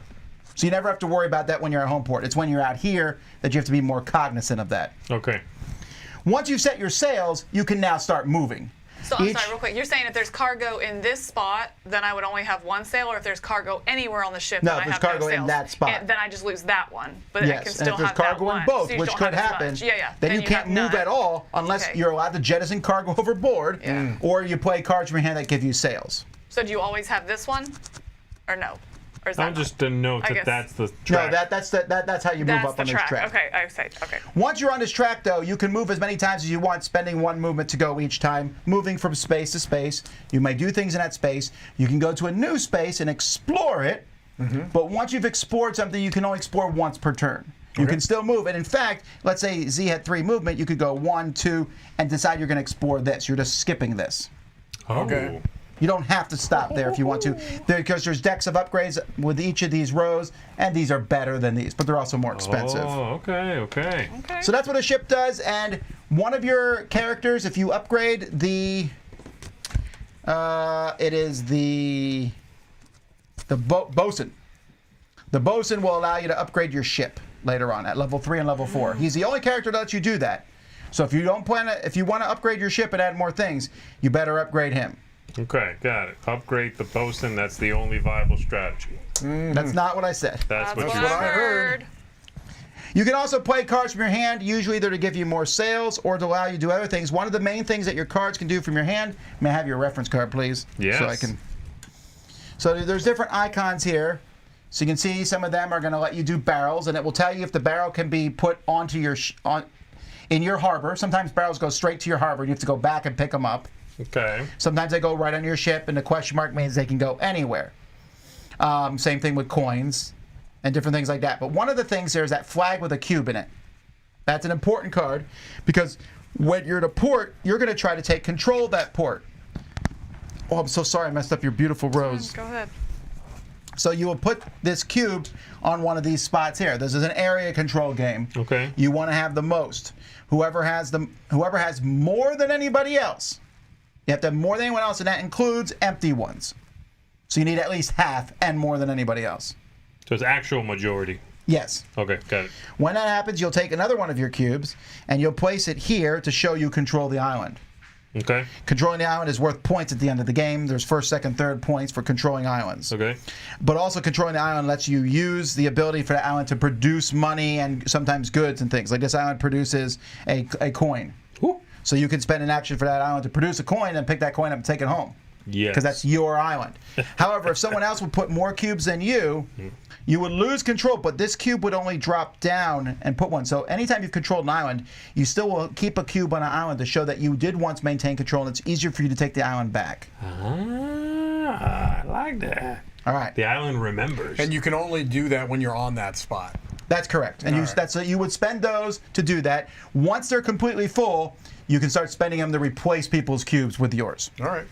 All right. Now, another thing you can do on an island is there's upgrade card there. You can just spend the goods to buy that upgrade card. Mm-hmm. Sometimes it's a merchant ship. This is a merchant ship here. when there's a merchant ship, you have two options. You can either trade with them, so spend 3 barrels, trade with them, and then you get this upgrade here. This is get a barrel at your port, or put a cube on an island. Or you can decide to fight them. Yeah. Ooh. If you fight them, we will flip the card over and see what happens. And you will fight them using the fighting board over there. So there's actually something on the back of that that's different? Yes. Let me show you one that's not in here. Wow, really? There's a merchant ship. So see the merchant ship. There's 2 merchant ships. The fronts will be the same. Well, they might not be. But I that don't. One's 1 or 3. So when you flip this one over, this one here is going to attack you with 3 cubes, and this is what happens when you win or lose. And this one here is going to attack you with 4 cubes, and that's what happens when you win or lose.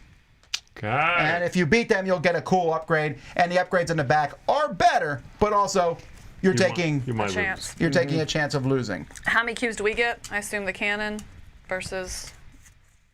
That's the cannons. Is how many you drop in there. Yeah, I'll talk about the fighting in a second. Another thing you can do when you're out is no. You can produce on one of your. Let me look at these icons. I'm gonna make sure I do that. You can buy the advancement card, do the encounter card, and you can only do these things twice per turn. I think it says that on your card. Yeah, it tells you can only do that twice per turn. Yeah. And then you can use cards and do whatever they say. You can play as many cards from your hand as you want. You will draw new ones up, and the card that you upgrade could be one of those new cards. The card that you level up could be one of the new cards you draw. Okay. You can also load anytime you want. You can load, unload, rearrange, jettison. You probably don't want to unload onto these islands, obviously, because you're letting someone else come pick that stuff up. You can only load an island up. You can only take stuff off an island if you control it. All right, so that's most of that. Setting sails, I mentioned that. Moving, I mentioned that. Buying stuff, I mentioned that. And using cards. So, at the end of a round, we will refill stuff that's been taken. Adding more stuff. Then you will decide whether you will be in pirate mode or mercantile mode. In this game, you cannot attack another player unless you have an icon that allows you to do so. And that icon is not shown here. Is it on any of these? Yeah, it is. It's this pirate flag icon. If you have that on your card and you move into someone else's space, you can attack them. That allows you to attack them. However, if at the end of your turn you decide to go into pirate mode, you'll raise the black flag on your ship. And that means if anyone moves into your area, you can attack them. You don't leave that there, they can't come after you. There's no fight unless they attack you, which is unlikely at the beginning of the game. Okay. But you can decide whether to do this or not. So they might not even have that card. So near the end of the game, you can be cowardly and not raise your black flag. They would need to have that icon to attack you. Okay. At the same time, you might move in a spot and be like, yeah, if you're going to come here, it's a fight. Got it. So how do fights work, you might wonder? So in a fight, you're going to play cards from your hands, battles. You might have cards that give you cannons. You also use all the cannons on your ship. You'll then drop some cubes in. So Mike, let's do a pseudo battle. Let's say you attack 3 cubes against 2 of Z's. I love that. Let's see if this camera works. Roy, let's show the battle board. All right, so Mike's going to drop these in, and they're going to come out on this board. So if it's partially in a spot, like that yellow one there, it's on the, yeah, if it's on the thing, re-roll it. That's just an automatic re-roll. Okay. This one's partially in the spot. Then it moves into that spot. Whichever one it's touching, it moves into. So those crowns are basically battle points. So right now, yellow has 2 battle points. Purple has 1. Purple also is going to get a coin or a barrel that goes on their ship. Actually, they're going to get 2 coins or barrels that go on their ship. These don't come from you. They're just loot that they picked up somehow in the battle. This is coin and barrel. So Z actually would have won this battle. Can you move your hand real quick? Sorry. Because he has more crowns. You'll notice there's 2 spaces there with double crowns. Those are the ones you really want to get on. There's an exploding thing. It's between the double crowns. Yes, the spot that you discovered with your hand. Yeah, if you land there, you re-drop that cube along with another cube. Oh. And then again. This is exploding cubes. Exploding cubes. Now you lose. Okay. Yes. If you land on those flames, you do a damage to the enemy ship. I think your ship can take 4 damage, before it explodes and sinks. How do I track that? With damage tokens. We have damage tokens. Got it. All right. And we'll worry about sinking a ship, though, is bad. Any money you have, lose. If you win or lose, what happens after a fight when you win or lose, you might wonder. Why would you even fight? Because, you win? First of all, if you're fighting the non-player pirate, we take some black cubes and you do what we just did. Okay. Roy, while I'm going over this part, can you go set the air? Because the air turns off at 5. Oh. It's getting hot. You just complained earlier that it was really cold. I didn't complain. I stated facts. Okay, so after it's over, if you beat the enemy, you're going to get a cube on one of these spots over here, first of all, for attacking. Okay, for winning a battle. And if you win the battle, you can do stuff in that spot. So, like, if you go into a spot, I put the flag up, I don't want you in my spot. You come in anyway, you lose the battle, get back out. You can't do anything in that area. So I'm stopping you from coming to an area. Determine the winner. Determine the outcome. The losing player gets 1 damage, besides any damage that happened from cubes. That's fire, right? Yes. Okay. And if the losing ship was in pirate mode, it goes to mercantile mode, and it's 5 damage to sink you. 5 damage. All right, a few other things I'll mention before we start, and we'll learn some of this as we go. There are also buildings that can be built. One of your pirates has the ability to build buildings in areas. Some of these buildings will give you, this building here will give you, there's 3 different kinds of buildings. They're the same in every area. One increases the production of that area. So if I put a building here, instead of this area producing 1 coin, it will produce 2 coins in a barrel. Mm-hmm. Okay. And the second one, when someone moves through, you shoot 2 cubes at them. Got it. And the last one gives you 5 cubes, black cubes, if someone attacks when you're not there. It's like a defensive one. Okay. Also, buildings can give you more stuff give you lots of points at the end of the game. A lot of your points at the end of the game is going to be the area control. Well, the last time I played this, the person who did area control mopped the floor with those of us who spent the whole time fighting each other, but we had more fun. Fair enough. So one of your guys, once you construct buildings, it's this one here. The first mate. Yeah, so one lets you upgrade ships, one lets you construct buildings, some give you more sails. There's also a wheel icon, so I'm showing this one here. This icon here does nothing on its own, but there's lots of cards that give you, they'll say, you get 1 sail for every one of those you have on your card. And that refers to the card that it's on. And then finally, this one here, this island production, that cog means one of your islands produces that you control. Now, that's a whole lot of info dump there, but hopefully it is enough to let us, fool around for a bit, and I can answer questions, hopefully, and be corrected by the folks watching. We can just play this stuff, right? I mean, yeah, you can just play it on your turn. Yeah, so just look at you can see right now that some of your guys, if you upgrade them, give you more guns. This is the thing. Can I have my player rate back? No, you don't need that. You're fine. Also, I'm going to set the upgrades up over here. There's 3 kinds of level 1 upgrades you can buy. There is this one just gives you another hold with 4 in it. Then this one is 2 and another cannon. And this one's 1 and another sail. Those are the 3 kinds of first level upgrades. Then there's one that gives you 7 goods for a second level, 2, a sail and a cannon, nothing but 2 sails, and there might be another one of those too. This is just stuff it's just available in the pool, right? Yeah, there's. It's just open. It's these not like are the market, different kinds that you can get. Done. So if we upgrade, we look through that and pick one we want? Yeah, they're supposed to be sitting near the board, but I mean, All right. you guys are going to have to upgrade twice to do that. I should mention how you get these up here, though. So this one, every time you attack someone and successfully win, we'll put one of your cubes here. Once you get 4 cubes here, 5 points. 5 points. Okay. This one, sink an enemy ship. I love Burn that sucker. This Are one we here. enemies, or does it mean like We're like enemies. one of the merchants? No, we're enemies. Like, is Mike an enemy? I think the answer is yes. It's an enemy, not a neutral one. I don't think. What's a neutral one? One of the merchants, or something like that. Like if I shoot him. Win 4 non-building battles with your ship. Huh? Oh yeah, non-player does count. That does count. Sorry? What are you talking about? Oh, the fights. She wants to fight this. That's her first turn action. Yeah, No, I wanted to fight Mike. I just wanted to know if it counted. Yeah, Okay, you this can't means fight me. I don't sink have an enemy ship. black flag. This means have 3 people that are level 4. As soon as you have a yeah. level 4, tell us. We'll put one of your cubes here. It's a way to keep track. I love it. This means you built 4 upgrades on your ship.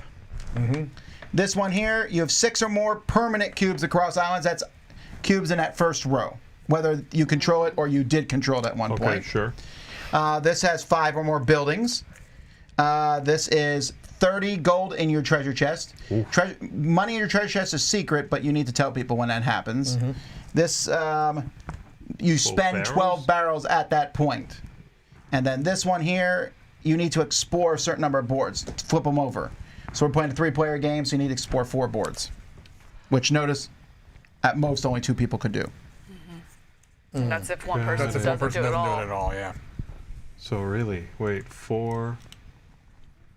Is that right? We're 3 players, right? So it's... Yeah, 3 players is the top one. You need to find 4 boards to explore one. So we're going to put those there, and that's actually how the game will end when there's a certain number of cubes up there at the top of the table, which I want to say is 4 for one player. When one person has 4 or more up there, it ends the game. Very similar to Scythe. Like, yeah, achievements. You got it. Alrighty. At the end of the game, you'll get points for the achievements that you've completed, coins in your treasure chest on ships and islands you control. So if you have coins in your ship at the end of the game, they still count for you. You're dumping them in your chest so you can free it up. And then every building is worth a point. Oh, and then there's a few cards in here that are endgame scoring cards. All right, so Camilla, you're first. Super duper. All right. Okay. I'm gonna go ahead and cancel that. Can I keep a Anyone cube else on wanna my go 30 first? gold up there? I've got 30 gold. So if I play this, that means I get one of those, or what does that mean? If I That play would give you a cube. I mean, that would give you a barrel in here. Since I'm at my home port, it would go straight to there. All right, I'm gonna do that. What does the pursuer mean? That's an island per. So that means an island that you control, you can produce at it. So it's useless right now. That is correct. You can Okay. still discard it at the end of your turn. You don't have to play it. Or you can hang on to it to upgrade. See, the pursuer shows you It's a purser. this here. It's a purser. Yeah. Was it? You're right. A purser. Oh, it's not a pursuer? Definitely not a pursuer. Well, Camilla's our pursuers. Yes. They're coming after you. Is that your island? Right.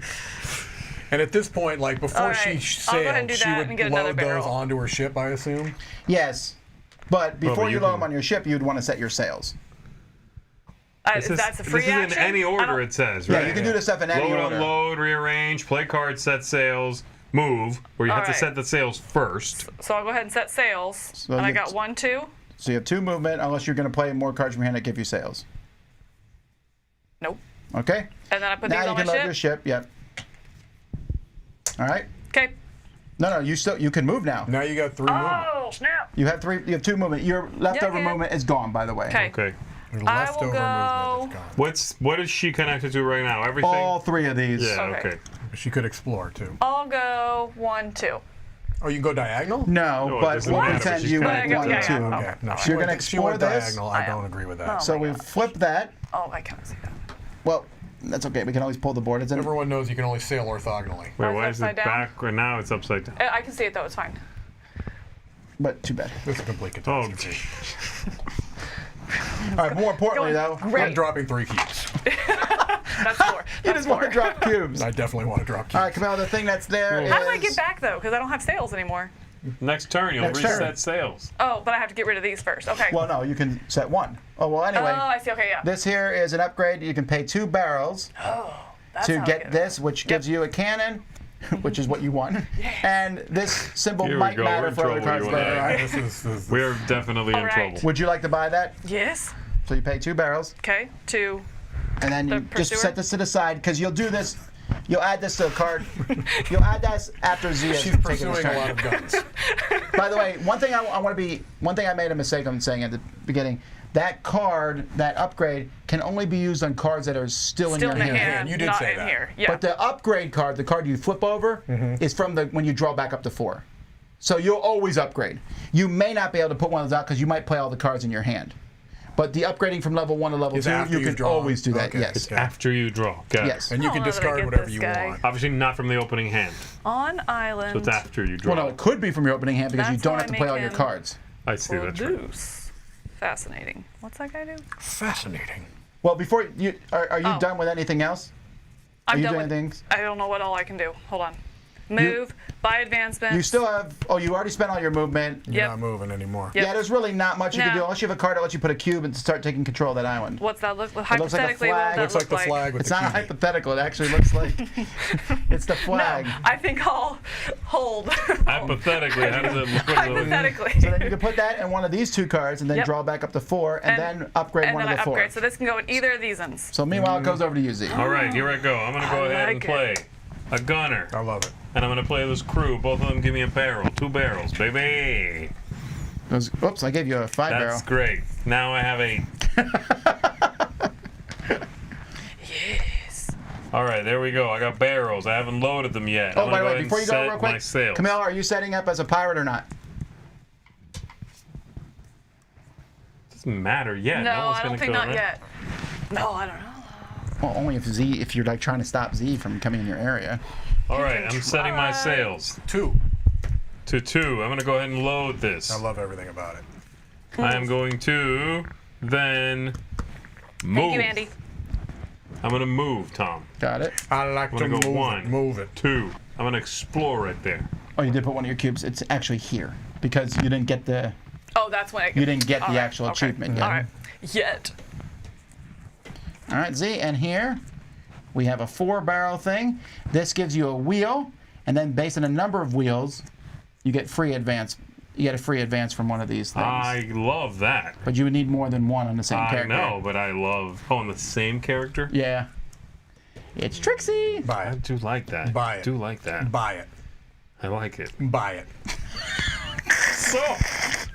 Sold! Also, I'm putting a barrel So I put this on.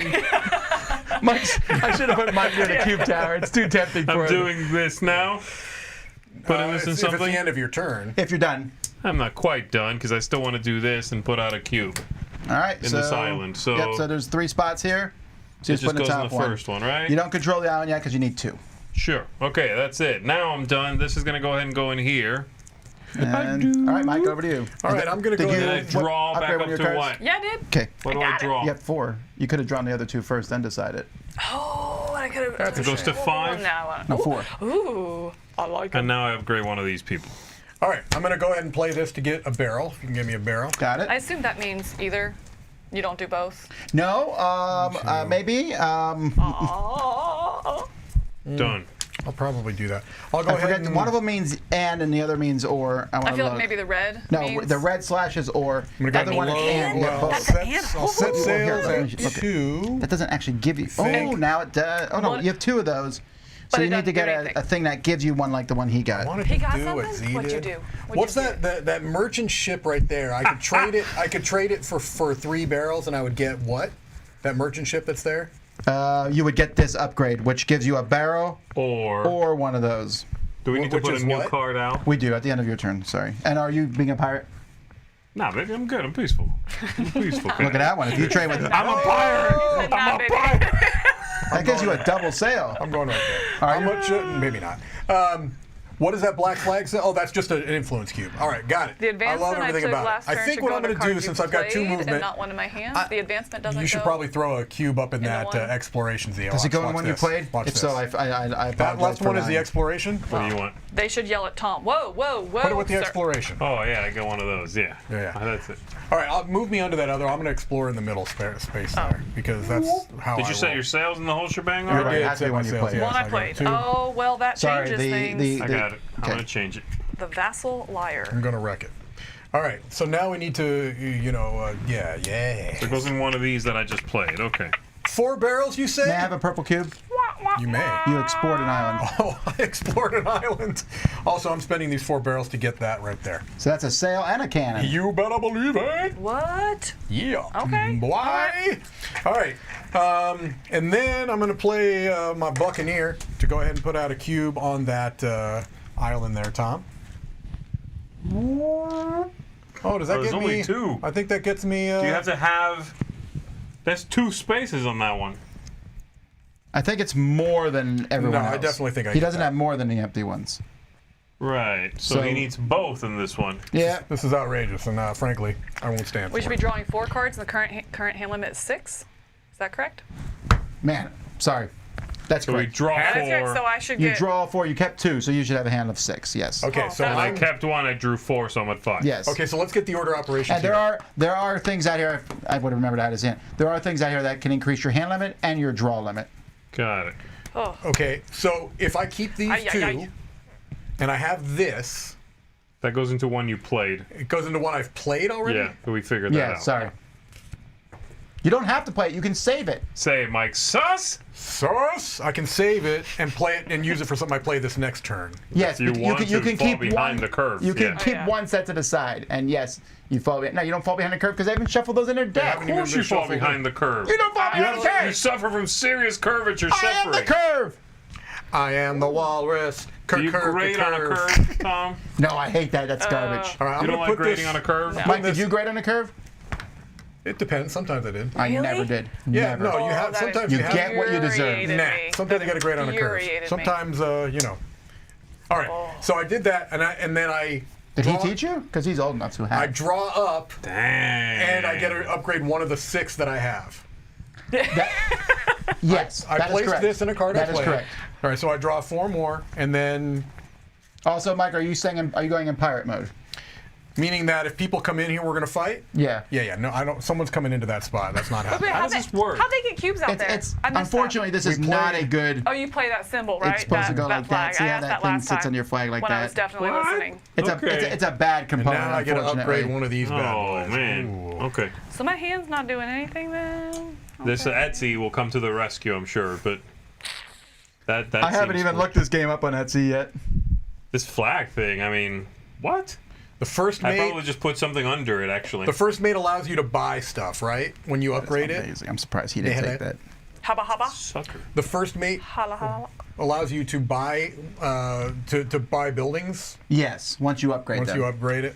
But you have to control the island to You build got the to buildings. control obviously. the island. You got to do a whole lot of stuff. You All gotta right, so- do that. So You turn gotta order do doesn't that. change. It just comes back to It just Camille. keeps going around and around and around and around. All right, so I'm gonna be setting stuff while I wait. There's a lot of stuff you're leaving for us to uncover on our own.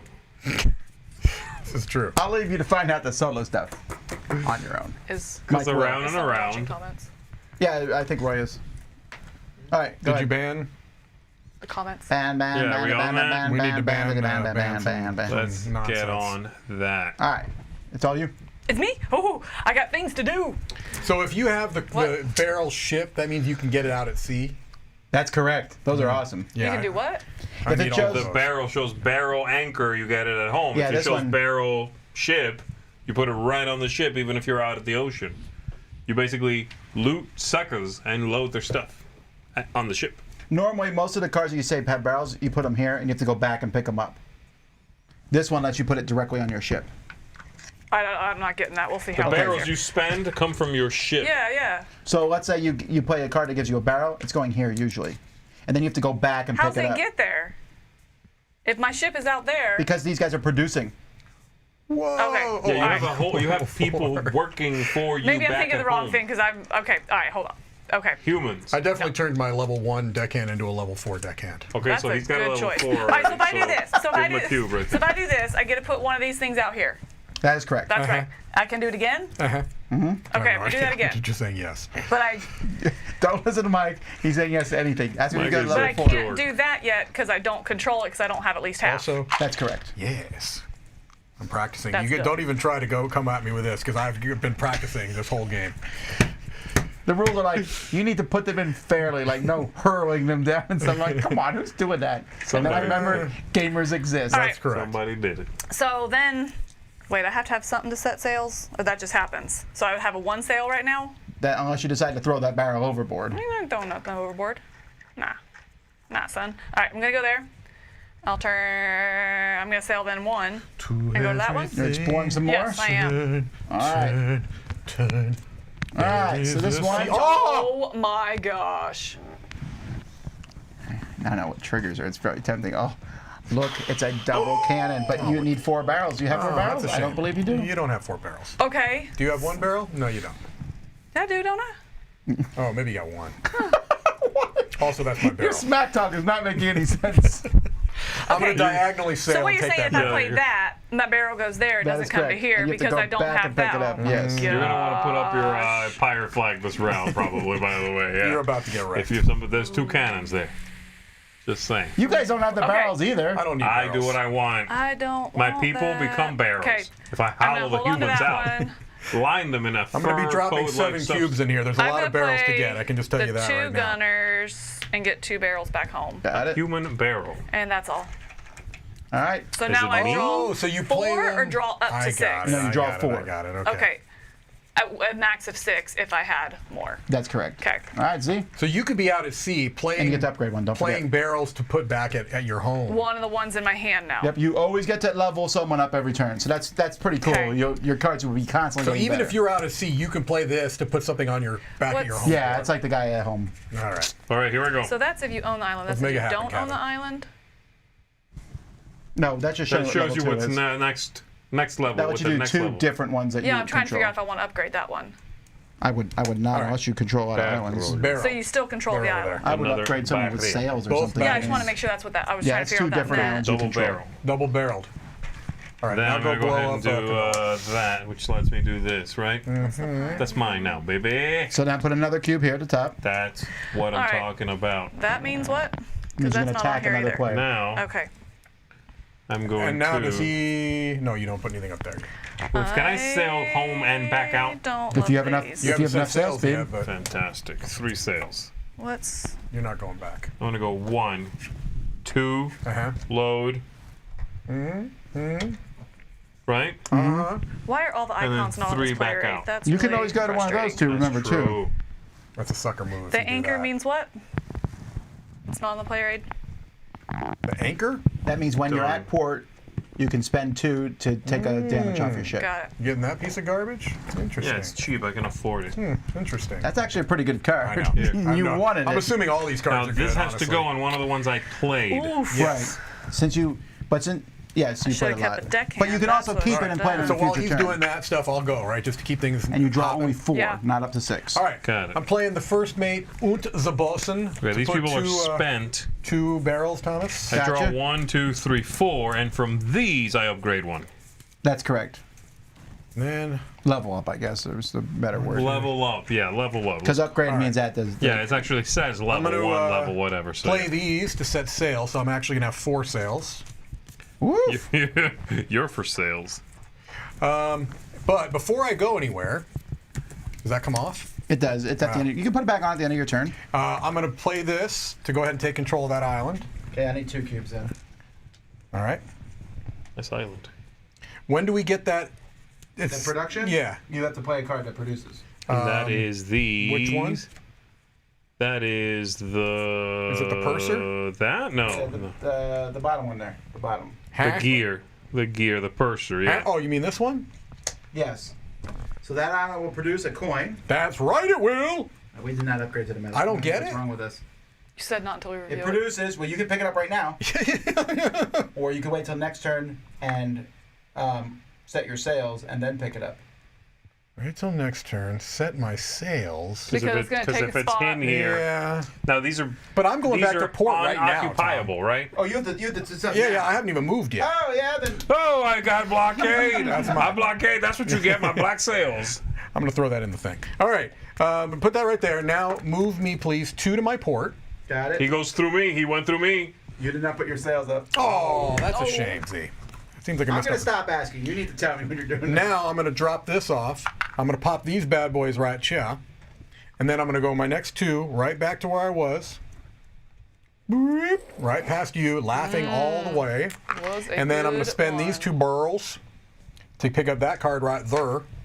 He's doing a lot of things. Yep. And then this is going to go into one of these. I'm going to draw 6 cards. No, you're going to draw 4. I'm going to draw 6 cards and upgrade one of those. All right, so you can go. You're going to level it up now. I'm going to deal with all this Mike, stuff. pirate? Yeah, probably. Because I think people. Mike just wants to see a fight happen. No, I just think people are coming for my stuff and I won't have it. All right, I'm going to play the Buccaneer and put 2 out there. What does this mean, Tom? If anyone can I love reach it, that. but I don't know what it means. Okay. That looks like it gives you that, and then 1 barrel in the ship for Still don't every control gear, for that. every one of those symbols. Right, so the more symbols you have, the better On that action gets. That card? On that card. Oh, on that card. One Then of I'm your gonna cards be comes starts with one of those on it. Oh yeah. None out here, unfortunately. None that I've played so far. Well, I can maybe you hold have to off. upgrade It will. first. No, I think you might have to Bosun. upgrade it. The bosun will have one. Okay. It will? I'm It gonna. will have one eventually. Oh, so on will like the level captain. Make 2. it. Oh, and the captain? Okay. I'm the captain now. All right. I'm going to go ahead and put it in the captain. I'm How gonna about go that? ahead and play my captain, Then I'm going to draw up to 4. so that I get 2 to set and sails to 2, and then I'll upgrade. spend both 2 to come back to here. Okay. And do I want to I love everything about it. hold off on that? I don't know yet. Ooh, I'm just gonna pick up yes. that. Yeah, the problem with barrels. shooting all the way out That here is you got to batch. come all the way back. Yeah, I that's need painful. All right, I'm gonna barrels. stop Mucho barrels. there. Okay. You All done? right, then draw up 4 up to 6, I guess. It's like any other deck. So You I shuffle draw your stuff. first before I. Oh yeah, because I didn't buy anything. Okay, yeah. What about those 2? You just Everything Had I you've bought played. something, would I have done that and then shuffled and drew up? Like, what's the Yes. order of that? Okay, Yes. yeah, that's what I was processing. Okay, here we go. Here we go. That dude. Barrel. That dude. Barrel. Put 2 barrels. I guess they go here, right? Yep. Boop. Boop. Oh, you upgraded your Buccaneer. Yeah, babe. I'm gonna set my sails at 2. I'm gonna go ahead and do whatever that lets me. Do I have to be there? You do not. What is he doing? Okay. The purser. Oh, really? This one Interesting. gets 2 gold on it. Oh, and I upgrade Oh, something? interesting. 2 gold. And then my sails That's have mine. been set at 2. Oh. Just leave it there. I won't go. I won't take it. Don't worry about it. I don't even see it in there. The water is reflecting off of it. I can't even see the gold. I'm gonna go ahead and play that. Put 2 of these here, which means that's mine. Then I'll move 1, 2. Do I have to do something to pick this up? No, you just pick it up. There we go, baby. But again, like you might want to leave it there till next turn. Yeah, leave it there till next turn no, for you can't sure. slide into someone else's island and take their stuff. Tom, your Why? mic's off. Huh? Your mic's off. Oh. Maybe I ran out of batteries. You ran out of juice. So What I kind of couldn't go there and take it from him because it's his island, Tom?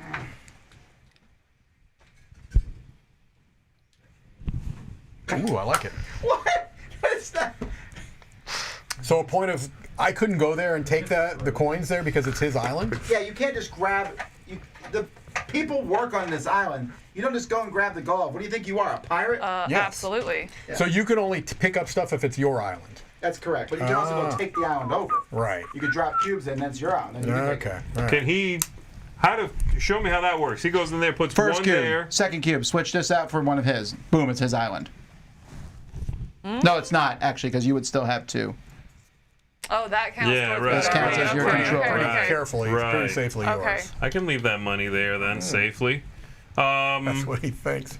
And that's it for me. I did not buy one of the things. I'm going to hang on to this And one. even then, he could still put up the black sails to make you think twice Don't about worry, coming in. he doesn't know that I've got my level 4 pursuer here. I can. Yes, I'll put it up. Oh. We're gonna fight. At some point, we need to see a fight. Oh yeah, I'll do I it am- before we leave. Just Everything I played this round gets shuffled before I draw. Okay. Also, you can always fight the merchant ships. Yeah, why don't you go fight a merchant ship? Pretty sure I'm gonna fight you because we need to fight, right? No, we don't Oh, I need could to fight fight. a merchant ship. You Yeah, fight can me. do Let's it. Camilla win. All right, so I need Let's two. be boom, boom. pirate friends. Boom, boom, Pirate boom, friends? boom. All right. That Why sounds can't we disgusting. be friends? Sounds disgusting. Why I can't hate it. we Everything be about it. friends? Is it- All right, are we I'm gonna making play the two And I crew has that to get a couple of gold. them. Get a couple of them.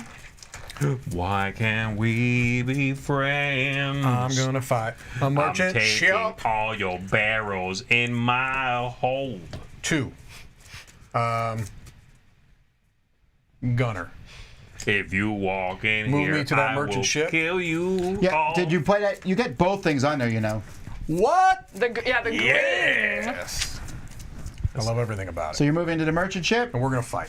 Okay, so right now you can play more cards. You just have 2 cannons? Just 2. All right, let's see what the merchant ship has. 25. The merchant has 5. Are you kidding me? A level 1 merchant ship has 5? You suck. Why are you so weak? A level 1 merchant ship has 5. It is. Are we sure it's a level 1? You said you were practicing. That's real dumb. How would a level 1 merchant ship be that strong? Is that what it says? Let's see. Yeah, it's a level 1. Okay, so what do I get when I lose? You will take 3 damage, but you get to level up a card from your discard pile or the bottom of your deck. All right, well, whatever. If you win, you get 3 gold on your ship and get this double cube advance. See? Which is great. It ain't happening, but here we go. By the way, if let's say you lose, the merchant ship escapes, goes to the bottom of the deck, we put a new card out. Okay. Roy, so are we this can come ready? up again. Yes. Here we go. It's battle time. Here we Mike, go. you could pull us up. Here we go. I beat someone with. I definitely do not believe in you, but I hope for you. Oh, I totally didn't do that. Wow. Okay, I'm dead. Actually. Well, no, here, Mike, the pirate got an exploding cube. Yeah, so I picked that up and. Yes, and another one. Ouch. This is amazing. Okay, so the pirate has 2. 2 to your 1, unfortunately. Yeah. The pirate doesn't worry about loot. Okay, But you get 1 coin or one barrel on your ship. On my ship. And coins are used for what now? Winning the game. Oh, those are points? Yeah. Okay. All right, I'll take a coin. You're going back to port probably anyway. Yes. No, it doesn't go in your treasure. It goes in your ship. No, this is definitely going to my treasure chest. All right. Okay. So you lost, so you get 3 damage. Remember, it takes 5 to kill you, but one of your guys does let you spend barrels to. Okay, so these come back to me, I assume. So he's particularly weak right now, is what you're saying. Mike, now you get to. The good news is that you do get to level up a card from your discard pile or the bottom of your deck. Okay. From the well, I don't have a bottom of my deck right now. Well, then that's even better because you literally I can go through your whole upgrade discard anything pile. I want, right? Yeah. Okay, that's fine. Then this merchant ship slips away. And then I'm going to get to do it again. I'm going to be able to upgrade again. And a new one comes out. Oh, that's the one that just lets you attack other players for no reason. No. Oh, sorry. Oh, wait, so these are discards also? Yeah.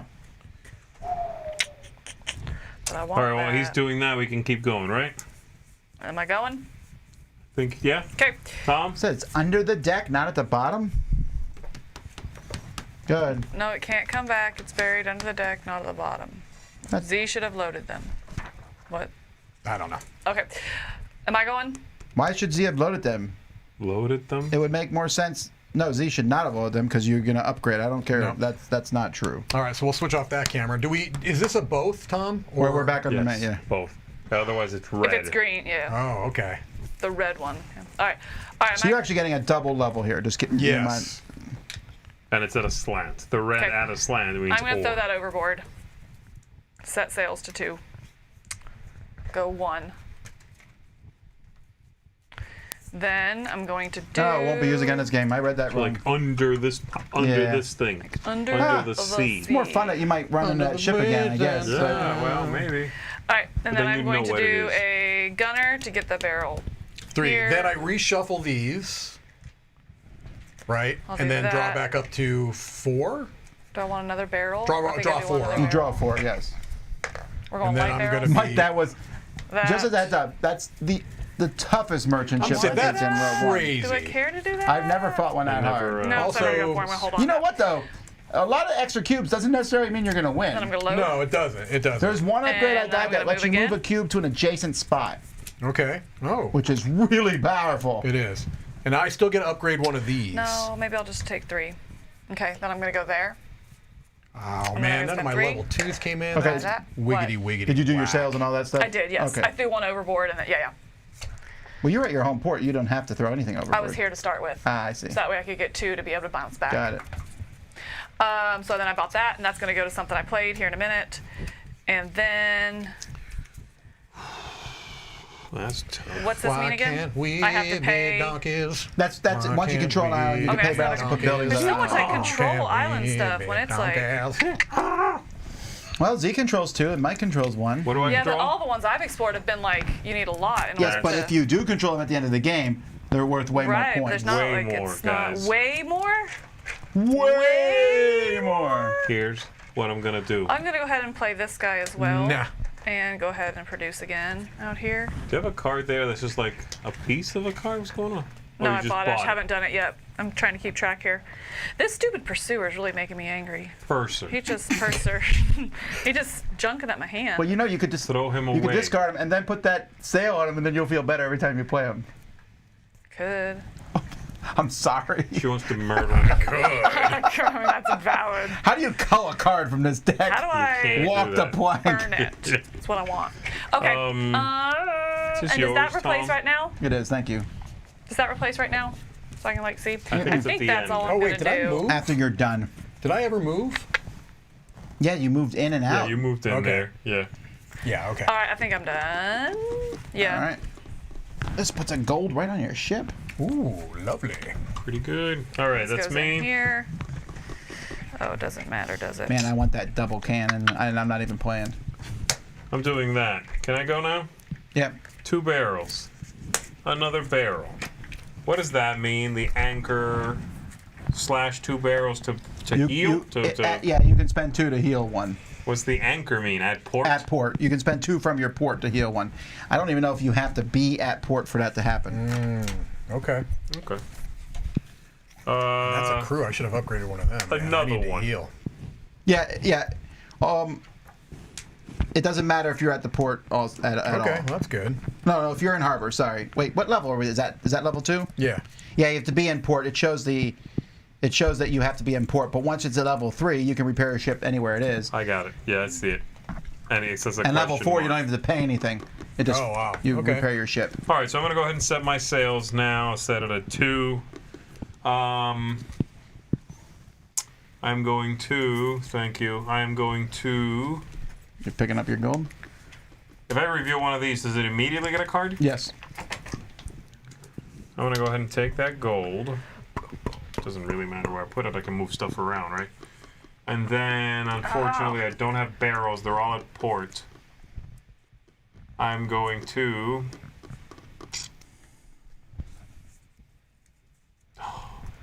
Another one of those gets me that, right? Another one of what?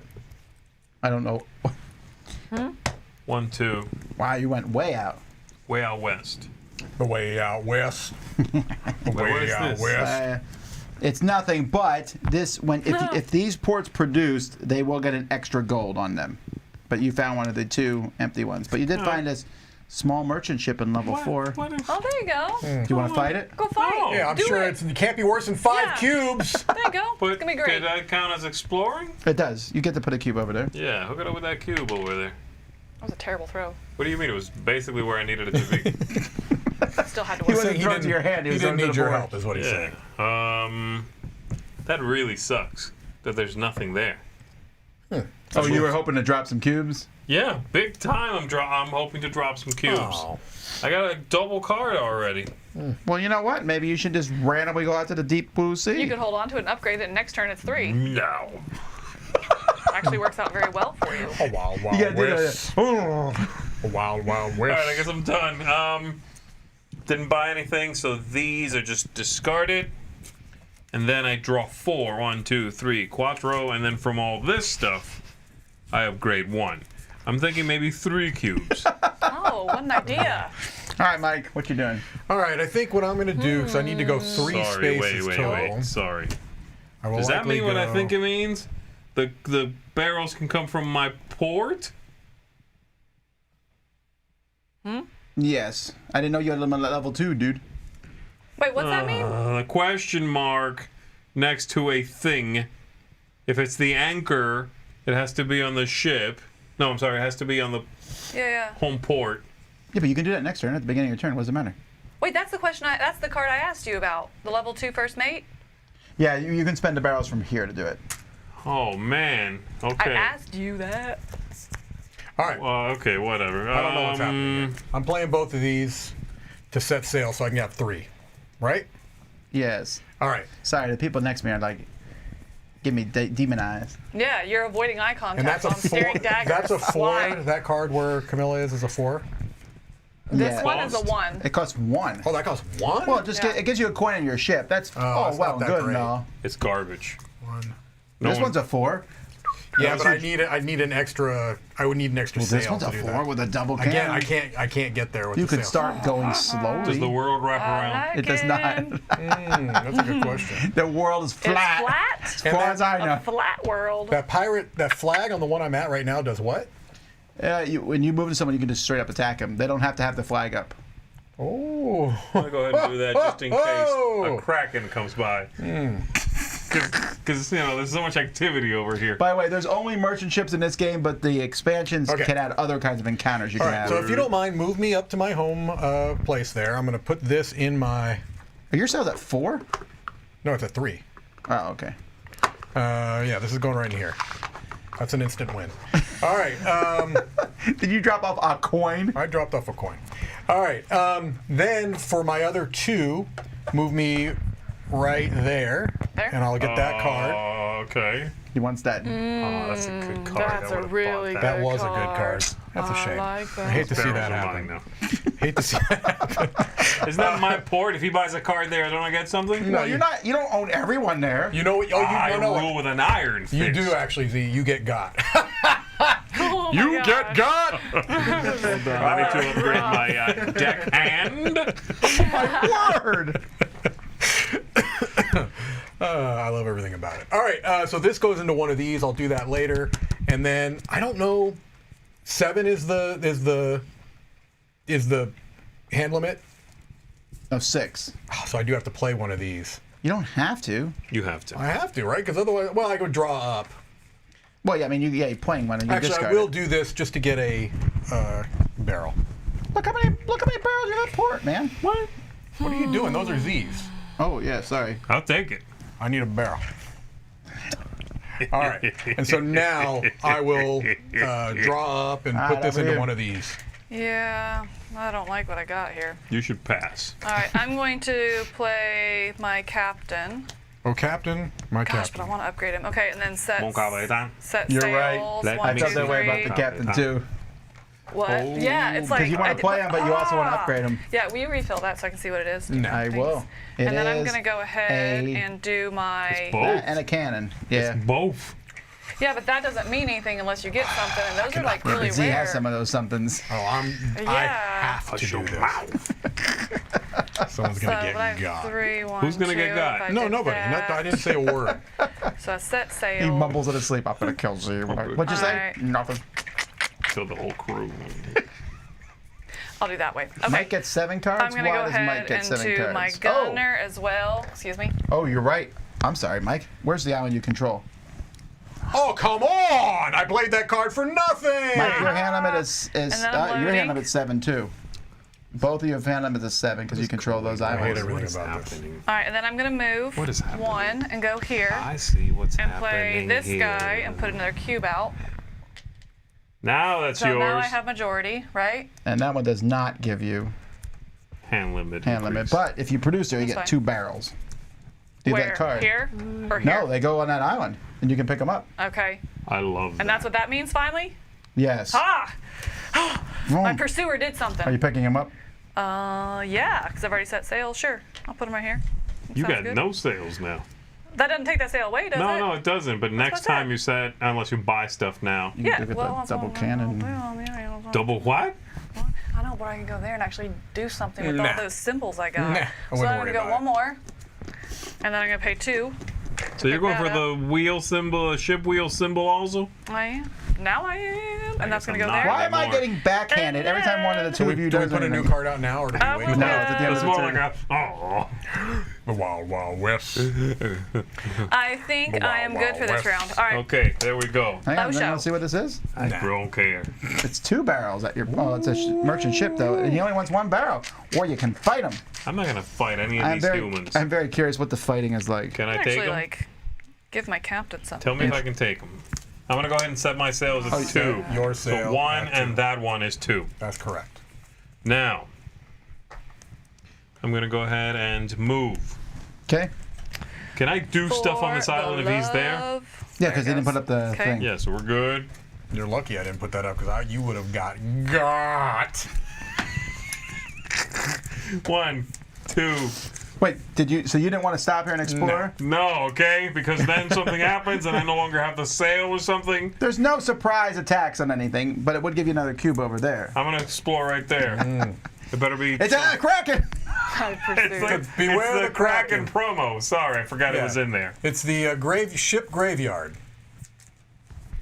It lets you tag in a battle, you draw a card, you can play it now, but as cannons drop that many cubes. Done. Okay, I'm doing that for a barrel at home.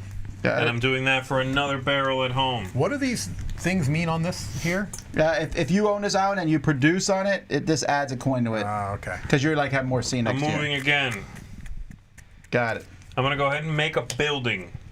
And again, I can spend those barrels. Yep. From here. Which building are you making? What's the difference? So remind me. This defends itself.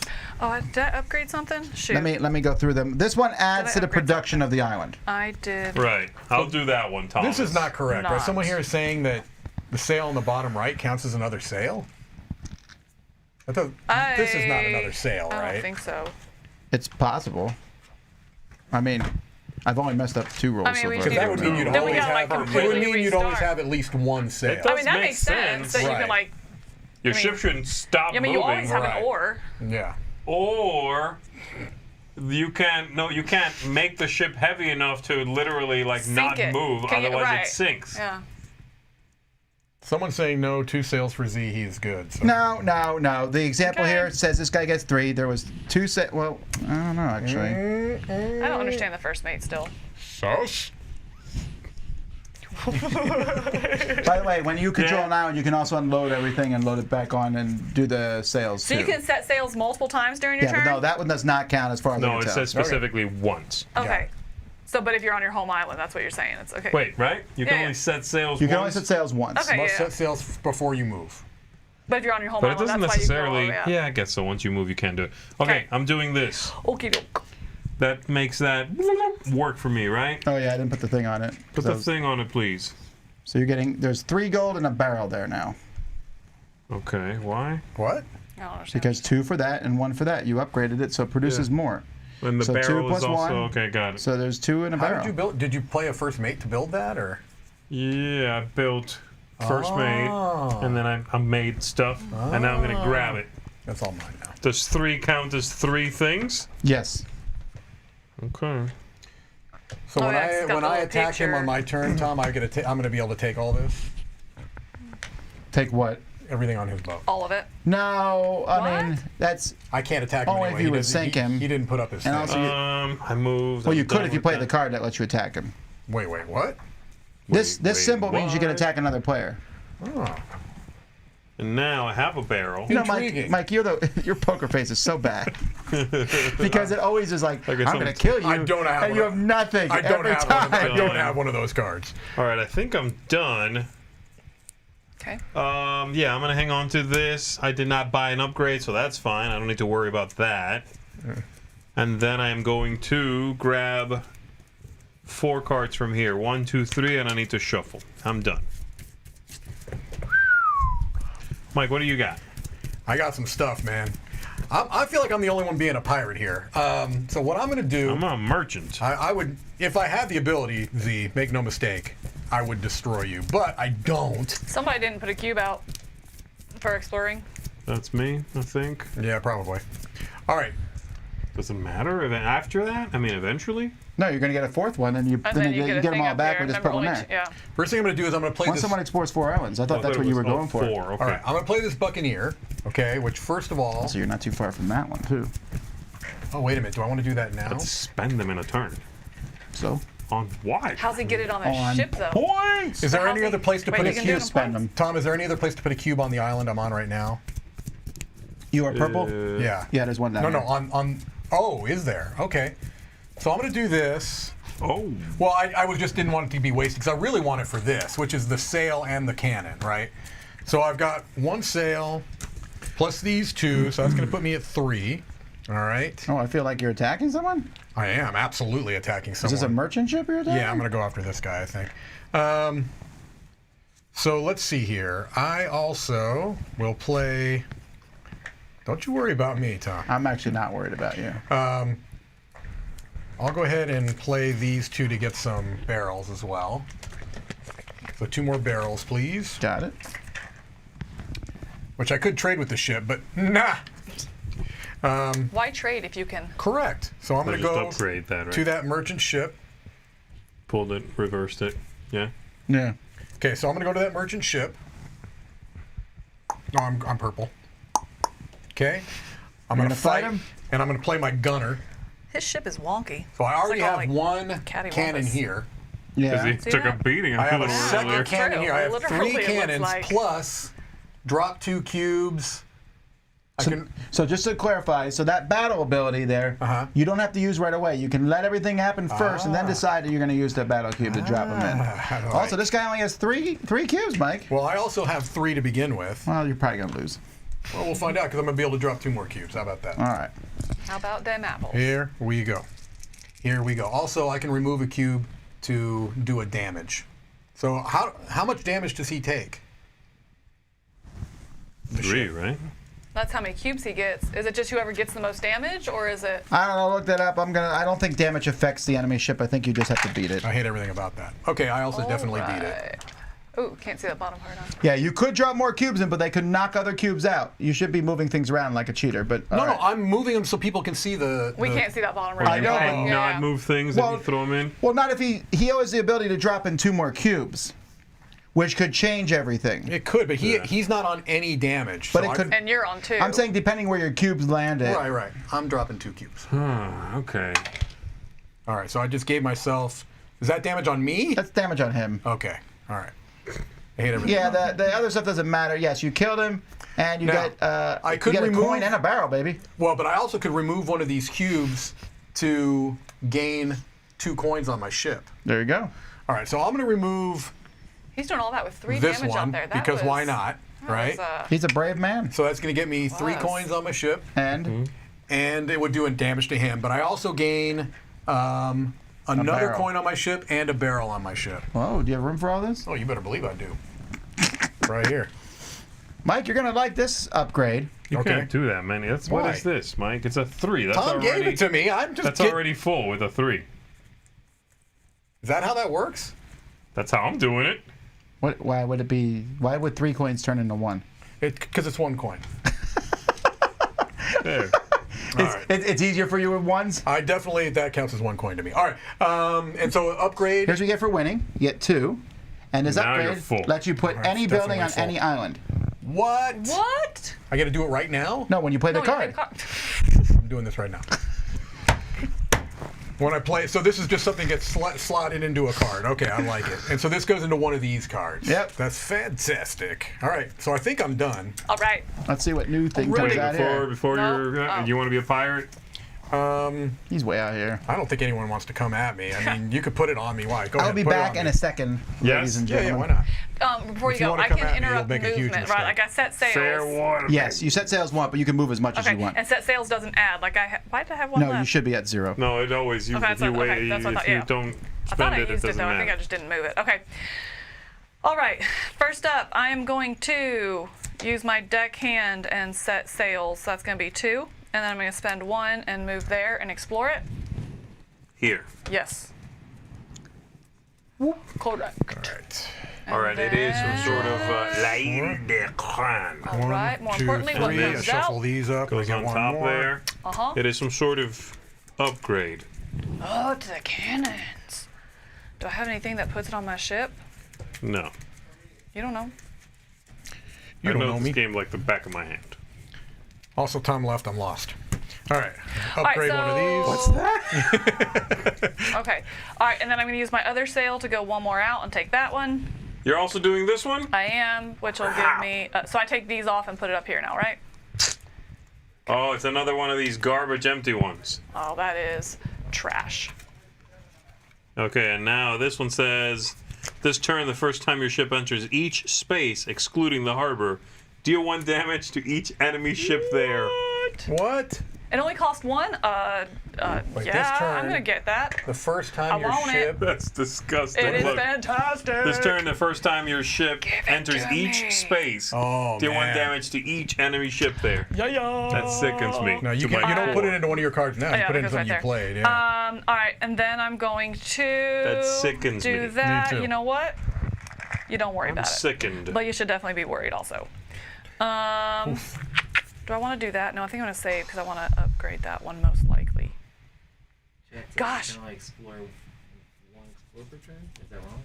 Oh, I would not surprise me. I mean, that'd make more sense, but Tom left, so Move. I'm not going to go Let's backwards. find out. All right. Off. Turn level up. doesn't say on here, but. All right, let's assume James is correct. You can only explore 1 per turn, so Andrew says so it go too. backwards on everything, all that? Oh, If you explore 2, I think. Okay, Just all keep right. going. We're good. All right, we're good. We'll just keep going. Okay, Doesn't all matter. right. So then...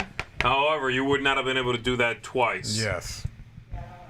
Okay, You so jumped then up from 2 cubes to 4. So I need to undo everything then, is what you're saying? I'm just... Okay, all right, take that back. What? Give me my... I don't know where my cubes were. Did someone just knock the Really? table? I mean, but She explored twice on her turn. You're not allowed to. why don't you just skip this, and then we don't have to undo so much? Why don't I just skip that? Okay, I guess, yeah. And then that's... Oh, sorry. Yeah, you can only explore once. Sorry. So you walk away, Tom, and it's would've, complete like, anarchy in here completely now. changed what I There, would have let's done just that keep whole going. time. You want this card, don't you? Yeah, okay.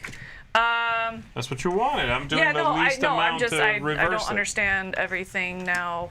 No Like, worries. my whole order. No, So I this understand. is No, this is fine. a victory point card, the one that's coming out, which, well, it doesn't matter. It gives you a wheel. It gives you 2 points for every wheel on this card.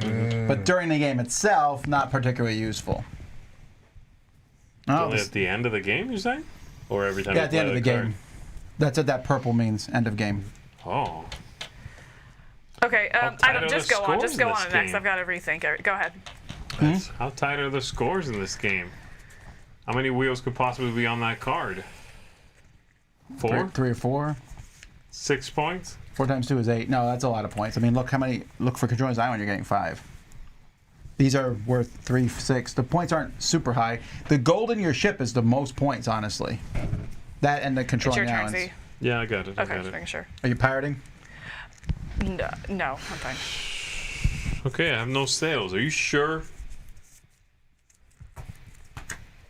Yeah, I What guess do I that's do? why you have to like throw something Yeah, overboard. you That's what gotta they're throw saying. stuff overboard. Yeah, you could throw the barrel. I could unload on my island also, right? That's true. Yeah. Oh, this is your island, right? He's got to. Yeah, you can unload Oh, yeah, everything, so set you your can sails, always and go, cut up. yeah. I mean, you can put it right back on. Yeah, right. So, okay, so we assume I unload everything, I set my sails, I load it all back. So you're at 2. Okay. And then I'm going to...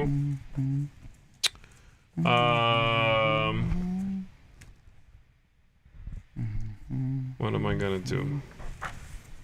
And don't forget, no one has done this yet, but if you get to that One. spot where you can start upgrading your ships, you're adding more holds on your ship with more icons and stuff. Where's the spot where you can upgrade your ship? It's one of your, it's the bosun, your bosun card. You have to level them up. Got it.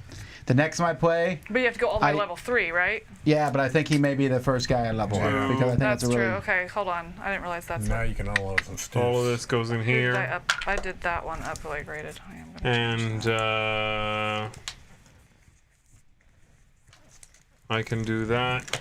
Put a barrel out there. Can I get a barrel here, Tom? You got a lot of barrels, man. So Oh, you know many what? Before barrels. I left, I put another cube right there. Which means this is my island now. Sus. Is my hand limit now +2? Yes. But you still can only draw 4. Yeah. Although some things will give you abilities to draw more too. None of those are out. Done. Yeah, I'm done. Okay. I draw 4. All right. 1, 2. I will play. Do I want to do that? I think I might do that, and then I could go there. All right, I'll set sails right now at 3 because my holds are full. Yeah. So let's move me to there, and I'll explore. Here? Yep. Okay. So that's Mike's second exploration? No, it's my first. Oh, yeah, of the game, yes. Come on. Let's see what I got. These are terrible. I'm not complaining. I'm not arguing. They're really bad. There's two components. It's a cannon and cubes times the number of cannons that you have. That's 4. Okay. Up to 2. Oh, and they can go to adjacent islands too. And I could do this right now, actually, because I've got one on my ship and these, right? Well, you can't pay from your harbor. They have to come off your ship. 4 off your ship. Got it. That makes sense. Okay. The other component, I don't like the treasure chests. If you leave them open, it's fine. Yeah. But they should clasp on the outside, not the inside. No, yeah, I know. Yeah. Now, if you wouldn't mind, move me one more to my island there, please. Your island. Oh, it's my island. And I'm going to produce on it. So that gives you a gold. Okay, which just goes on the thingy there. Yeah, that's good. And then I think that might be all I'm doing, right? I wouldn't know, actually. I think that's all I'm doing. Definitely all you're doing. All right, and I draw back up to I can draw it to 7 because I'm drawing 4. Oh, no, I didn't get a card this turn. All right. Oh, these should all come out. How much longer are we doing this, do we think?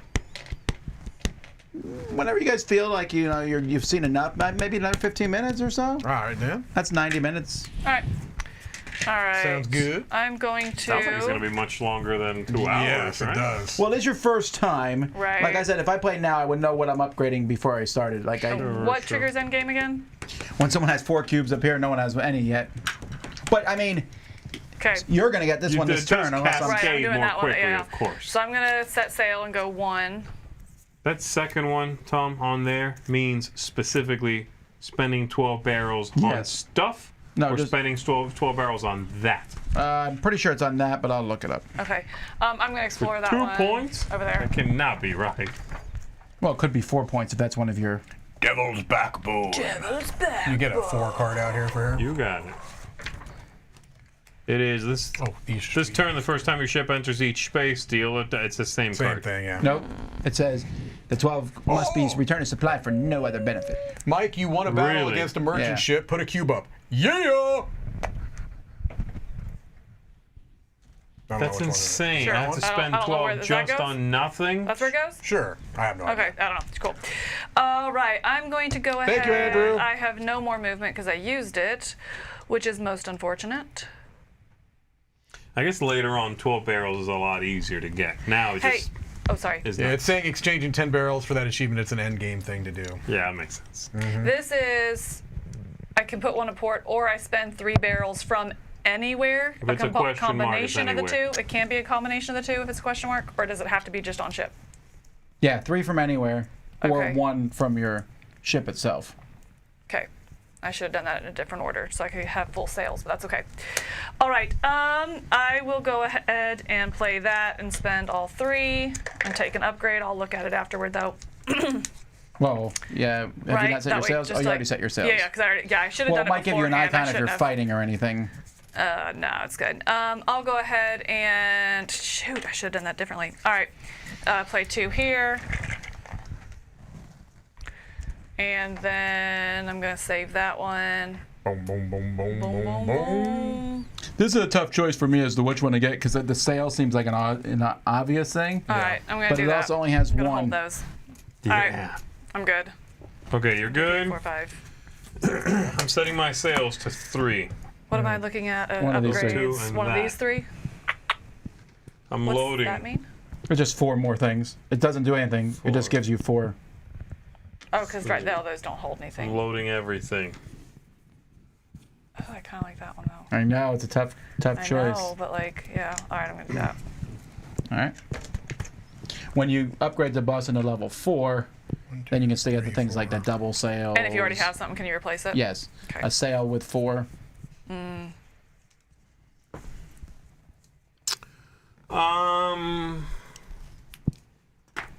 Okay. Okay, I see what's happening. Oh, How can I tell this is the bottom And this is the top, or is that a medium? Now you can see the little black line on there. It shows you bottom, top, and middle. Okay. I do like that. That's a nice thing. Yeah, that's good. Okay, then. I see it now. Also, Camilla, you got this? Yes. And no one else can get it. Because there's nothing else to explore. You just wasted all your time. Oh, that's fine. You know, she also had we had a weird turn there when you were gone. Yeah. I'll never leave again.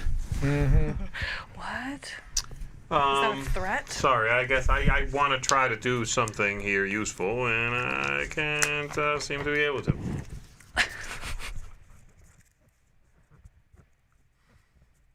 The sailing is it is slow. Hopefully it does get a little faster. Well, that's once you took the sail. Once now. you can control islands, also, you can upgrade. better, you can but... upgrade a few of your people to give you double sails and stuff. Is this a ship here? No, it just means spend 4 from your ship. Oh, I see. The merchant ships you can fight. I don't mind that, but it's so far away. But it's so far away from me. And this one is in the same spot, unfortunately, of the one I want. Far away from me. Sorry, this is now I'm locking up. I'm gonna go over there. To here? Yeah. Okay. So it's 1.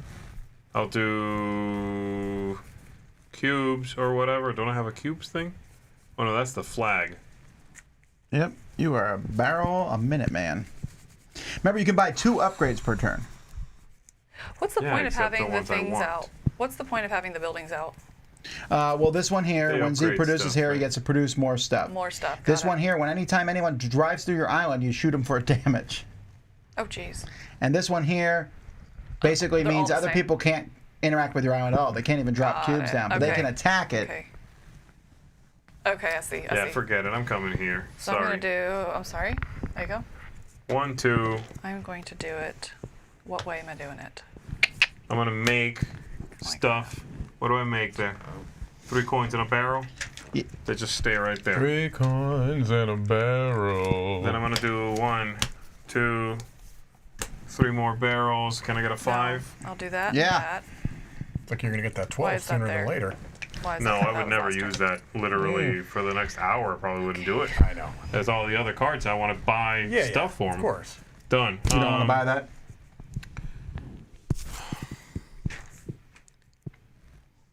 It's the bottom. It's not useful if it's the bottom. Well, it doesn't have to go on this guy. You can set it to the side and stick it on someone That's later. Fine. Okay, done. All right, so since I'm at my island, I 3 can do and the 4. whole this thing to drop it, set sails, and then pick them back up, right? That's correct. All right, so I'm going to When play do my I do it? deckhand too, which actually gives me The upgrade, you mean? 4. This. At the end of your turn in one of the cards that you played. So you can do it on one of the cards you played now, or you can wait till next turn and do it on one of the cards you played next turn. But I can't buy a new one next turn? No, you can still buy them. Okay. You just can't save more than one. So from if turn I to turn. understand correctly, right now I have 6 sails. Oh, wow. Okay. Boom. Jeez. Boom. Okay, so if you can send me back to my port, that's 2. Then I can put all these in my thingy. Bobby. Got it. All right. Oh, I won't have that many. Then I can do this here. Or do I want to keep it on my ship because I'm What does that mean, I'm going to be buying. Well, am I going to be buying stuff? You draw cards. You draw cards. Maybe I will be buying. End actually. of turn draw bonus. All right. Times the number of wheels you have, so you can draw more cards. Okay. That's especially good if you have the hand. Can you limit. move me back to my island for 2? Oh, sorry. That's weird. I will go ahead and fight that merchant ship. I'm going to play. So I'm going to play my gunner. Which 8 cubes. Which is going to give me 2 cubes to begin with, because I have 1 here and 1 from my gunner. Mike, you're a proper pirate. I'm trying. He's the only person doing pirating. And how many am I going against? 4. 4, okay. You have 2? I have 2, but I can just drop 2 more in with my battle. I'm excited. Why don't you do that now? Let's see the battle I'm board. confused. I don't know. Maybe you don't need to, or I don't know why. Why would you not? What's it give you if you don't do it? Well, if you are winning and you don't want to mess it up, I wouldn't do it. Like if he's barely winning, let's say one of his cubes lands on a double crown and none of the merchants do. I wouldn't drop 2 more cubes. because you in. can knock it out I've already of there. won. Sure. All right, here we go. This combat system is. All right, so weird. He's winning right now, so I do need to drop 2 more in, I think. That didn't help me. All right. All right, so you did lose, but what do you get? I did lose, but I get a coin. He can't help but move them. I have to. All right. I get a. You're not supposed to move them. All right. Well, okay. Well, I get a whole kind of. I get 1. This is important because the ship's about to sink. 1, 2, 3 barrels. 3 barrels on my ship. 3 barrels. Yeah. Any gold? Well, actually, I'll take 2 barrels and I'll take a coin. You probably should take as many coins as you can get. That's the best I can get is 1 coin. No, I can get 2 coins. So I'll do that then. I'll do 2 coins and a barrel. This is important because you're about to sink. No, I'm not. You got 2 damage. 2 or 1? From this one, 2. But you do get to level up a card. Isn't that all gone anyway if he sinks? Right, so yeah, so that's what. Well, why do you put him through all that trouble if he was about to sink? No. I'll explain why. Because when you sink, you have to pay money off your ship. If you don't have it off your ship, it comes from your chest. Oh, jeez. Okay. So you might as well take as much money as you can. Did he know that? Sinking time. Or is that just... No, I still have 2 movement after this too, so I'm not. No. Your ship sucks. No, I'm moving my ship. All right. If your ship has 5 more at the end of a battle, it sinks. Boom. Finish the battle before it sinks. If it happens in the middle of the battle, fine. If you have 5 or more gold on your ship, you lose all of it. Nope. If you have fewer than 5, keep them there and lose 5 from your treasure chest instead. Didn't matter then. Yeah. Okay. No. It does because. If you don't have 5, you lose all 5 from your treasure chest, or you just up to 5. Like he does those 2 and then 3 out of his chest. And then this is a kind of a semantical thing. Then your ship goes all the way back to shore, your port. I'm going to put these right back. And then you put those in your treasure That's chest. Silly. Okay. I understand, but if you hadn't taken them, you would have lost less money. Yeah. Okay. So what happened to the barrels? They're not lost when you're sunk. You somehow manage to keep them. I don't think they understand what sink means. Okay. But they do understand what a good game means, and it's important to not and so these be decimated. I can just take those off my boat right now, right? Like and you were shamed back to port. So the question I have though is that your sales also go to 0. That's what I needed to know. Okay. All right. Now, and here's another thing too.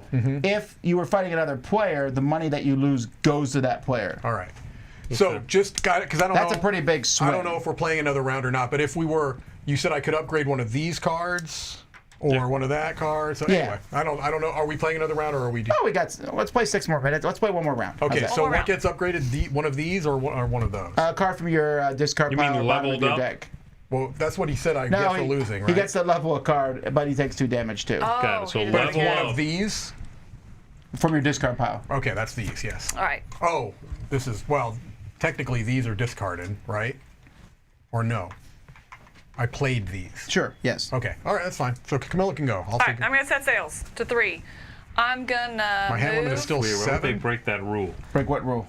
Leveling up is from you level up cards in your hand.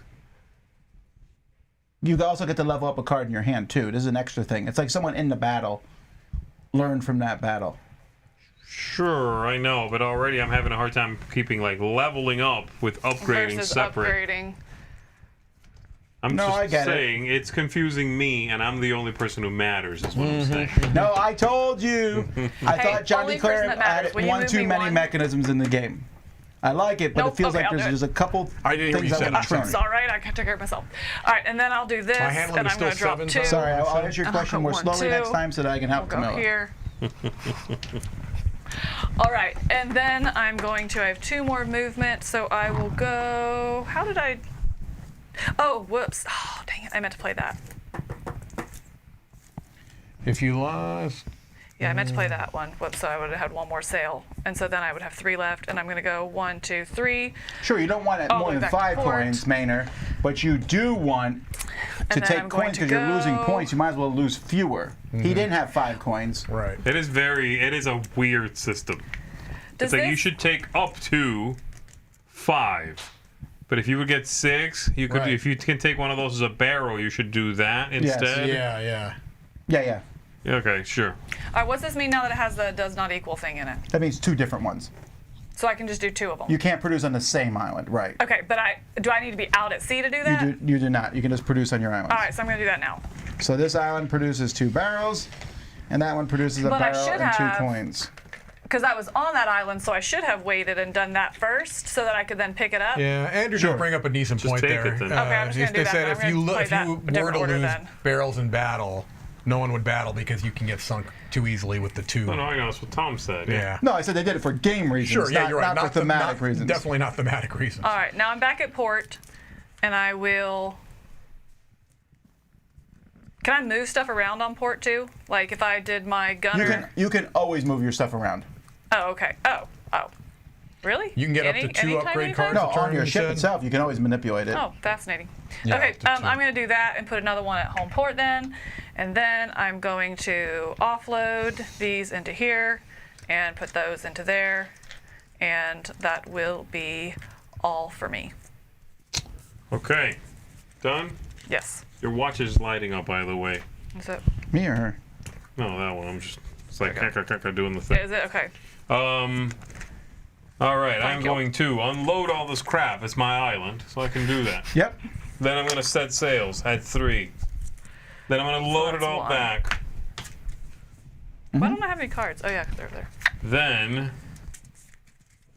I'm going to go 1.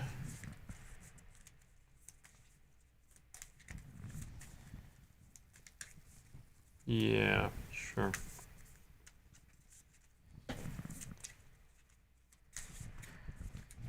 I'm not gonna Why load is it he all out there? back. Oh, because I just played him. Can I get that in change? This is the last round, right? I think so. All right, I'm not going to worry about it then.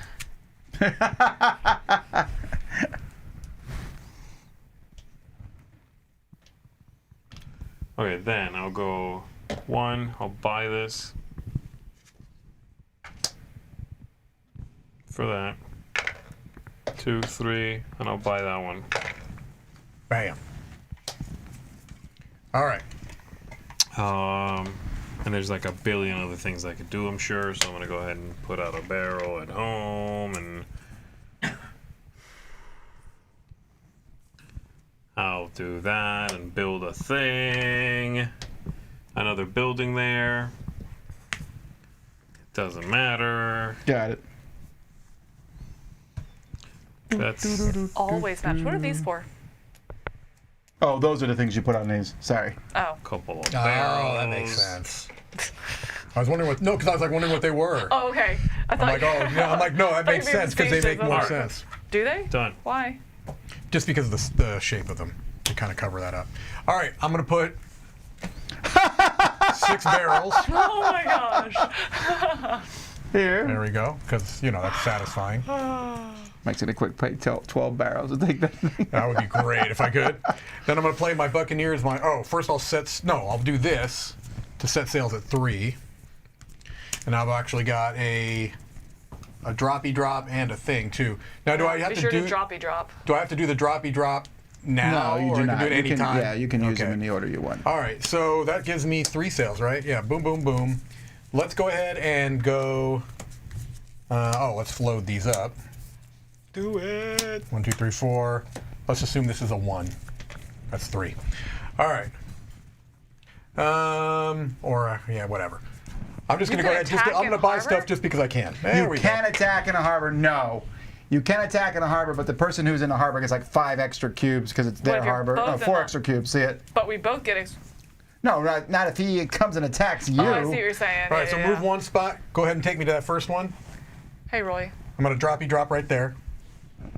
I'm gonna buy that card for 3. No, not the battle thing. We're in the chat. Oh. I'm gonna buy that Oh. card for that upgrade card for 3. Got it? I'm gonna move 1 more. Buy Okay. that upgrade card for 4. I'm done. This is a 1. Thank you. Then let's move 1 more. You can't. You can only buy 2 upgrade cards. No, I meant that one instead. So you can explore once, you can buy 2 upgrade cards. Yeah, That's correct. All right. That would have been it. Ooh. All right. A triple It's just so cannon. hard to get out there, like with the movement, and then have Well, yeah, the but barrels, it's not as like- hard once you have an island, because you can pop off that Ooh. island. I was also Yeah, maybe able that's to. it. I Maybe was I also waited getting a too lot of long. sales. I didn't have problems I got, sailing like, around. none. My I issue had- was the other stuff. Maybe Yeah. I was too And I late, kept like, trying to fight getting because an I thought it would be island. fun. Maybe You know, that's I what did that. it is, but We're, I think we're a little over halfway. I really do, because it does spiral up. ooh. Okay. If you With upgraded you cards level and your characters stuff, to yeah. 4, you'll get this one. But once some of those start going off, the rest will follow quickly, I think. Yeah. Oh. Like that one will just happen, the leveling people up to 4, right? And the upgrading the ship. I mean, if I'm playing, I'm going to upgrade 4 things. Yeah. Easily. And leveling up 4. The 30 coins thing just happens eventually. Well, especially as you start with 15. Mike, how many do you have anyway? Well, I lost some in that thing. I was doing pretty well for a while there. 10, 13, 14, 15, 16, 17, 18, 19, 20. Oh, but you lost 5. I lost so you 5. had 25. Wow. Yeah. I'm at 22, yeah. I think I'm at like 17. Alrighty, well there you go. That's it shows you how the game works. If you liked this, remember that we've been online for almost 10 hours. Yeah, it's been a long today, day. so a thumbs up would be great. Also, we'll see you all tomorrow at 9 o'clock. We're going to end the stream now. We'll be back tomorrow morning with something. Oh, Board Game Breakfast. Board Game Breakfast, right? Board Game Breakfast at 9. We got some more games we're playing tomorrow. And the Dice Hour Award nominations are being announced tomorrow. Yes. So, That'll be fun. What? Awesome. Alrighty, until next time, I'm Tom Bassel. I'm Camilla Cleghorn. I'm Mike DeLisio. And I'm Z Garcia. Arr! Good night.